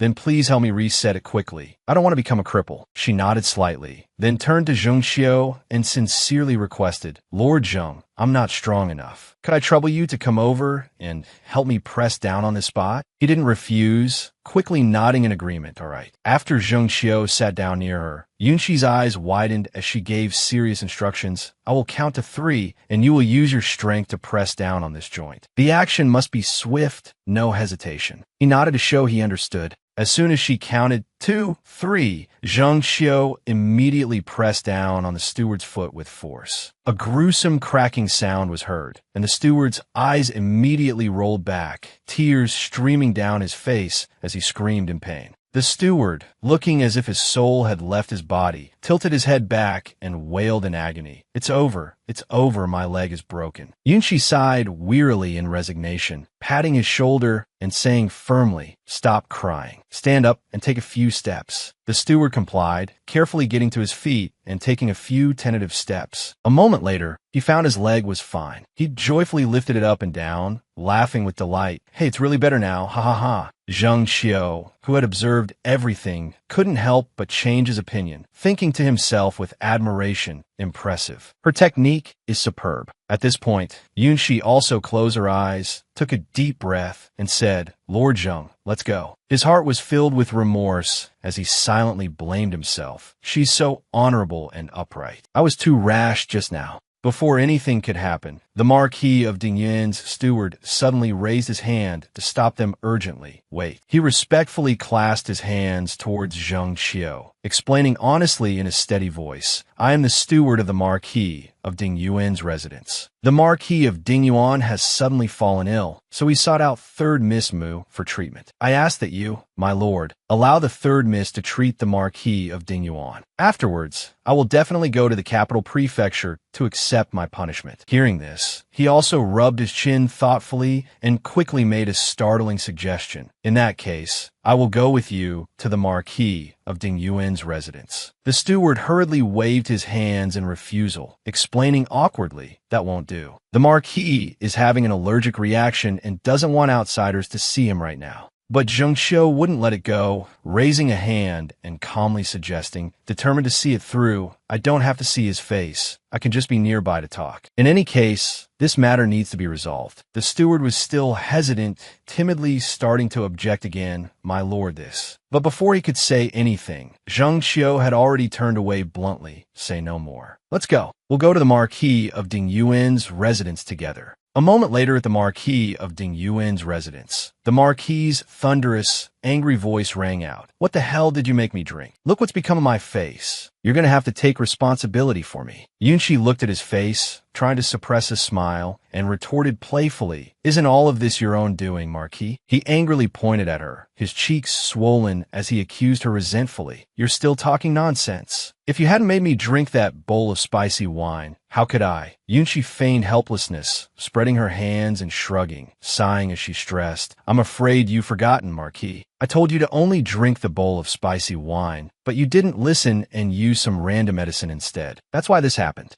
The Marquis of Dingyuan irritably rubbed his swollen cheeks, pouting sulkily as he ordered, "Humph, stop with the nonsense and hurry up and treat me. Like this, how can I go out and see people?" She didn't refuse, but held up one finger and said, "I can treat you, but I have one condition." He gave a cold, indignant laugh, glaring as he reminded her, "Humph, you're the one who did this to me, and you still want to negotiate conditions?" Yunshi immediately bristled, her eyes widening as she angrily retorted, "Marquis, don't you forget who saved you that day, and you repay them later by faking an illness to mess with me. Is that it?" The Marquis of Dingyuan was rendered speechless, knowing he was in the wrong. So he tried to make an excuse. I just wanted to test your medical skills, that's all. Besides, you've already gotten your revenge on me. We're even now." She immediately snorted coldly, turning her head to leave bluntly, "Fine. Since we're even, I'll be heading home. Rest well, Marquis." He hurriedly knelt down and grabbed her leg, his eyes welling with tears as he pleaded pitifully, No, I was wrong just now. Whatever your condition is, I'll agree to it." Yunshi's eyes curved into a smile as she asked with a sly expression, "Are you sure? What if you can't do it?" The Marquis of Dingyuan firmly beat his chest, closing his eyes and declaring grandly, "I am the great Marquis of Dingyuan. Is there anything I can't do? My entire family are loyal subjects. My grandfather, my father." He smirked, his voice firm and harsh as he said, "The lives of others were exchanged for me to have the wealth I have now. What is there that I can't do?" Seeing this side of the Marquis of Dingyuan, Yunshi's eyes widened slightly in a daze. She looked at his resolute figure, her heart a mix of turbulent emotions and admiration. Sigh. "In my past life, my brother and mother were framed and died. I could only cry, but the general could only smile arrogantly. Sacrificing for the country is a source of pride, not sorrow. He's also a pitiful person." So Yunshi sighed softly, her eyelashes lowered as she gave a quiet command. "Lie down." The Marquis of Dinuan couldn't believe it, asking with a dazed face, "What?" She glared at him in annoyance, emphasizing through gritted teeth, "I told you to lie down. Do you want to be treated or not?" The Marquis of Dinuan immediately leaped onto the bed to lie down, his face beaming as he nodded eagerly. I do. 15 minutes later, Yunshi slowly removed the acupuncture needles from his face and said softly, "Get up." The Marquis of Dinuan gently touched his now normal face, squinting as he asked, "Is it done?" He quickly dashed to the mirror to examine his face, smiling brightly as he wondered to himself, "Is it that miraculous?" After the treatment, Yunshi also smiled and quietly reminded him of their prior condition. "So now you can fulfill your promise." The Marquis of Dinuan generously patted his chest, promising heroically, "Just say the word, and I will definitely do it." She nodded, her eyelids curving as she gently suggested, "I believe that the Marquis will keep his promise, but for now, I must ask the Marquis to first meet with Lord Zheng of the capital prefecture. He is waiting outside." He also quickly stepped outside to meet Zheng Qiu, asking with a puzzled frown, "You were looking for me?" He politely cupped his hands, recounting the incident in a steady voice. "Just now, your resident's carriage was speeding and nearly hit a child." The Marquis of Dinuan raised his eyebrows high, his punchable face twisting. "Nearly? So it didn't hit, right?" Zheng Qiu maintained a stern expression, reminding him in a flat tone, "Correct, it did not hit, but the nature of the act is extremely egregious. The laws of Great Qi clearly state that carriages are not to be driven at high speeds within the capital." He laughed in amusement, questioning in a low voice, "So what does Lord Zheng intend to do? Do you want to throw me in the great prison?" He didn't deny it, nodding slightly and whispering, "I was indeed thinking that." The Marquis of Dinuan immediately gave a cold laugh, declaring with immense arrogance, "Humph, my entire family is loyal, let alone killing a child. Even if this Marquis were to kill a descendant of a prince or duke, His Majesty the Emperor would not say a harsh word." He moved closer to Zheng Qiu, his overwhelming presence pressing down as he sneered, "If it weren't for giving face to Third Miss Mu, do you think I'd bother to see you? You want to throw me in the great prison? Even if I didn't resist, would you dare?" Zheng Qiu probably didn't expect this, looking at him in shock and stammering an explanation. I am only acting according to the law." At this moment, Yunshi also walked out slowly, interrupting in a flat tone, "Lord Zheng, you also know that it's impossible to take the Marquis of Dinuan to the great prison. Therefore, I have an idea." She gave a bright smile, her mind working quickly as she sincerely suggested, "How about we have the Marquis apologize and offer compensation to the child's mother in front of the public? What do you think?" Zheng Qiu immediately nodded in agreement. "A good idea." But the Marquis of Dinuan jumped up, scowling and refusing. "Impossible. I am the dignified Marquis of Dinuan. Don't I need to save face? What face would I have left in the capital after this?" Yunshi lowered her face slightly, her gaze dark and stern as she reminded him again, "Marquis, don't forget you just agreed to my condition. You broke the law, but if you don't apologize and repent after 100 years, what face will you have to meet your ancestors?" He immediately conceded defeat, walking away with his head bowed dejectedly. "Say no more. I'll go right now." Yunshi cupped her hands in a salute to Zheng Qiu, respectfully entrusting him. "I'll have to trouble Lord Zheng with the rest. I have other matters to attend to and cannot go." He also nodded, replying with a slight smile. "All right, Third Miss need not worry about it anymore." Yunshi didn't linger either, quickly boarding her carriage and departing. On the way, as they passed a certain place, she gently lifted the curtain to observe. Yunshi looked at the carriage in front of Huan Yan's residence, frowning as she mumbled to herself, "Does the seventh prince's residence have a guest?" The matter of the acupuncture and poison treatment cannot be known by more than 2 people. So she turned her head and quietly ordered Nanju, "Nanju, go and ask whose carriage that is up ahead." The young girl quickly nodded in obedience. "Yes." A moment later, Nanju swiftly returned,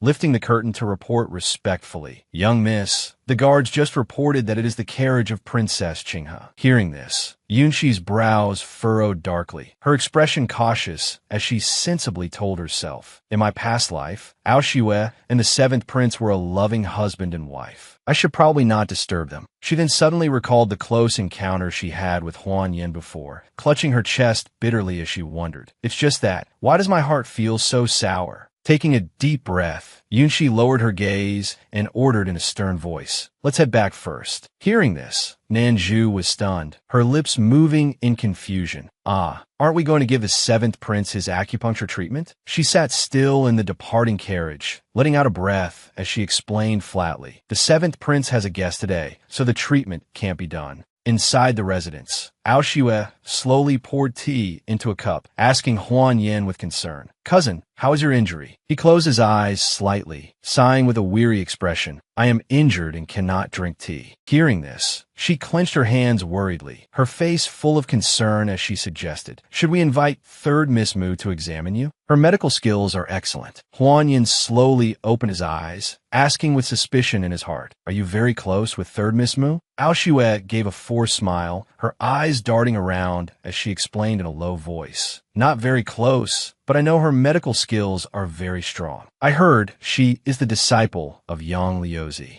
Upon hearing this, he was stunned, his eyes widening in disbelief. Huan Yin pursed his lips, a slight smile playing on them as he pressed, "Who did you hear that from?" She clutched the teapot in her hand, lowering her eyes and shaking her head slightly in response. "I've forgotten who specifically, but I really have heard it before, which is why I want to invite her to take a look at you, cousin." He didn't press further, leisurely nodding and casually agreeing. "Since it's like that, I will send an invitation on another day to ask her to come." Ao Shue was immediately overjoyed, her face radiant with excitement as she emphasized, "Cousin, you agreed. That's wonderful. If third Miss takes action, I guarantee you'll be cured, cousin." Huan Yin frowned again, looking at her appearance with amusement as he continued to ask, "It seems you like that third Miss Mu." Ao Shue didn't deny it, closing her eyes and holding up her hand to list the points one by one.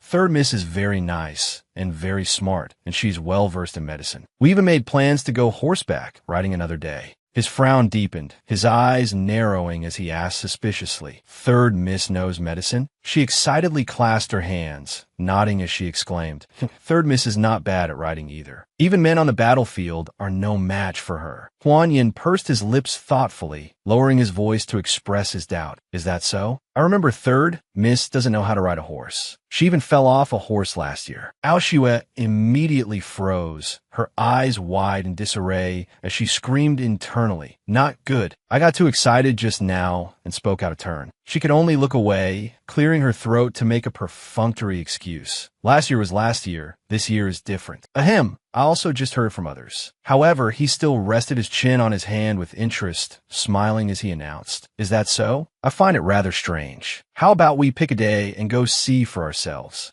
After hearing this, Ao Shue turned to look at him in shock, her cheeks flushing as she asked in surprise, "You want to go to the stables?" She excitedly lunged forward and hugged Huan Yin tightly, her eyes crinkling with joy as she cheered. "That's wonderful. We can go horseback riding together then." He frowned, pushing Ao Shue away a bit coldly as he reminded her, "The weather is very hot. Don't get so close, it's easy to sweat." She stared at him blankly, her heart in turmoil as she recalled her past life. In the eyes of strangers, we were a loving couple. Ao Shue sadly watched Huan Yin, thinking to herself with a bitter heart, but cousin is still a bit cold. At this point, he pressed on, raising an eyebrow curiously. "That's right. Who did you hear say that third Miss Moon knows how to ride a horse?" She awkwardly scratched her cheek, stammering an excuse.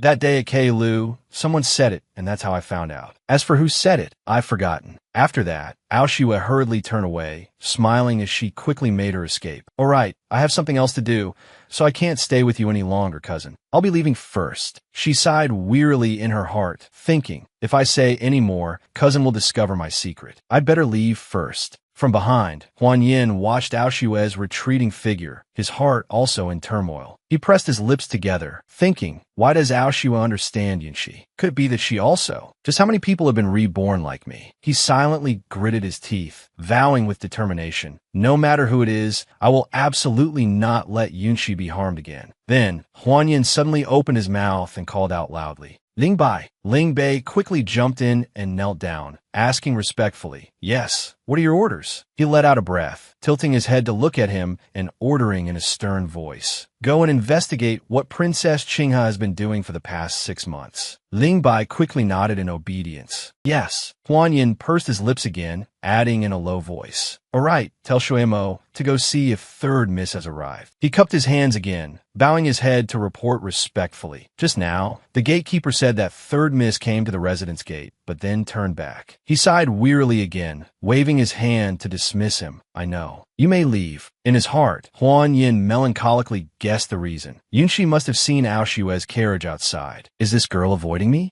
He slowly recalled Yunshi's smiling face, the corners of his lips unconsciously turning up as his heart softened, and he murmured, "But whether then or now, I have never liked Ao Xue, because someone else entered my heart very early on." A short while later, Yunshi quickly returned to her own home. Just as she stepped out of the carriage, Ban Xia rushed out to urgently report some news. "Young miss, you're back. The old madam is not well." She frowned, asking with a worried expression, "What's wrong?" She also hurried closer, reporting in detail with anxiety in her eyes. For some reason, the old madam had a stomachache this morning, and there has been no improvement since. Yunshi pressed her lips together, asking in a stern voice, "Has the residence physician seen her?" Ban Xia let out a long, helpless sigh, holding out her hand and shaking her head wearily in response. "He has, but after the residence physician prescribed medicine, the old madam vomited it all up after drinking it. Young miss, please go to Ninga Hall to have a look." She nodded slightly and walked away quickly. "All right." A moment later, in a spacious courtyard, a leisurely voice could be heard explaining from within. "Third miss, the old madam's pulse is extremely abnormal. Cold qi has entered her body, leading to diarrhea." Following that, Yunshi's soft voice also spoke up. "Grandmother had diarrhea many times when she was young, which is why her pulse is abnormal." She sat beside old Madame Mu's bed, explaining seriously with a frown. "Actually, this is because grandmother's pulse shows chaotic qi in the stomach, causing this intense heat. The stomach is flaring up because she ate something cold, which led to the diarrhea." Yunshi then glared sternly at the middle-aged man, questioning him. This is a basic illness. How could the residence physician misdiagnose it? In her heart, she secretly suspected. Could he have been ordered by someone else? The man referred to as the residence physician lowered his head in embarrassment, closing his eyes as he replied, "It was my negligence. Thank you for your guidance, third miss." Yunshi didn't pursue the matter further, looking at Yunlan and asking softly, "Mother, please help me sit grandmother up." She nodded and quickly came forward to help. "All right." Then they gently helped old Madame Mu sit up.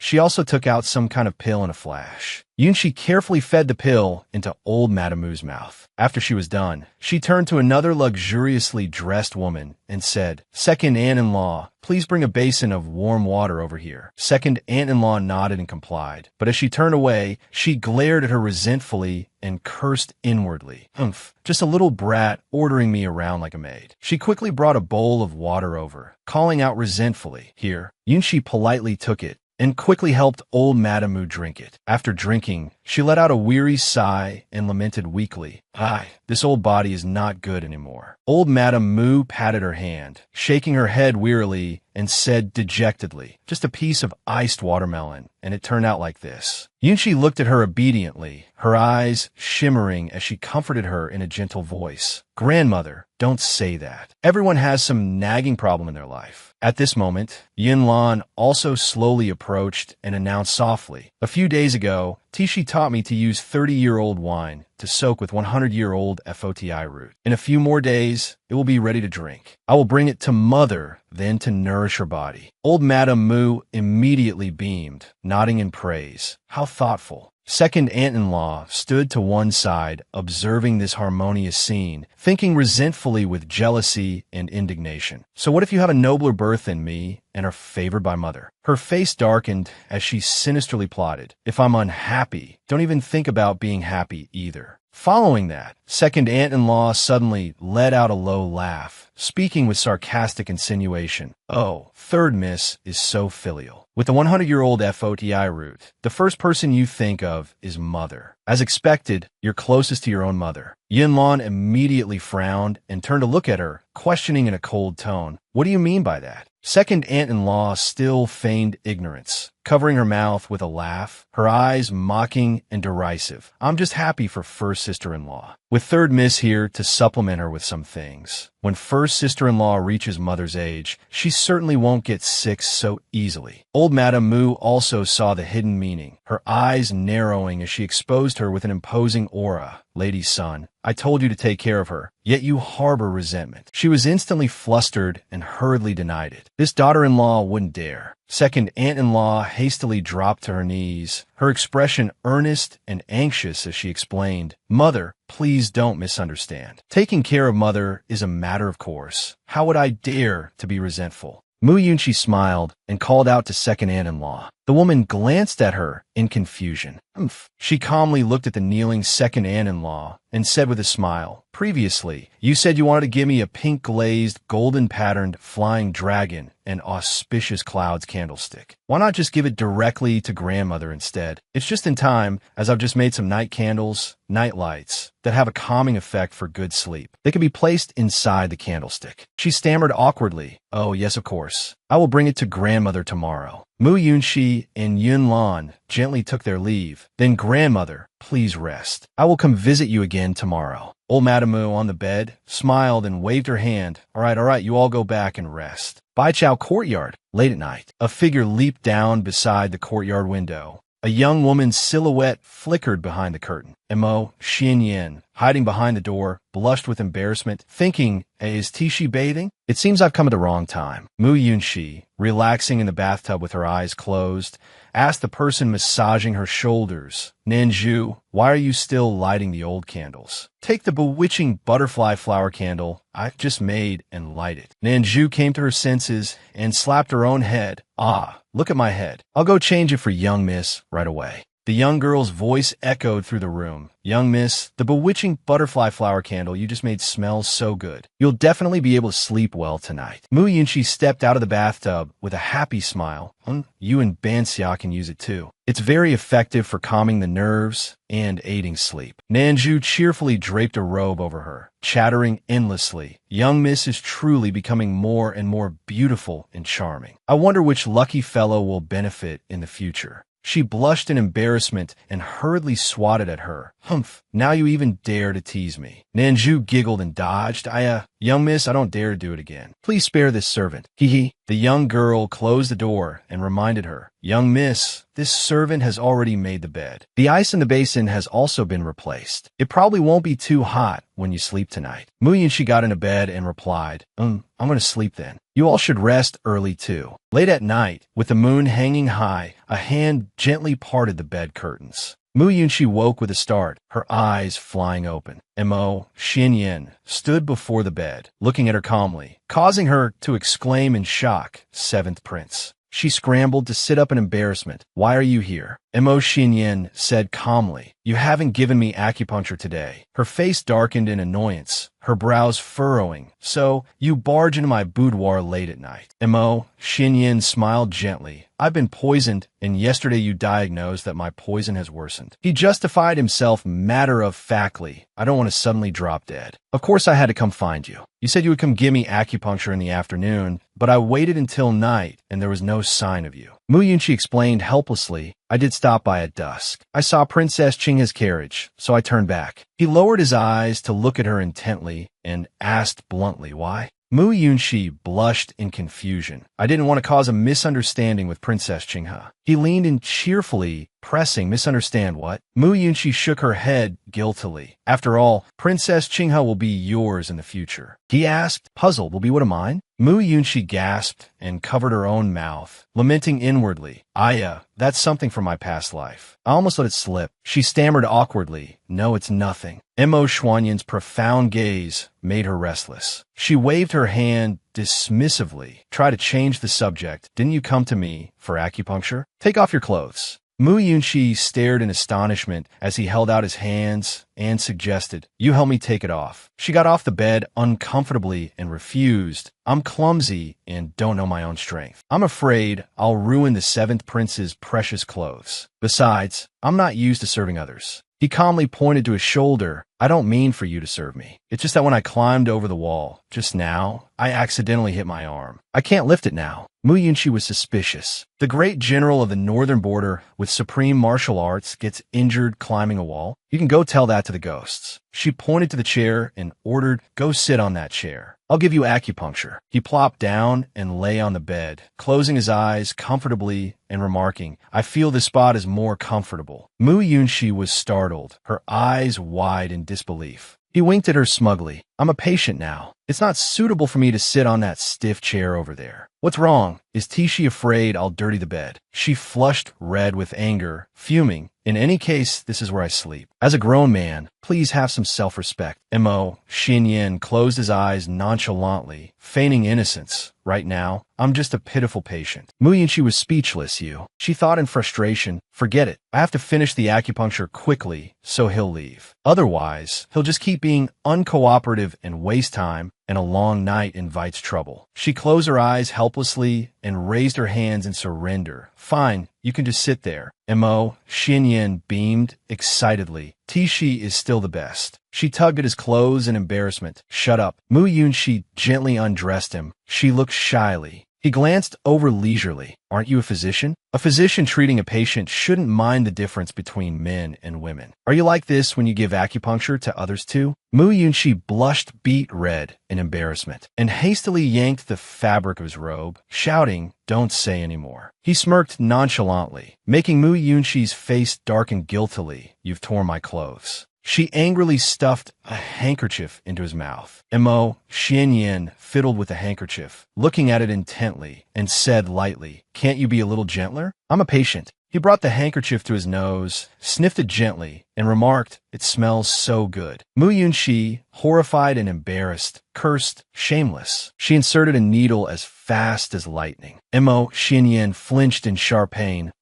She panicked and quickly covered his mouth. Shoo, are you trying to scare me to death? This is the Marquis of Zhongyi's residence. Mu Yunshi dazedly realized he was smiling. You. She fumed angrily. You shouted on purpose. M.O. Xinyan chuckled playfully. Of course not. It really hurt, all right? He laughed with amusement. However, just now, I covered Tishi's mouth, and now Tishi is covering my mouth. I guess we're even. She jabbed the needles in annoyance to vent her anger. Who's even with you? I'll give you something to laugh about. A moment later, Mu Yunshi asked nervously, how do you feel? I used a special acupuncture technique today. It shouldn't have been more painful than yesterday. M.O. Xinyan trembled slightly, covered in sweat, and stammered, it's a little hot. Mu Yunshi frowned in confusion, looking at the silver needles thoughtfully. When these needles are inserted, you should feel a cold chi flowing through your body. How can it be hot? M.O. Xinyan's face was red as he frowned in discomfort. Tishi, I'm so hot. He hugged the blanket and fell onto the bed, panting with difficulty. Tishi, I'm so hot. Mu Yunshi was bewildered and surprised. What's wrong with you? What are you trying to do? He murmured deliriously, I'm so hot, so uncomfortable. She realized with a start, did you drink fire dragon fruit wine? M.O. Xinyan admitted, yes, I had a few glasses of fire dragon fruit wine with Ling Bei during dinner tonight. She lamented inwardly, this is bad. The fire dragon fruit wine, plus the fragrance of the bewitching butterfly candle, stimulated by my special acupuncture technique, has produced the effect of an aphrodisiac yam. M.O. Xinyan uncomfortably hugged the blanket and looked at the person before him, whispering, Tishi. She screamed inwardly. How did it turn into this? M.O. Xinyan frowned with difficulty, trying to endure it. Tishi, I can't control it anymore. It's so uncomfortable. Save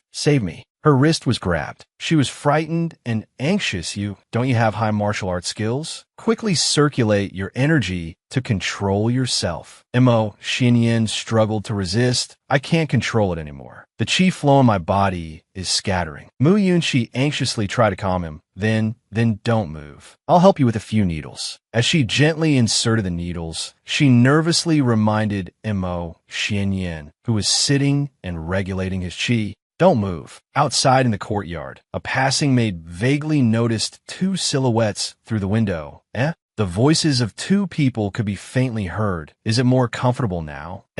More comfortable. Chunhua walked near the corner, muttering under her breath. Truly unexpected. Third miss is secretly hiding a man. She ran into a figure and exclaimed in fright, Lady Sunday. The woman asked suspiciously, what about secretly hiding a man? Chunhua smiled awkwardly and tattled. It's that I passed by third Mrs. Room just now and discovered that there seems to be a man in her room. The woman smirked. Oh. In the room at this moment, Mo Xinyan let out a tired sigh of relief. The qi in his body no longer as chaotic as before. But the lustful fire had not yet subsided. Is there any ice? She glanced at the wooden basin. Ah, yes. Your Highness. Wait a moment. Mu Yunxi quickly brought over the wooden basin. Here, ice. He was flustered and awkward. Ahem, turn around. Mo Xinyan shyly turned his back to undress, reminding her not to peek. She spun around, both embarrassed and annoyed, cursing inwardly. Who would want to peek at you? Mo Xinyan let out a sigh of relief, making Mu Yunxi blush guiltily. Phew, it's done. You can turn back now.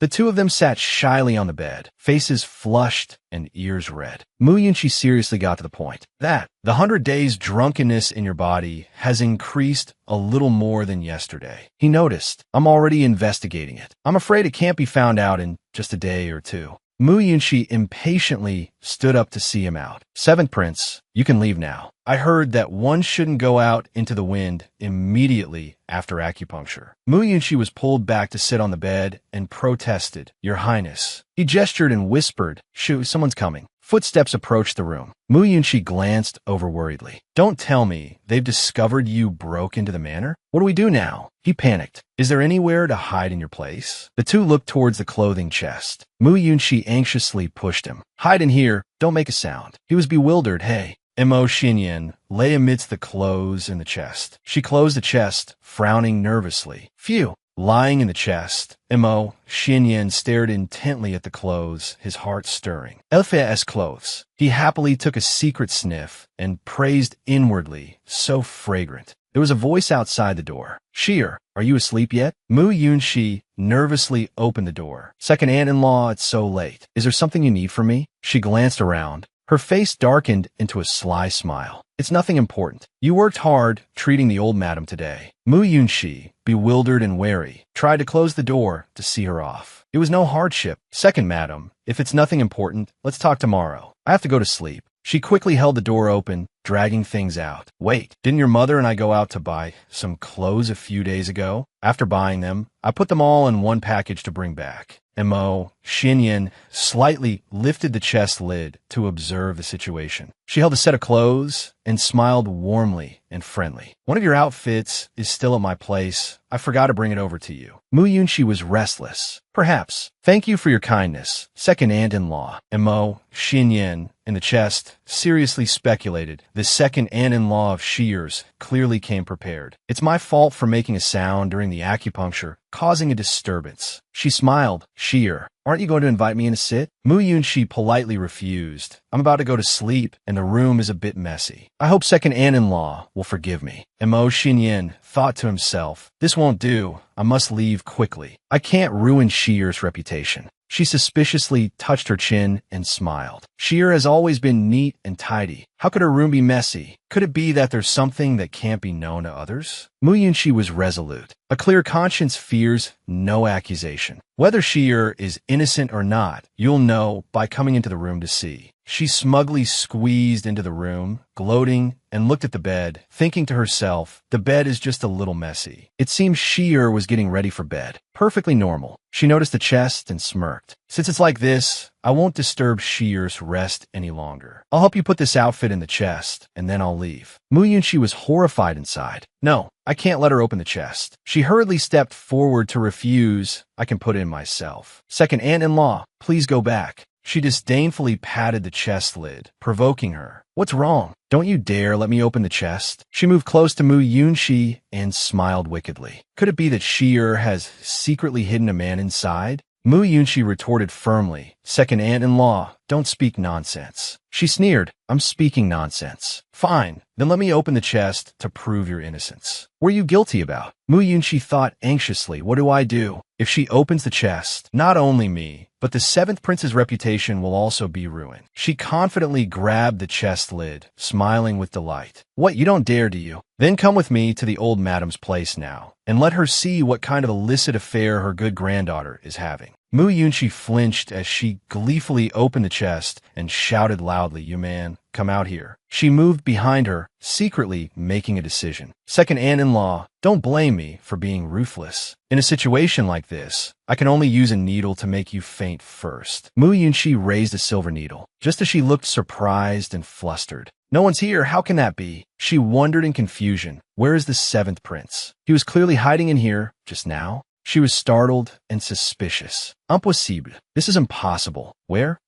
Hiding her own nervousness, Mu Yunchi looked at her and asserted, "Second aunt-in-law, you've turned my place upside down and found nothing. I need an explanation." She grabbed Mu Yunchi's clothes tightly. Her face darkened with anger as she gritted her teeth. "Where on earth did you hide him?" She was suddenly pushed down by Mu Yunchi and cried out, "Ah!" She angrily frowned, crossed her arms, and warned, "Second aunt-in-law, you barged into my boudoir in the middle of the night and even intended to ruin my reputation. I need an explanation." She stammered guiltily, Mu Yunchi calmly advised, "Second aunt-in-law, think carefully. Could it be that you were used by someone else? As long as you tell me who spoke nonsense to you, I will pretend tonight's events never happened. What do you think?" She panicked guiltily. "It was Chunhua. She said she saw a man in your room." Mu Yunchi frowned, thinking pensively to herself, Nanny Song's goddaughter, Chunhua. In my past life, she used an aphrodisiac to climb into my older male cousin's bed, causing chaos in my cousin's inner residence. What's more hateful is that when Mo Xianling was targeting the Duke Su's manor, she secretly put poison in the water, leading to the entire Duke Su's manor having no strength to resist Mo Xuanling's crossbows and arrows. Such a vicious woman could indeed do something like what happened tonight. Since that's the case, then don't blame me for not being polite. Mu Yunchi warmly reminded her second aunt-in-law, "Chunhua is the goddaughter of my wet nurse, Nanny Song. It's inevitable that she would joke about me. Second aunt-in-law, you absolutely must not believe her words are true. It's just bewitching nonsense." She awkwardly took her leave. Right. Shear's reminder is very correct. Then I'll head back first. I won't disturb your rest any longer. Mu Yunchi closed the door after seeing her off and let out a sigh of relief. Phew. She looked around the room. "Seventh prince, where are you hiding? Come out quickly." She looked out the window, wondering, could he have really left? Mo Xinyan, while using Qigong over the rooftops, thought to himself, "Fortunately, my skills are swift. I jumped out of Shear's room. Otherwise, Shear's reputation would have been ruined by my hands." He thought seriously, it seems this risky business is still. Mo Xinyan shyly recalled her furious expression and thought with a smile, still very interesting. Early in the morning, a frantic call echoed in the courtyard. "Chunhua! Chunhua!" The maid sitting restlessly on the bed, calling out, was Chunyu. "Wake up! Don't sleep anymore. It's your turn to water the flowers today." Chunhua, lying in bed under the covers, was annoyed. "Aya, why are you so annoying?" She angrily and bossily pushed the other person. "What kind of flower needs to be watered every day? It'll die from overwatering sooner or later." Chunyu was pushed and cried out in pain. Mu Yunchi walked in, saw this, and angrily questioned, "Which flower do you want to die from overwatering?" She frantically knelt on the ground to admit her fault. Third miss, Chunhua spoke just now. "I hope Miss will forgive me." Chunhua thought worriedly, what's going on? Could it be that Lady Sun failed to catch them in the act last night? Why is she still standing here unscathed? Mu Yunchi seriously gave an order. "From now on, you don't need to water the flowers anymore. Switch to sweeping the inner courtyard every morning." Chunhua felt guilty. "Miss, I'm used to watering the flowers. I'm afraid I won't sweep it clean." She smiled cheerfully. "If you don't sweep it clean once, then sweep it twice. If you don't sweep it clean twice, then sweep it 3 times. Until it's clean." She was flustered. "Miss, Mu Yunchi coldly warned, don't think that just because you're Nanny Song's goddaughter, you can speak recklessly. You must remember, in this place, I am the master, and you are the maid." She stammered in fear, I'll go sweep right now." Chunhua retreated, gritting her teeth and cursing inwardly. Damn it, it seems Lady Sun really didn't succeed in catching them last night. Fine, if she couldn't do it, I'll find the evidence myself. Wait until I bring you down, and we'll see if you can still be so arrogant. Mu Yunchi calmly watched watch her retreating figure and mused. That's right, besides her, there's also Chun Xiang. In her past life, Chun Xiang fabricated evidence to frame me, causing me to be nearly beaten to death by father. In that case, Mu Yunqi looked at Chun Yu and instructed, Chun Yu, from today onwards, you and Chun Xiang will switch rooms. From now on, you will room with Chun Tao, and Chun Xiang and Chun Hua will room together. Go pack your things now. She replied, yes. Third Mississippi. Mu Yunqi walked into the hall surprised. Father, mother, you two are here as well? She solicitously asked old Madame Mu, grandmother, are you feeling any better today? She affectionately held out her hand and smiled gently. I'm fine now. Sheener's medical skills are very brilliant. Mu Yunqi happily took her pulse, satisfied. The pulse indicates that you're indeed fine now, but you must continue to take the pill I gave you last night. She agreed. All right. Mu Yunqi, beaming with a happy smile, linked arms with old Madame Mu and chatted, Grandmother, Princess Hashua has invited me to go hunting with her someday. She smiled and instructed, then you should go. However, in front of the princess, you must not lose your etiquette. She casually asked, so I want to ask Grandmother for a favor. She was enthusiastic. Oh, what is it? Mu Yunqi hesitated. If I go hunting, to prevent any danger, I want to bring a few guards. She smiled happily. I thought it was something major. Old Madame Mu instructed Mu Zhengying, all right. In a moment, tell the steward to go to the martial arts hall to help Shi'er pick a few people with good skills. Mother, rest assured, he agreed. I will personally go and choose for Shi'er later. Mu Zhengying smiled amiably. By the way, Shi'er, who did you learn your medical skills from? She smiled sheepishly. My master warned me not to reveal his name to anyone. Olauga fartili.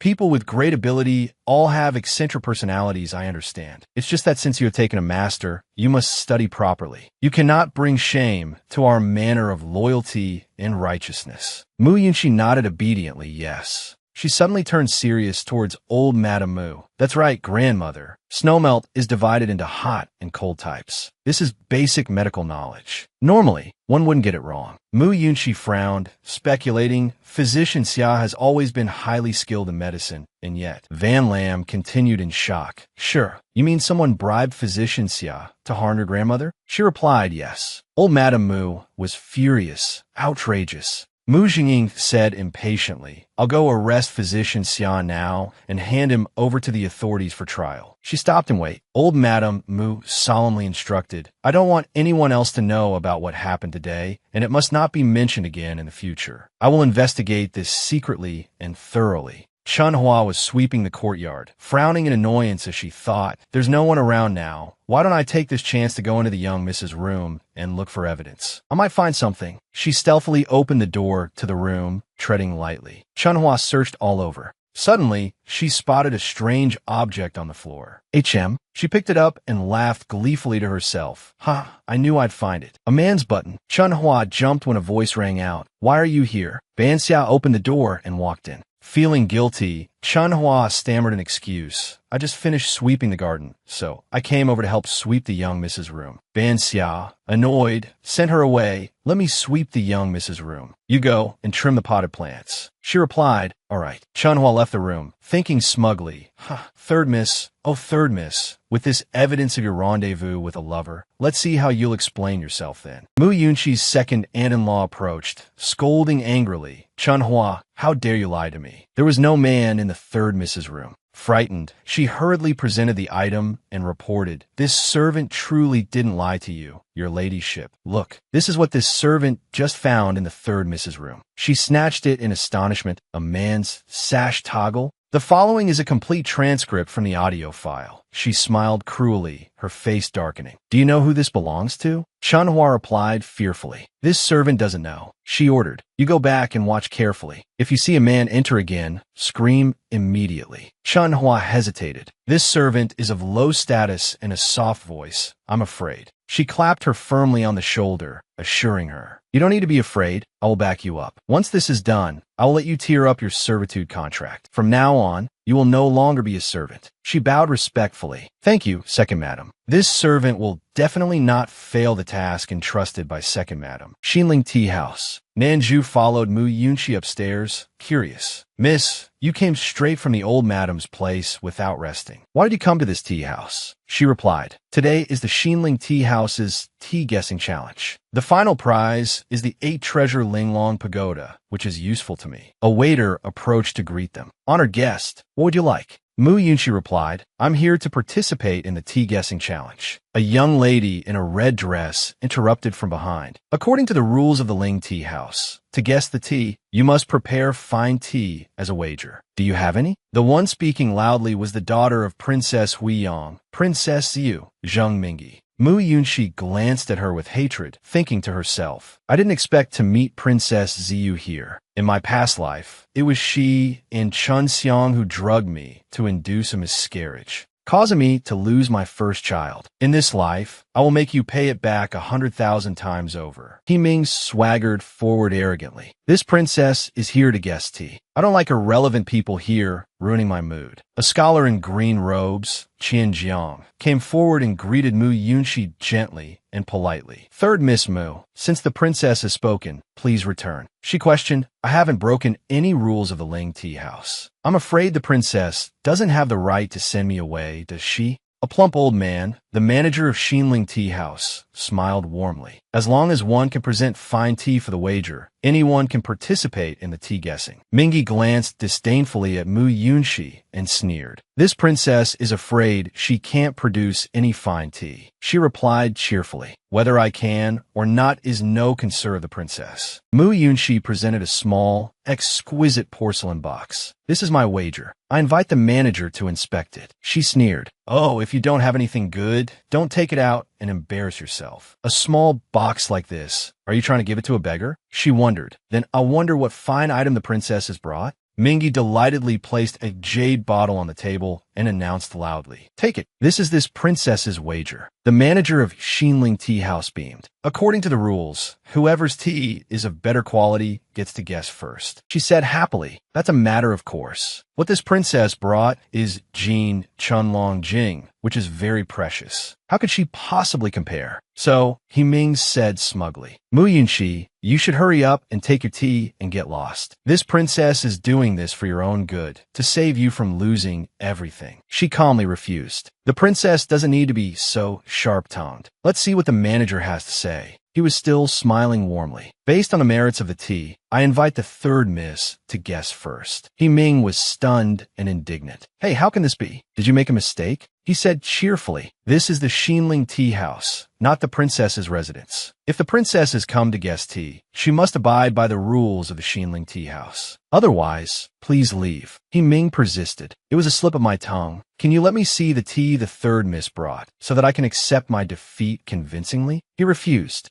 I cannot. Qian Jiang spoke up boldly, pointing out, if you don't make it public, who knows if her tea is better than Princess Siyu's? Are you afraid someone will find some clue? He clarified, Xinling Tea House always operates with fairness. Is young Master Qian questioning our Xinling Tea House? He felt guilty. Hey, that's not what I meant. Mu Yunxi calmly suggested, Manager, if Princess Ziyu wants to accept her defeat convincingly, then it's fine to let her have a look, to prevent false rumors from spreading later, which could damage the reputation of Xinling Tea House. He replied, if third Miss Mu is willing, I naturally have no objection. Mu Yunxi opened the porcelain lid. He Ming was astonished. It's actually Qi Home? The manager smiled happily. That's right. This tea is delicate and fresh, especially with its long, slender, and pointed buds. The color is very glossy, and the aroma is pure. He explained, the yield of this tea is very low, and the production process is very complex, but its flavor is pure and superior, claiming a unique lineage, more precious than gold. He asked with a smile, is the princess convinced now? He Ming, flustered, suddenly remembered. Wait, I still have another box of tea. Are both of these teas combined still not equal to the Qi Hong?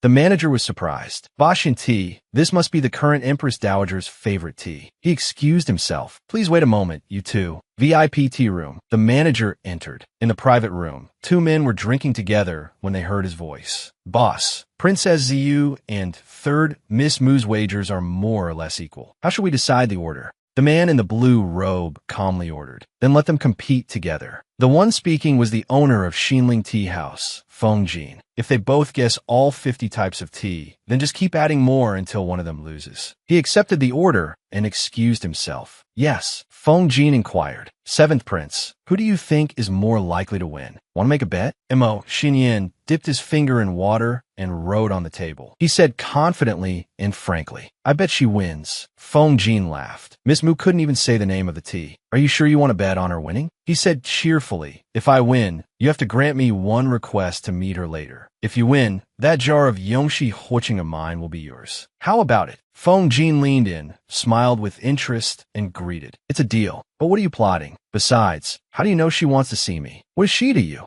Mo Xinyan quickly evaded. You talk too much. He laughed with amusement. The last time you won the Cloud Snowstone from here, could it be that you gave it to her? He smiled smugly. You're sure to lose this time. Feng Jin sipped his tea nonchalantly. TSK, it hasn't even started yet, and you've already reached a conclusion. Isn't that a bit too soon? But whatever, I won't lose anything this time anyway. In the competition hall, the result was announced. The teas presented by the two ladies are of equal value, so we have decided to have you both guess the teas together. Mu Yunqi calmly asked the manager, if we're guessing together, and we happen to guess all 50 types correctly, then who does the 8 treasure Linglong Pagoda belong to? He Ming laughed scornfully. You're clearly delusional, wanting to guess 50 types correctly. What a joke. The participating guests whispered amongst themselves. Ha ha, which noble lady in the capital doesn't know that third Miss Mu has no interest in tea? How could she possibly tell the good from the bad? That's right. She'll definitely guess the first cup wrong and be eliminated.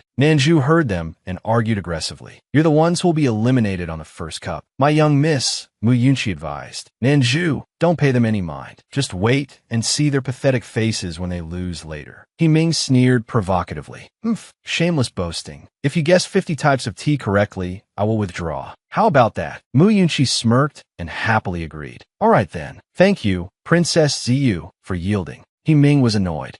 She fumed inwardly. Damn it, I originally intended to mock her. Why does she seem so confident? Could it be that she really understands fine tea? Mu Yunqi cheerfully suggested. I also asked the manager to be a witness, lest Princess Ziyu loses and refuses to admit it. She shouted angrily. Hilarious. How could I possibly lose? The manager ordered. Someone, serve the tea. Mu Yunqi smiled brightly at He Ming and made a gesture of invitation. Princess Ziyu, please. He Ming lifted the cup to taste the tea. She confidently slammed the cup down on the table. This cup is Dongting Bilyukan. The manager checked the answer. Congratulations, princess. The first cup answered correctly. Qian Jiang smiled fawningly in admiration. The princess is truly formidable, guessing the tea with just one sip. It's truly admirable. She laughed arrogantly. Mu Yunqi, it's not too late for you to admit defeat now. Mu Yunqi lifted the cup and evaluated it seriously and slowly. The liquor is clear and smooth. The aroma is gentle and sweet. I already know what tea it is. He Ming said sarcastically, annoyed. Putting on an act. Do you still think you're a tea master? Can you really guess just by looking and smelling? Mu Yunqi excitedly stated the answer. This is Enshi Yilu tea. The manager beamed with joy. Third Miss Mu is formidable. The answer is correct. He Ming suspiciously picked up the porcelain plate to look. The answer hasn't even been revealed yet. Are you planning to cheat? She was startled when she saw the answer. How is that possible? Mu Yunqi smiled gently and brightly. Princess Ziyu, it's your turn. She grumbled. It's just one correct cup. What's there to be smug about? Mu Yunqi looked at He Ming with a friendly smile and reminded her, Princess Ziyu, if you can't guess this cup of tea, you can give up. He Ming impatiently asserted, this is Min Bei Shui Xian. She calmly gave a light smile. Princess Ziyu, you made such a big fuss about wanting to guess the tea. Why are you so impatient? She was flustered. What do you mean by that? Mu Yunqi confidently stated. What I mean is this was never Min Bei Shui Xian, but Feng Wang Shui Xian. He Ming angrily rebuked. You're talking nonsense. If I guess this cup of tea wrong from now on, every time I see you, I will bow and make way for you. How about that? She simply smiled brightly. Then I'll have to trouble Princess Ziyu to remember her own words. Mu Yunqi turned to the shopkeeper and requested, Shopkeeper, please reveal the answer. He held up the porcelain plate and smiled happily. Congratulations, third Miss Mu. The answer is correct. He Ming furiously caused a scene. Impossible. This is impossible. You must have colluded with each other beforehand. Mu Yunxi calmly explained. The liquor of Minbei Shuixian is yellow, while the liquor of Feng Wang Shuixian is amber. The taste of Minbei Shuixian is sweet, while Feng Wang Shuixian leans towards being fresh and cool. Now, Princess Ziyu can fulfill her promise. She irritably knocked over the tea table and scolded. As expected, you colluded beforehand. You haven't even tried this tea. How could you know its taste? You clearly knew the answer in advance. Feng Jin entered from outside and gave an order. Someone, show Princess Ziyu out. He frowned in annoyance and declared, from now on, Xinling Tea House will no longer welcome Princess Ziyu. The Xinling Tea House will no longer serve anyone from the residence of Grand Princess Huiyang. He Ming pointed at Mu Yunxi and angrily cursed. Who do you think you are to dare speak to me like that? She coldly reminded her, Princess Ziyu, please watch your words. The shopkeeper respectfully addressed Feng Jin, boss. He Ming frantically tried to explain, it's not that I doubt Xinling Tea House. I just feel there's something wrong with Mu Yunxi. She aggressively argued loudly. She didn't drink the tea before. There's no way she could have guessed correctly. The shopkeeper interrupted. Princess Ziyu, please. The guard surrounded her. Princess Ziyu, please. Don't make us use force. He Ming was arrogant. Humph, it's just a small tea house. Yet you dare to be so disrespectful to this princess. She cursed as she turned and stormed off. I'm going to report this to my emperor uncle right now and make you all suffer the consequences. Mu Yunxi happily sat down and asked Feng Jin, can we continue guessing the tea now? He gently replied, of course we can. Feng Jin sat opposite the tea table, smiled warmly, and said, please. A moment later, gently placing the teacup down, Mu Yunxi spoke, the last cup is Yindang Longshao tea. Feng Jin praised her with admiration. Third Miss is truly a tea prodigy descended to the mortal world. He instructed the shopkeeper, bring out my 8 treasures exquisite jade pagoda. From now on, it belongs to the 3rd Mississippi. He respectfully replied, yes, boss. Mu Yunxi politely requested if Boss Feng could stay for a chat. He made a gesture of invitation, follow me. Feng Jin's voice came from the room. This is Xinling's private room for esteemed guests. If Third Miss has something to say, please speak directly. Mu Yunxi sat opposite him and got straight to the point. I know you're not only the boss of the Xinling Tea House, but also the boss of the Chongqing Casino. She seriously proposed, I hope the Chongqing Casino can make the owner of Jinwan Workshop, Sun Wei, become addicted to gambling, lose until he is bankrupt, and be riddled with debt. Feng Jin glanced at her with a doubtful frown. No. Our Chongqing Casino has never used such low-handed tactics to lure customers. Mu Yunxi smiled confidently, but I don't believe there's any business in this world that can't be done. I believe I can offer a price that Boss Feng cannot refuse. He replied, oh, let's hear it. She smiled brightly and cheerfully. I can cure the ailment in Boss Feng's left hand. Feng Jin frowned gloomily and sipped his tea. My left hand is not injured and does not need treatment. It is injured, she said, seriously looking at Feng Jin's left hand to diagnose it. Boss Feng's left wrist was once severely injured. Although it looks fine on the surface now, the residual poison has not been completely cleared and has now penetrated the bones. She smiled confidently. Moreover, I also know one of Boss Feng's secrets. Feng Jin probed uncomfortably. What secret? Yunxi raised her left hand.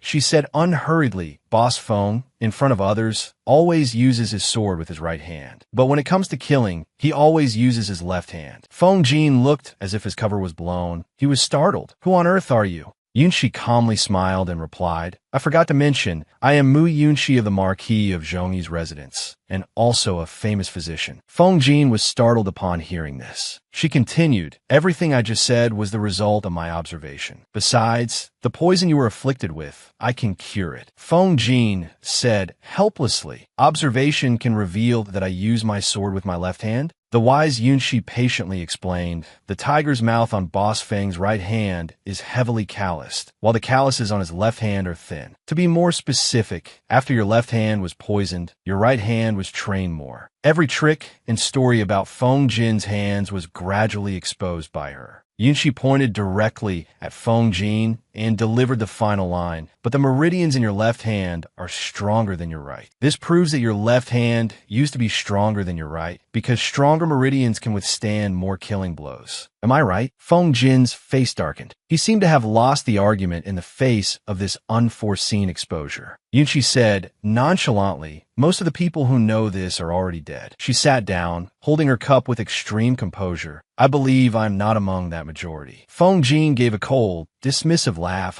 He raised his hand and said boastfully, then do you know that the poison in my left hand, even Yang Guzi has no way to cure it? Yunqi clutched her cup in alarm. She was so worried she broke into a sweat. Yunqi thought to herself, how could this be? These symptoms are easy for me to treat. How could Master not be able to cure it? She looked at Feng Jin. Yunqi thought to herself, could he be tricking me? Feng Jin asked with a sinister smile. What scared? Yunqi tried to remain calm, to face the danger. She regained her composure and replied nonchalantly, Boss Feng misunderstands. Talk is cheap. I will first prescribe medicine for you. You will be cured in 5 days. At that time, you can see the final result for yourself. She picked up a brush to write a prescription on a piece of paper. Just as she lifted the brush, Yunqi looked at Feng Jin. She spoke about the instructions. This prescription of mine is a bit special. You can have others verify it, but you absolutely cannot alter it at will, or else it will become poison. Feng Jin took the prescription in disbelief, speechless. Below the imperial palace, Nanju carefully helped Yunqi onto the carriage to go home. A voice rang out, you lost. Feng Jin stood next to Xinyan by the windowsill. He turned and asked, how did you know Mu Yunqi would win? He put his hand to his chin and continued to wonder. And how did you know Mu Yunqi was looking for me for something? Xinyan pointed a hand to the sky, exuding a flamboyant air. He said nonchalantly, I also know that you can have others verify this prescription, but you must not, under any circumstances, alter it at will. If it works, you'll be cured in 5 days. Feng Jin's jaw dropped. He exclaimed in self-annoyance, you even know this. He suddenly leaned his hand on the windowsill. Feng Jin gently lifted Xuanyan's chin. Xuanyan's face remained expressionless as he was interrogated by him. Have you taken a fancy to that little miss? Xinyan just smiled mysteriously without a word of reply. Xinyan stretched and turned to leave. Let's go. Feng Jin frowned in confusion. Where are you going? Xinyan replied nonchalantly, I have to go prepare a little show. He turned his face back, full of spirit, his heroic aura flaring as if he had a scheme, a little show that will make Grand Princess Huiyang tremble in fear. That He-Ming dared to provoke my shear, so I will make it so he can't even lift his head. The sky was blue with many sunbeams. The people were still working enthusiastically amidst the bustle of the neighborhood. A street in the capital city, He-Ming walked down the street with a troubled, scrunched-up face. Dong Dai also followed behind her looking just as troubled. He-Ming recalled the moment her mother gave her the Bashin tea and gently instructed her. Here, your imperial grandmaternal mother loves drinking Bashin tea the most. This year's production of Bashin tea is low. I spent a considerable sum of money to buy this much. Although your father is a prince consort, he is just a good-for-nothing. Today, you must enter the palace and give this tea to your imperial grandmaternal mother. If you can win her favor, she stroked the dazed Ming's head and added, it might even help your father. That way, our family status will naturally rise like a boat with the rising tide. He-Ming obediently listened. She smiled and said, Mother, rest assured. Imperial grandmaternal mother dotes on me very much. I will definitely win her over. He-Ming thought dejectedly, what should I do? If Mother finds out I lost that Bashin tea, she will beat me to death. Suddenly, the sound of an argument echoed from a street corner. This is the last of the Bashin tea. I can't sell it for 500 taels. He-Ming quickly turned towards the sound. A customer was trying to bargain. This bit you have left, you didn't dig it up or find it. Why is the price so high? Although they say Bashin tea is scarce this year, you can't inflate the price like this. This is completely authentic. The seller was helpless. If you're not paying, move aside. He even waved his hand to shoo him away. Don't hinder my business. The annoyed customer replied, doing business doesn't mean you can just name any price. He-Ming rushed in, slammed the table, and named her price, your Bashin tea. This princess will pay 600 taels. The seller gave a sinister smile. He opened the sparkling Bashin tea and praised. The princess truly has a discerning eye. This came from a merchant ship, guaranteed to be good. The other customer argued back, wait, I was here first. The seller smiled and replied, 500 taels is not enough. The princess has offered 600 taels. If you can't buy it, move aside. Don't hinder my business. The customer suddenly changed his mind. He offered a higher price. So what? I'll pay 650 taels. He Ming refused to back down. She shouted, this princess will pay 700 taels. Just like that, He Ming and the other customer argued back and forth. I'll pay 800, 1,000 taels, 1,200 taels, 1,500 taels. This incident caused a commotion in the corner of the street, and everyone gathered to see who would win the Bashin tea. The seller suddenly cut into the argument. He said, Princess, for a person of your noble status, to buy from this humble one is an honor for me. If you buy it for 2,000 taels, this humble one will sell it to you right away. How about it? The other customer said in disappointment, you can't do business like that. We were both bidding, both offering high prices. He Ming snatched the Bashin tea. She pointed straight at the customer's face and yelled, he just said it. He'll sell it to me for 2,000 taels. Do you understand? Or do you want this princess to have you sent to the capital magistrate's prison for a few days? That customer was furious. Fine. You dare use your status as a commandery princess to bully a commoner. You just wait. In the crowd, Yunshi watched the argument. She wondered, the seventh prince called me here just to show me this? Xinyan asked gently, what's wrong? Not exciting enough? Contrary to his gloating mood, Yunshi was full of frustration. She frowned and thought to herself, it wasn't easy to make Zheng Minha lose the Bashin tea. That way, her father wouldn't have been favored for a promotion. Seeing Minha happily holding the Bashin tea, she was disappointed. In the end, you came and helped her. Yunshi snapped angrily. What's the use of a mere 2,000 taels? Are you out of your mind? Xinyan turned, asking blankly, huh? Why are you scolding me? Yunshi turned away without a word, her brows furrowed. Sai, forget it. I won't stoop to his level.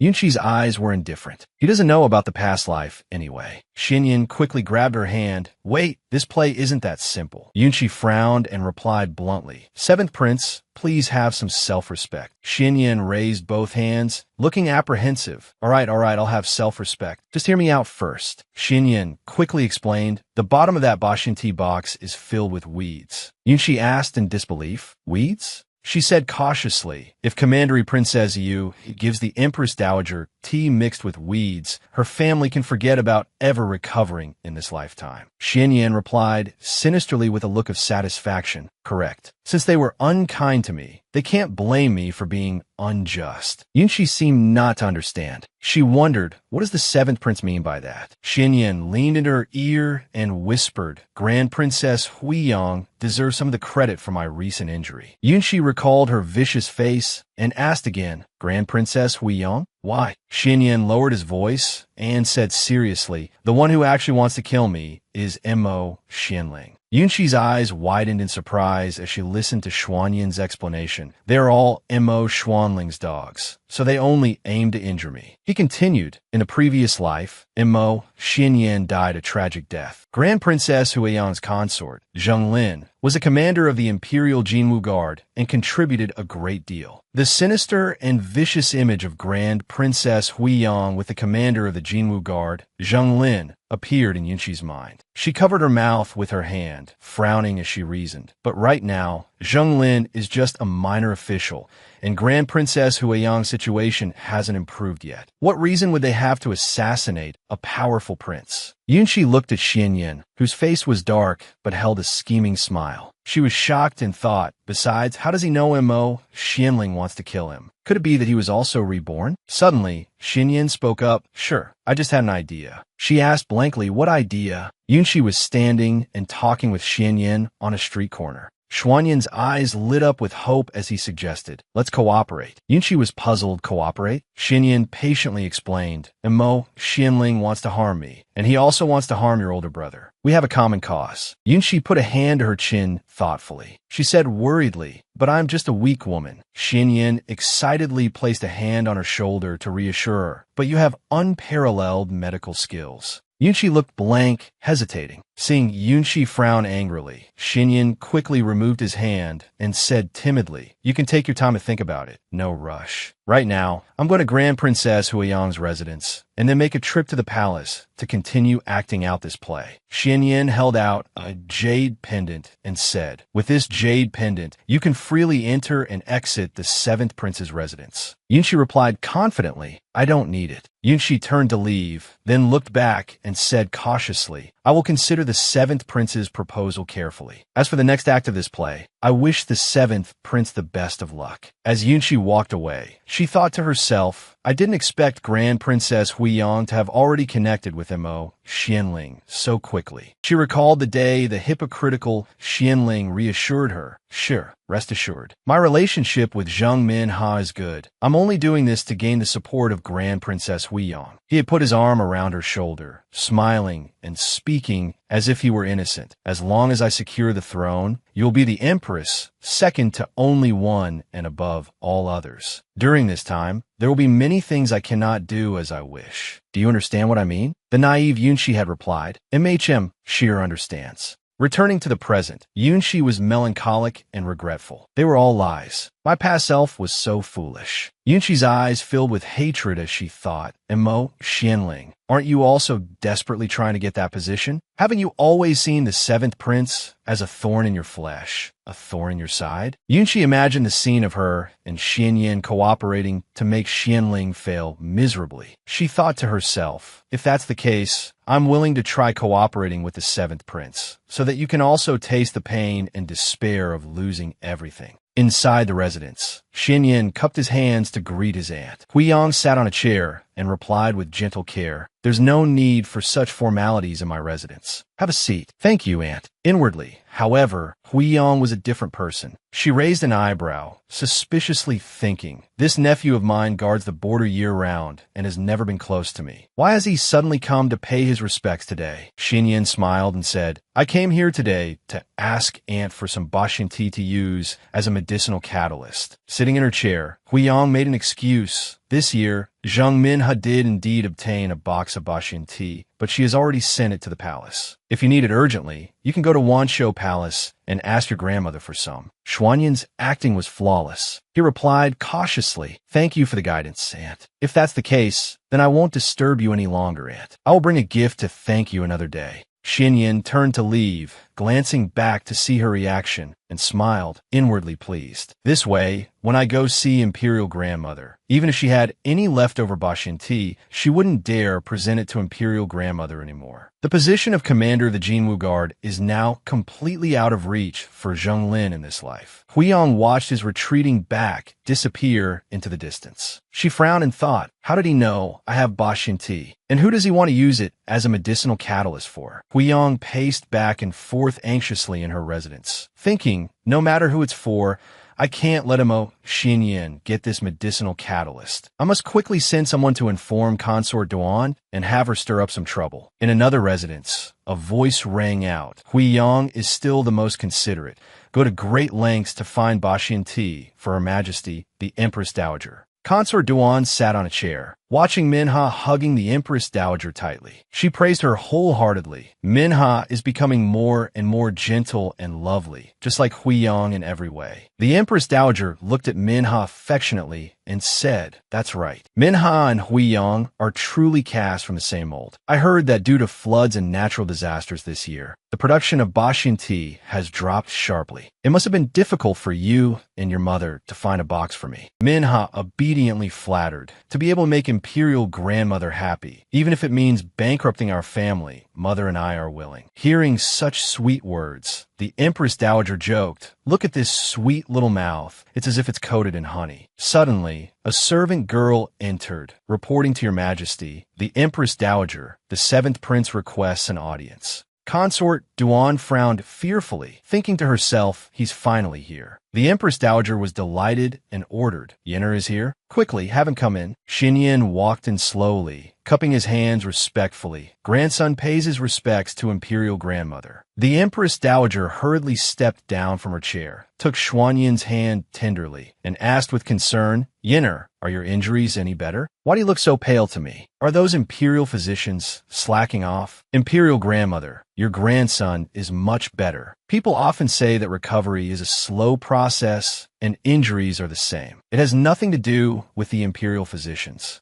The Empress Dowager affectionately pinched Xuanyin's cheek. "You, always acting like nothing is wrong." He gave a wry smile and thought to himself, "Sigh, imperial grandmother likes me the most among all the princes because I don't care about the infighting. If imperial grandmother knew that I've also become a schemer, I wonder if she would be very disappointed." Xinyan said politely, "Grandson came to the palace today to ask a favor of imperial grandmother." The Empress Dowager asked gently, "What is it?" He glanced schemingly at Minha while saying politely, "Grandson just passed by Aunt Huiyang's residence and wanted to ask for some Bashan tea to use as a medicinal catalyst." Aunt Huiyang said that the Bashan tea has already been brought to Wanshou Palace by cousin Minha. He said gently, "Therefore, grandson rushed over here to ask for a little Bashan tea." The Empress Dowager looked towards the Bashan tea and said generously, "I thought it was some major issue. Here, the tea Minha brought is still here. If you need it, just take it all." Consort Duan appeared gentle, speaking with feigned concern. "I have heard that the properties of tea and medicine often conflict. I wonder what kind of medicine the seventh prince is taking. Prescriptions from quack doctors cannot be used carelessly." Xinyan glanced over, not provoked, and replied tactfully, "Your Highness Consort Dawn misunderstands. It is not for my use. It is for a sworn brother who risked his life to save me when I was critically injured and difficult to treat." The physician suggested using Bashan tea as a catalyst and boiled 5-grain wine as a primer. Xinyan turned to the Empress Dowager and said respectfully, "Grandmother, grandson doesn't need much, just Tuji will be enough." The Empress Dowager also said happily, "If he saved your life, such a loyal and righteous person must of course be saved." She turned to the servant girl and ordered, "Jin Song, go get 4G and wrap it up. Also, on my behalf, reward that person with a promotion of 2 ranks." Jin Song replied, "Yes." Xinyan continued, "On his behalf, grandson thanks imperial grandmother for the reward." The Bashan tea was gently poured onto a plate by Jin Song, but inside was nothing but weeds. Everyone in the room stared at the pile of weeds, shocked and horrified. "Mengha Tao An Sioli, Dis? How could this happen?" The Empress Dowager angrily pointed at her face and shouted, "Is this the Bashan tea that you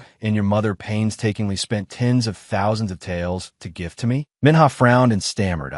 She thought in fear, "Why is it like this?" Minha frowned and blurted out angrily, "Damn it. It must have been those 2 commoner scum who conspired to trick me. When I get back and catch them, I'll definitely chop them into 100 pieces." The Empress Dowager became even more annoyed. She exclaimed in disappointment, "The proper daughter of a grand princess, yet all that comes out of your mouth is commoner scum this and commoner scum that. Where's your decorum?" Terrified, Minha lost her composure and blurted out the truth. "Imperial grandmaternal grandmother, there's something you don't know. I bought this tea from a lowly commoner on the street. It cost 2,200 taels. I never expected they would dare to deceive me." The Empress Dowager's heart stopped. She gaped in astonishment. "Bought on the street?" She flew into a rage, roaring, "What was that about spending months and thousands of taels? It turns out it was all a lie to deceive me." Terrified, Minha could only kowtow and beg for mercy. Minha looked up and pleaded, flattering her imperial grandmaternal grandmother as much as she could to appease her anger. In Minha's heart, she and her mother had always revered the grandmaternal grandmother like a deity, never daring to do anything to the old matriarch. Suddenly, Huangjing stepped forward from behind, shouting sternly, "Silence," which startled Minha into silence.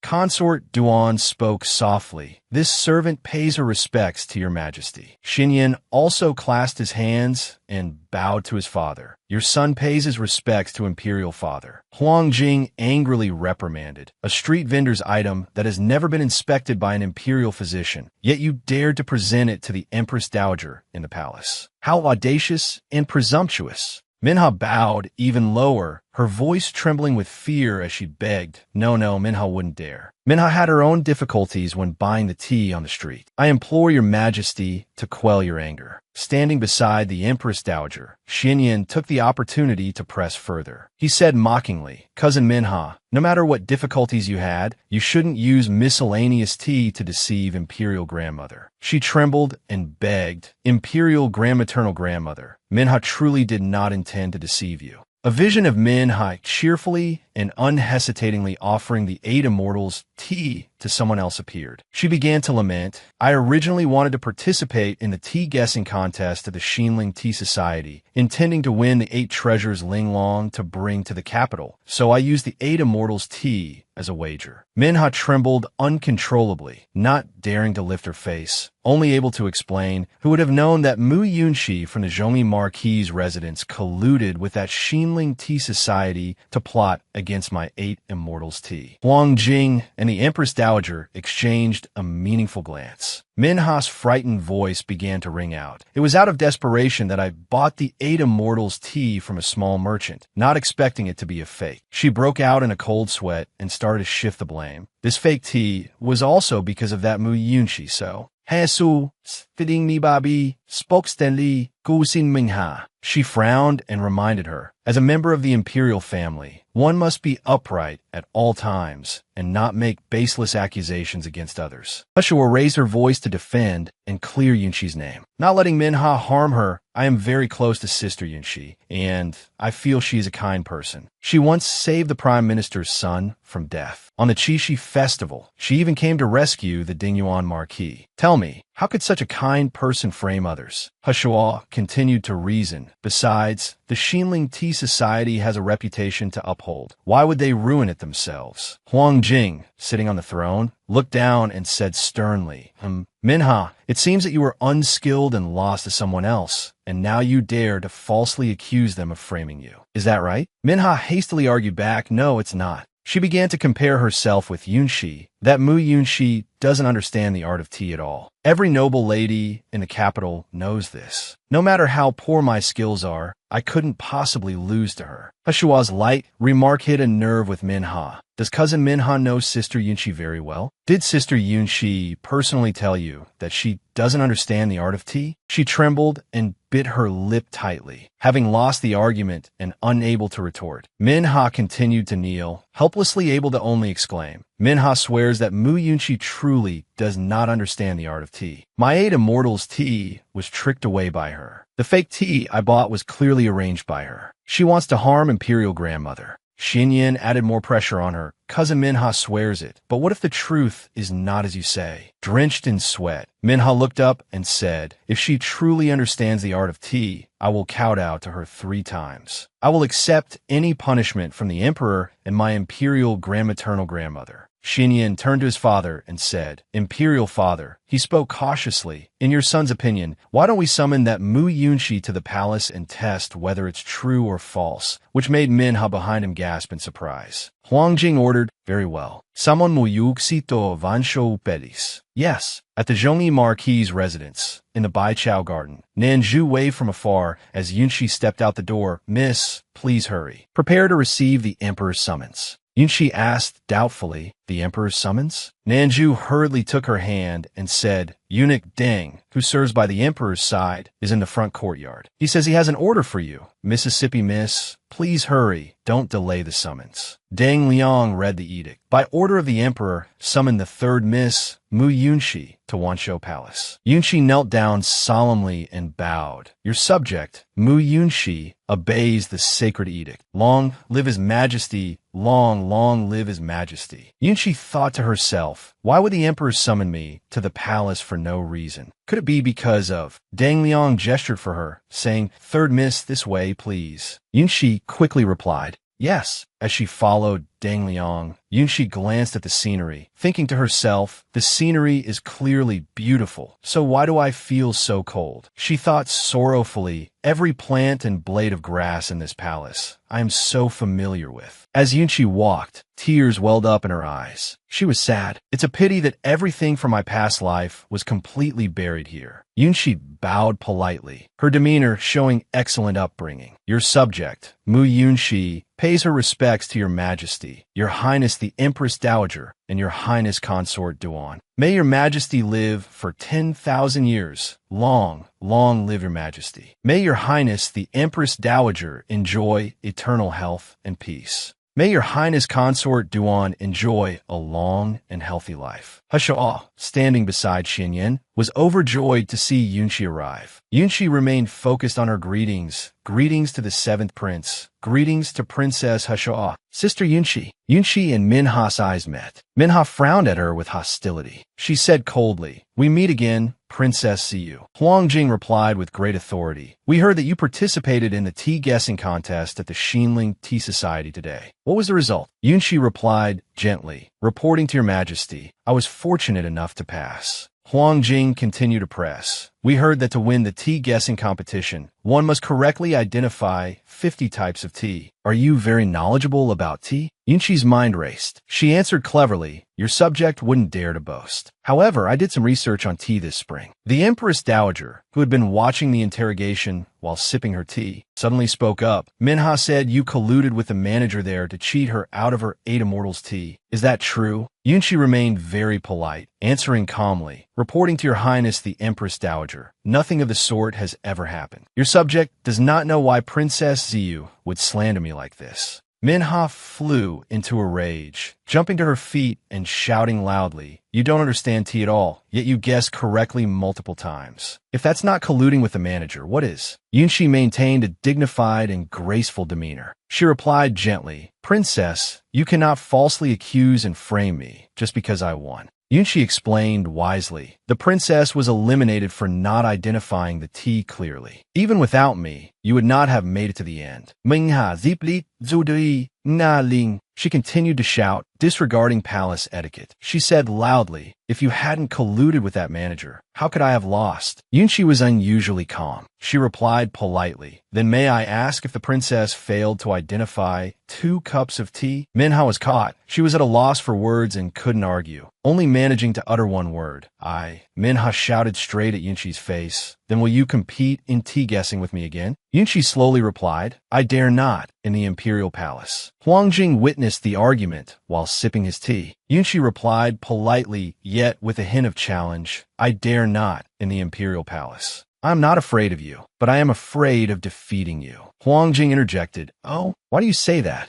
Minha and Yunshi both turned to look at him. Yunshi, not at a loss for words, answered cleverly, "After all, Princess Yu is a member of the imperial family and a princess personally ennobled by you." She continued, "If your subject were to defeat her here, wouldn't that cause your majesty to lose face?" Upon hearing these pleasing words, Huang Jing couldn't help but smile. He reassured her, "Don't be afraid. Just use your skills. If you win today, she will no longer be Princess Siyu." Hearing this, Minha's face went blank. Yunshi glanced at her and provoked, "I'm just afraid that Miss Zheng will hate me in the future." Huang Jing laughed loudly in praise. "Ha! You're truly confident." Minha was devastated, thinking gloomily to herself, "How did it come to this? I never expected to have to make such a big wager." Huang Jing ordered, "Go and brew 2 portions of clear tea for us." Deng Liang obeyed. "Yes, your majesty." Huang Jing seemed a bit displeased. He asked, "What is it? Are you dissatisfied with our proposal?" Minha touched her face to the ground, replying in fear, "Your subject wouldn't dare." Huang Jing did not allow Minha to back down, and even said, "We will increase the difficulty for you. 5 types of tea will be brewed together. Whoever guesses the most correctly later will win." The Empress Dowager praised profusely. The Emperor's method is excellent. Consort Duan added another condition. If the third miss loses, she must admit to colluding with the manager of the Xinling Tea Society and cheating Princess Ziyu out of her 8 Immortals tea. Yunshi replied gently, "Your Majesty, you just said that if Miss Zheng loses, her title of Princess Ziyu will be revoked. Using one's own possessions as a wager is beyond reproach. She reasoned to protect herself, but I am being asked to admit to something I did not do. Your Highness Consort Duan ultimately wants to see me guess the tea, but also wants to brand me with a label. Hearing this, Consort Duan frowned, startled. Hushua also chimed in to defend her. Imperial Father, your daughter also feels that what Consort Duan said is unfair. I do not think it is right. Unable to achieve her goal, Consort Duan had to retreat. It was this consort's slip of the tongue. Everything is still for your majesty to decide. Xinyan said thoughtfully. How about this? If third Miss Mu loses, how about she wagers the 8 treasures Linglong Jade Pagoda? Yunshi suddenly turned to look at him. Yunshi accepted the condition. All right. Huang Jing, finding it acceptable, also agreed. Then let's proceed according to Xuanyan's suggestion. What does Imperial Mother think? Imperial Mother replied with the same opinion. That seems fine. If Minha dares to deceive us. Minha didn't let the Empress Dowager finish and cut her off. Minha wouldn't dare. She anxiously blamed herself. I'm so foolish, she thought. It would have been better to honestly admit defeat. That would have been considered filial piety. Minha imagined the scene of being flogged by her mother. She thought worriedly, but now that Mu Yunshi is here, if I lose again, it will implicate my mother as well. What should I do? A voice announced, Your Majesty, the tea has arrived. Minha's hands trembled as she held the teacup. In contrast to her, Yunshi was very calm. Huang Jing instructed, after you have tasted the tea, write it down on paper and bring it to us yourselves. Deng Liang bowed respectfully and said, The 2 young ladies, please begin.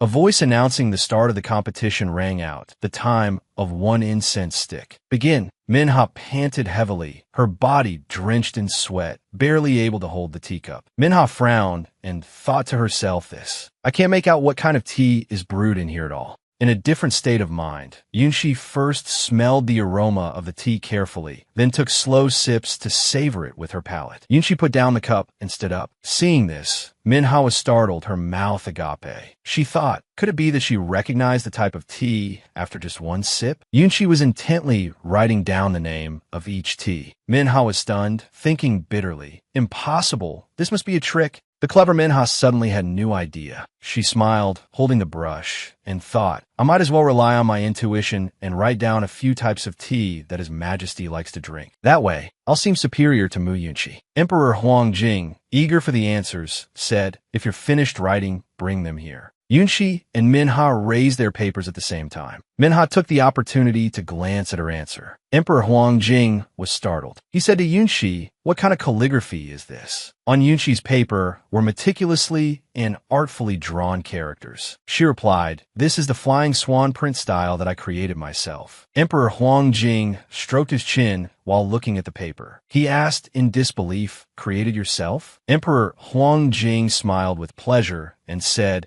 Compared to the calligraphy masters of the previous dynasty, there aren't many. Your calligraphy shows great talent. Xinyan stood in a corner, watching Yunshi. Yunshi bowed her head and said, Thank you for your praise, Your Majesty. Emperor Huang Jing praised her wholeheartedly and even suggested, Another day, use this script to help us copy a calligraphy post for us to study. Xinyan watched with a frown, worrying to himself, It's good that Shi'er wants to gain the Emperor's favor for support, but the Emperor is also a man of passion and desire. This will genuinely pique his interest. This method is not good. Minha looked at Yunshi's answer sheet and said arrogantly, Your Majesty, the 3rd Miss has lost. She only named 4 types of tea. Minha sneered gloatingly. Is this what you wrote? Mengding Huangya, Jintan Sparrow's Tongue, Nanshan Shomei, Bamboo Leaf Tea. The first few could be considered teas, but what the hell is that last one? Bamboo Leaf Tea? His Majesty is the supreme ruler. Even if you wanted to bluff, you should have bluffed with a better tea.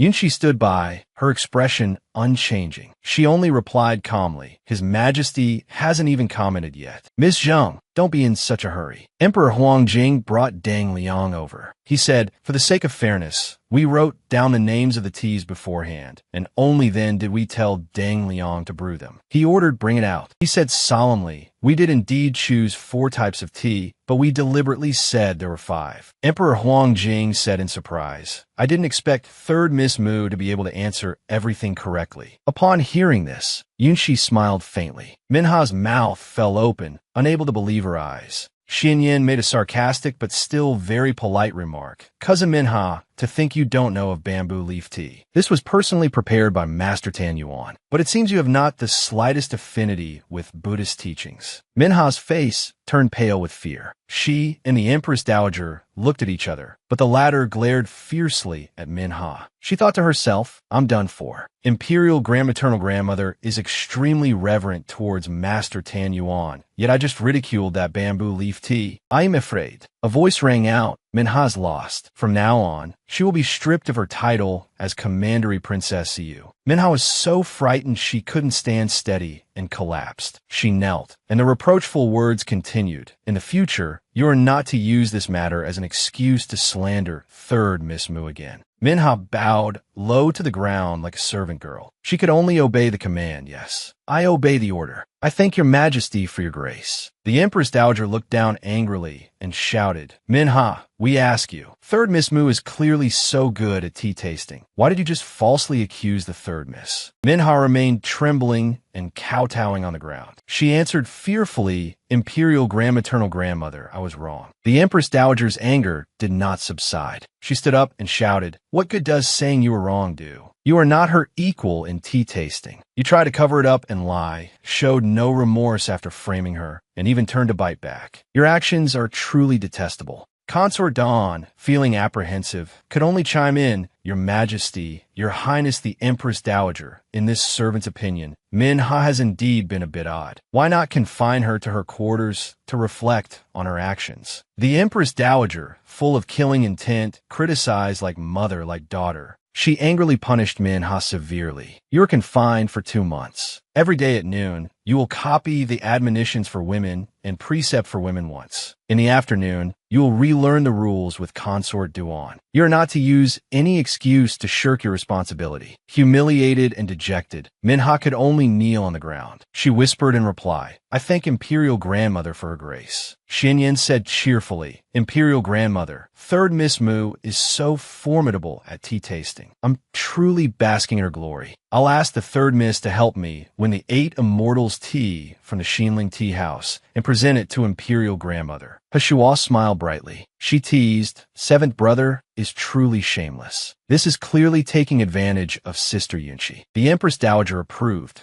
Let's do that. She ordered a nearby servant girl. Go fetch that set of peony ruby jewelry and that flower-embroidered brocade dress. Award them to Mu Yunchi. Yunchi said politely, Thank you, Your Highness the Empress Dowager. The Empress Dowager sat on her chair, smiled, and said, After you and Yinner get the 8 Immortals tea, we will reward you further. Suddenly, a voice rang out. Imperial Mother has already given a reward. It wouldn't be right if we didn't give one. Emperor Huangjing said generously, Reward Mu Yunchi with carnelian stones, a quicksand immortal phoenix tail brush, a coral stand, pearl musk ink, and a crystal seal. Yunchi was overjoyed but maintained her etiquette. She replied cautiously, I thank Her Highness the Empress Dowager for the reward, and I thank Your Majesty for the reward. Yunchi thought gleefully to herself. With the imperially bestowed crystal seal, it represents the Emperor's seal of approval. It also means my revenge has taken another step forward. The images of the treacherous Wan Xin and Wan Ling were etched in her mind. Soudainement, Xuanyang noticed Yangxi's attitude. Xinyan said politely, It's getting late, so your son will escort the third miss out of the palace now. After obtaining the 8 Immortals tea, your grandson will present it to grandmother. The Empress Dowager replied gently, All right. When you have nothing to do in the future, come to Wanshou Palace more often to chat with us.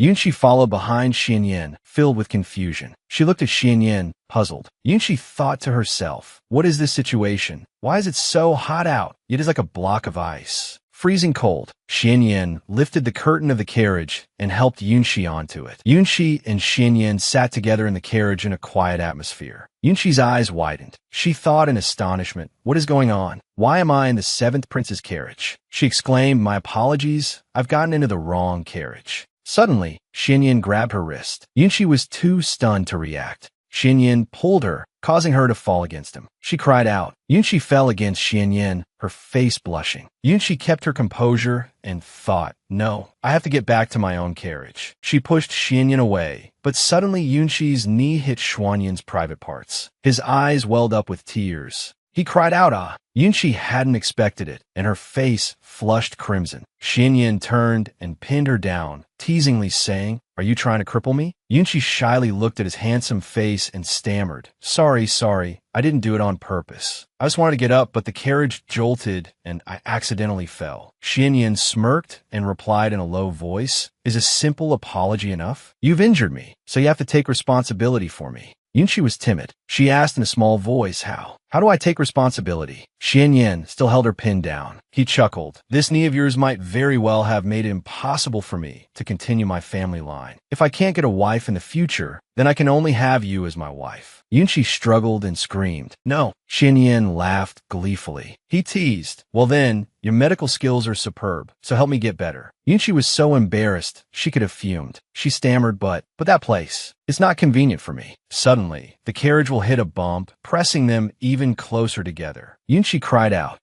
Before Xianyan could react, his lips accidentally touched Yunqi's. Both of their faces flushed red. Xianyan gently pulled his lips away. Both of them were drenched in sweat. Yunqi decisively pushed him away. Xianyan sat back. Yunqi turned her face away, embarrassed. Still flustered, Yunqi didn't dare to look at Xianyan. She was flustered. You kissed me. I don't blame you. Let's just consider my apology to you. I hope you will order the carriage to stop. I have to get off." Xianyan quickly grabbed her hand to stop her. "Sure. Actually, I've always had a secret I wanted to tell you. Since things have happened like this today, I'm afraid the misunderstanding will only deepen later. So I've decided to tell you now." Yunqi asked doubtfully what secret. Xianyan brought her hand to his face. He said gently, "I'm a reincarnated person." Yunqi's eyes widened in surprise. Xianyan quickly continued, "I know you don't believe me, but this is the truth. Actually, in my past life, I always liked you." A memory of Xianyan watching Yunqi's retreating figure appeared. He quickly continued, "But because of cowardice and the engagement, I never dared to express my feelings for you. I could only watch as you were framed step by others. I hated it so much." Xianyan took her by the shoulders. He said very sincerely, "I never expected that heaven has eyes and let me live another life. After I knew I was reincarnated, I swore that in this life, I would definitely win you back and protect you." Xianyan resolutely finished, "and not let you die from the schemes of wicked people." Yunqi was stunned to hear those words. Tears suddenly streamed down Yunqi's face. She replied softly, "I have already died once before."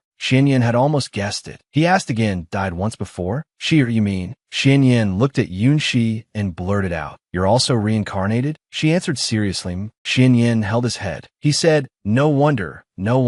Suddenly he said, "Sure, if we have both lived two lives, then we should cherish this affection for each other and cooperate for mutual benefit." Yunqi sternly refused. "I'm sorry. I can cooperate with you, but please give me some time to think, all right?" Yunqi turned away, leaving Xianyan confused as she requested, "Stop the carriage." Yunqi got out of the carriage and hurried away. Lingbo said in confusion, "Master, Miss Mu."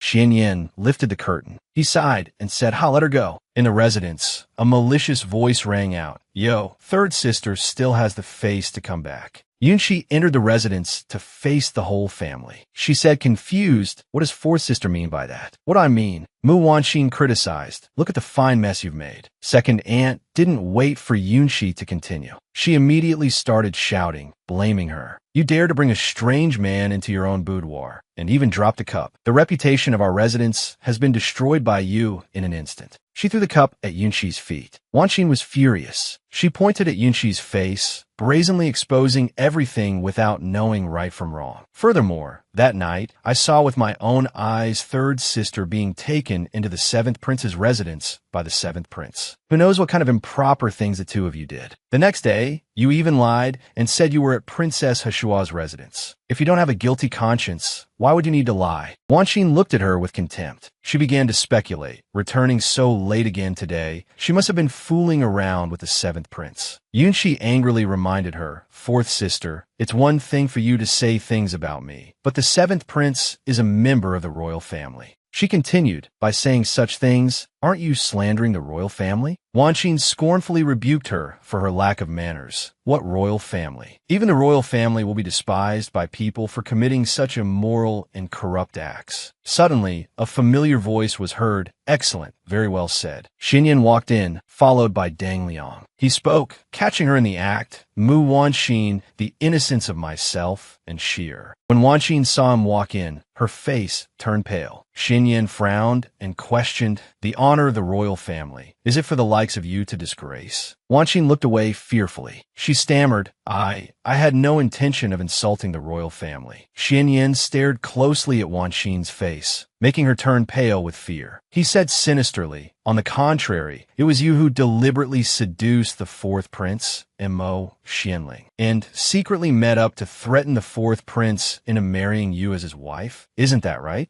Wanxin fell to the ground in fear. She tried to argue, no, it's not. It was the fourth prince himself. Suddenly, Wanxin covered her mouth in horror. She thought to herself, no, I can't sell out the fourth prince, or I'll lose absolutely everything. Xinyan showed no pity. He decisively ordered the punishment. Guards, Mu Wanxin has disrespected the imperial family and seduced a member of the royal family. Take her away. Seeing that Wanxin was about to be taken away, her mother, the concubine, hurriedly stood up to block them and protect her daughter. She cried out, no, you can't take my daughter away. My daughter has been wronged. Xinyan found her an eyesore and boldly added to the punishment for failing to raise her daughter well and for obstructing a royal in the enforcement of the law. Take her away as well. As her mother was dragged away, she cried out, this is an injustice. Wanxin, too, screamed in fear and injustice. Xinyan paid them no mind and politely greeted old Madame Mu. The reason Shira returned so late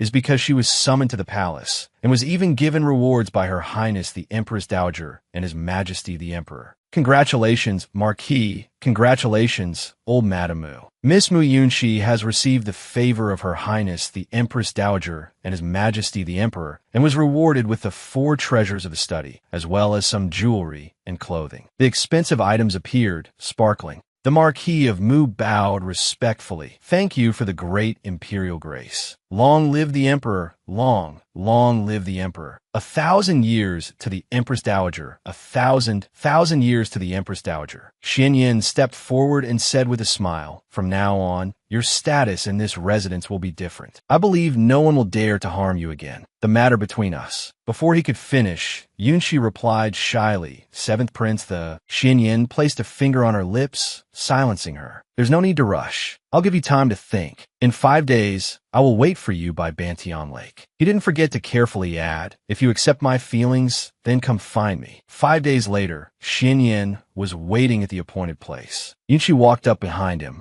Xinyan turned around, smiled, and said, sure, you're here. She blushed and shyly confessed, what other choice did I have? Thinking back on it, from the Baichuan auction to being summoned to the palace, a certain someone has indeed helped me quite a lot. What's even more outrageous is that in recent nights, he even climbed up to my window to whisper sweet nothings. Yunxi continued to tease affectionately, making it so I couldn't sleep peacefully. Today, I had to come here specifically to settle things once and for all. Xinyan wrapped his arms around her waist. Yunxi also put her arms around his neck. He whispered gently, all right, then from now on, can that certain someone whisper sweet nothings to you every day? Yunxi replied softly, all right.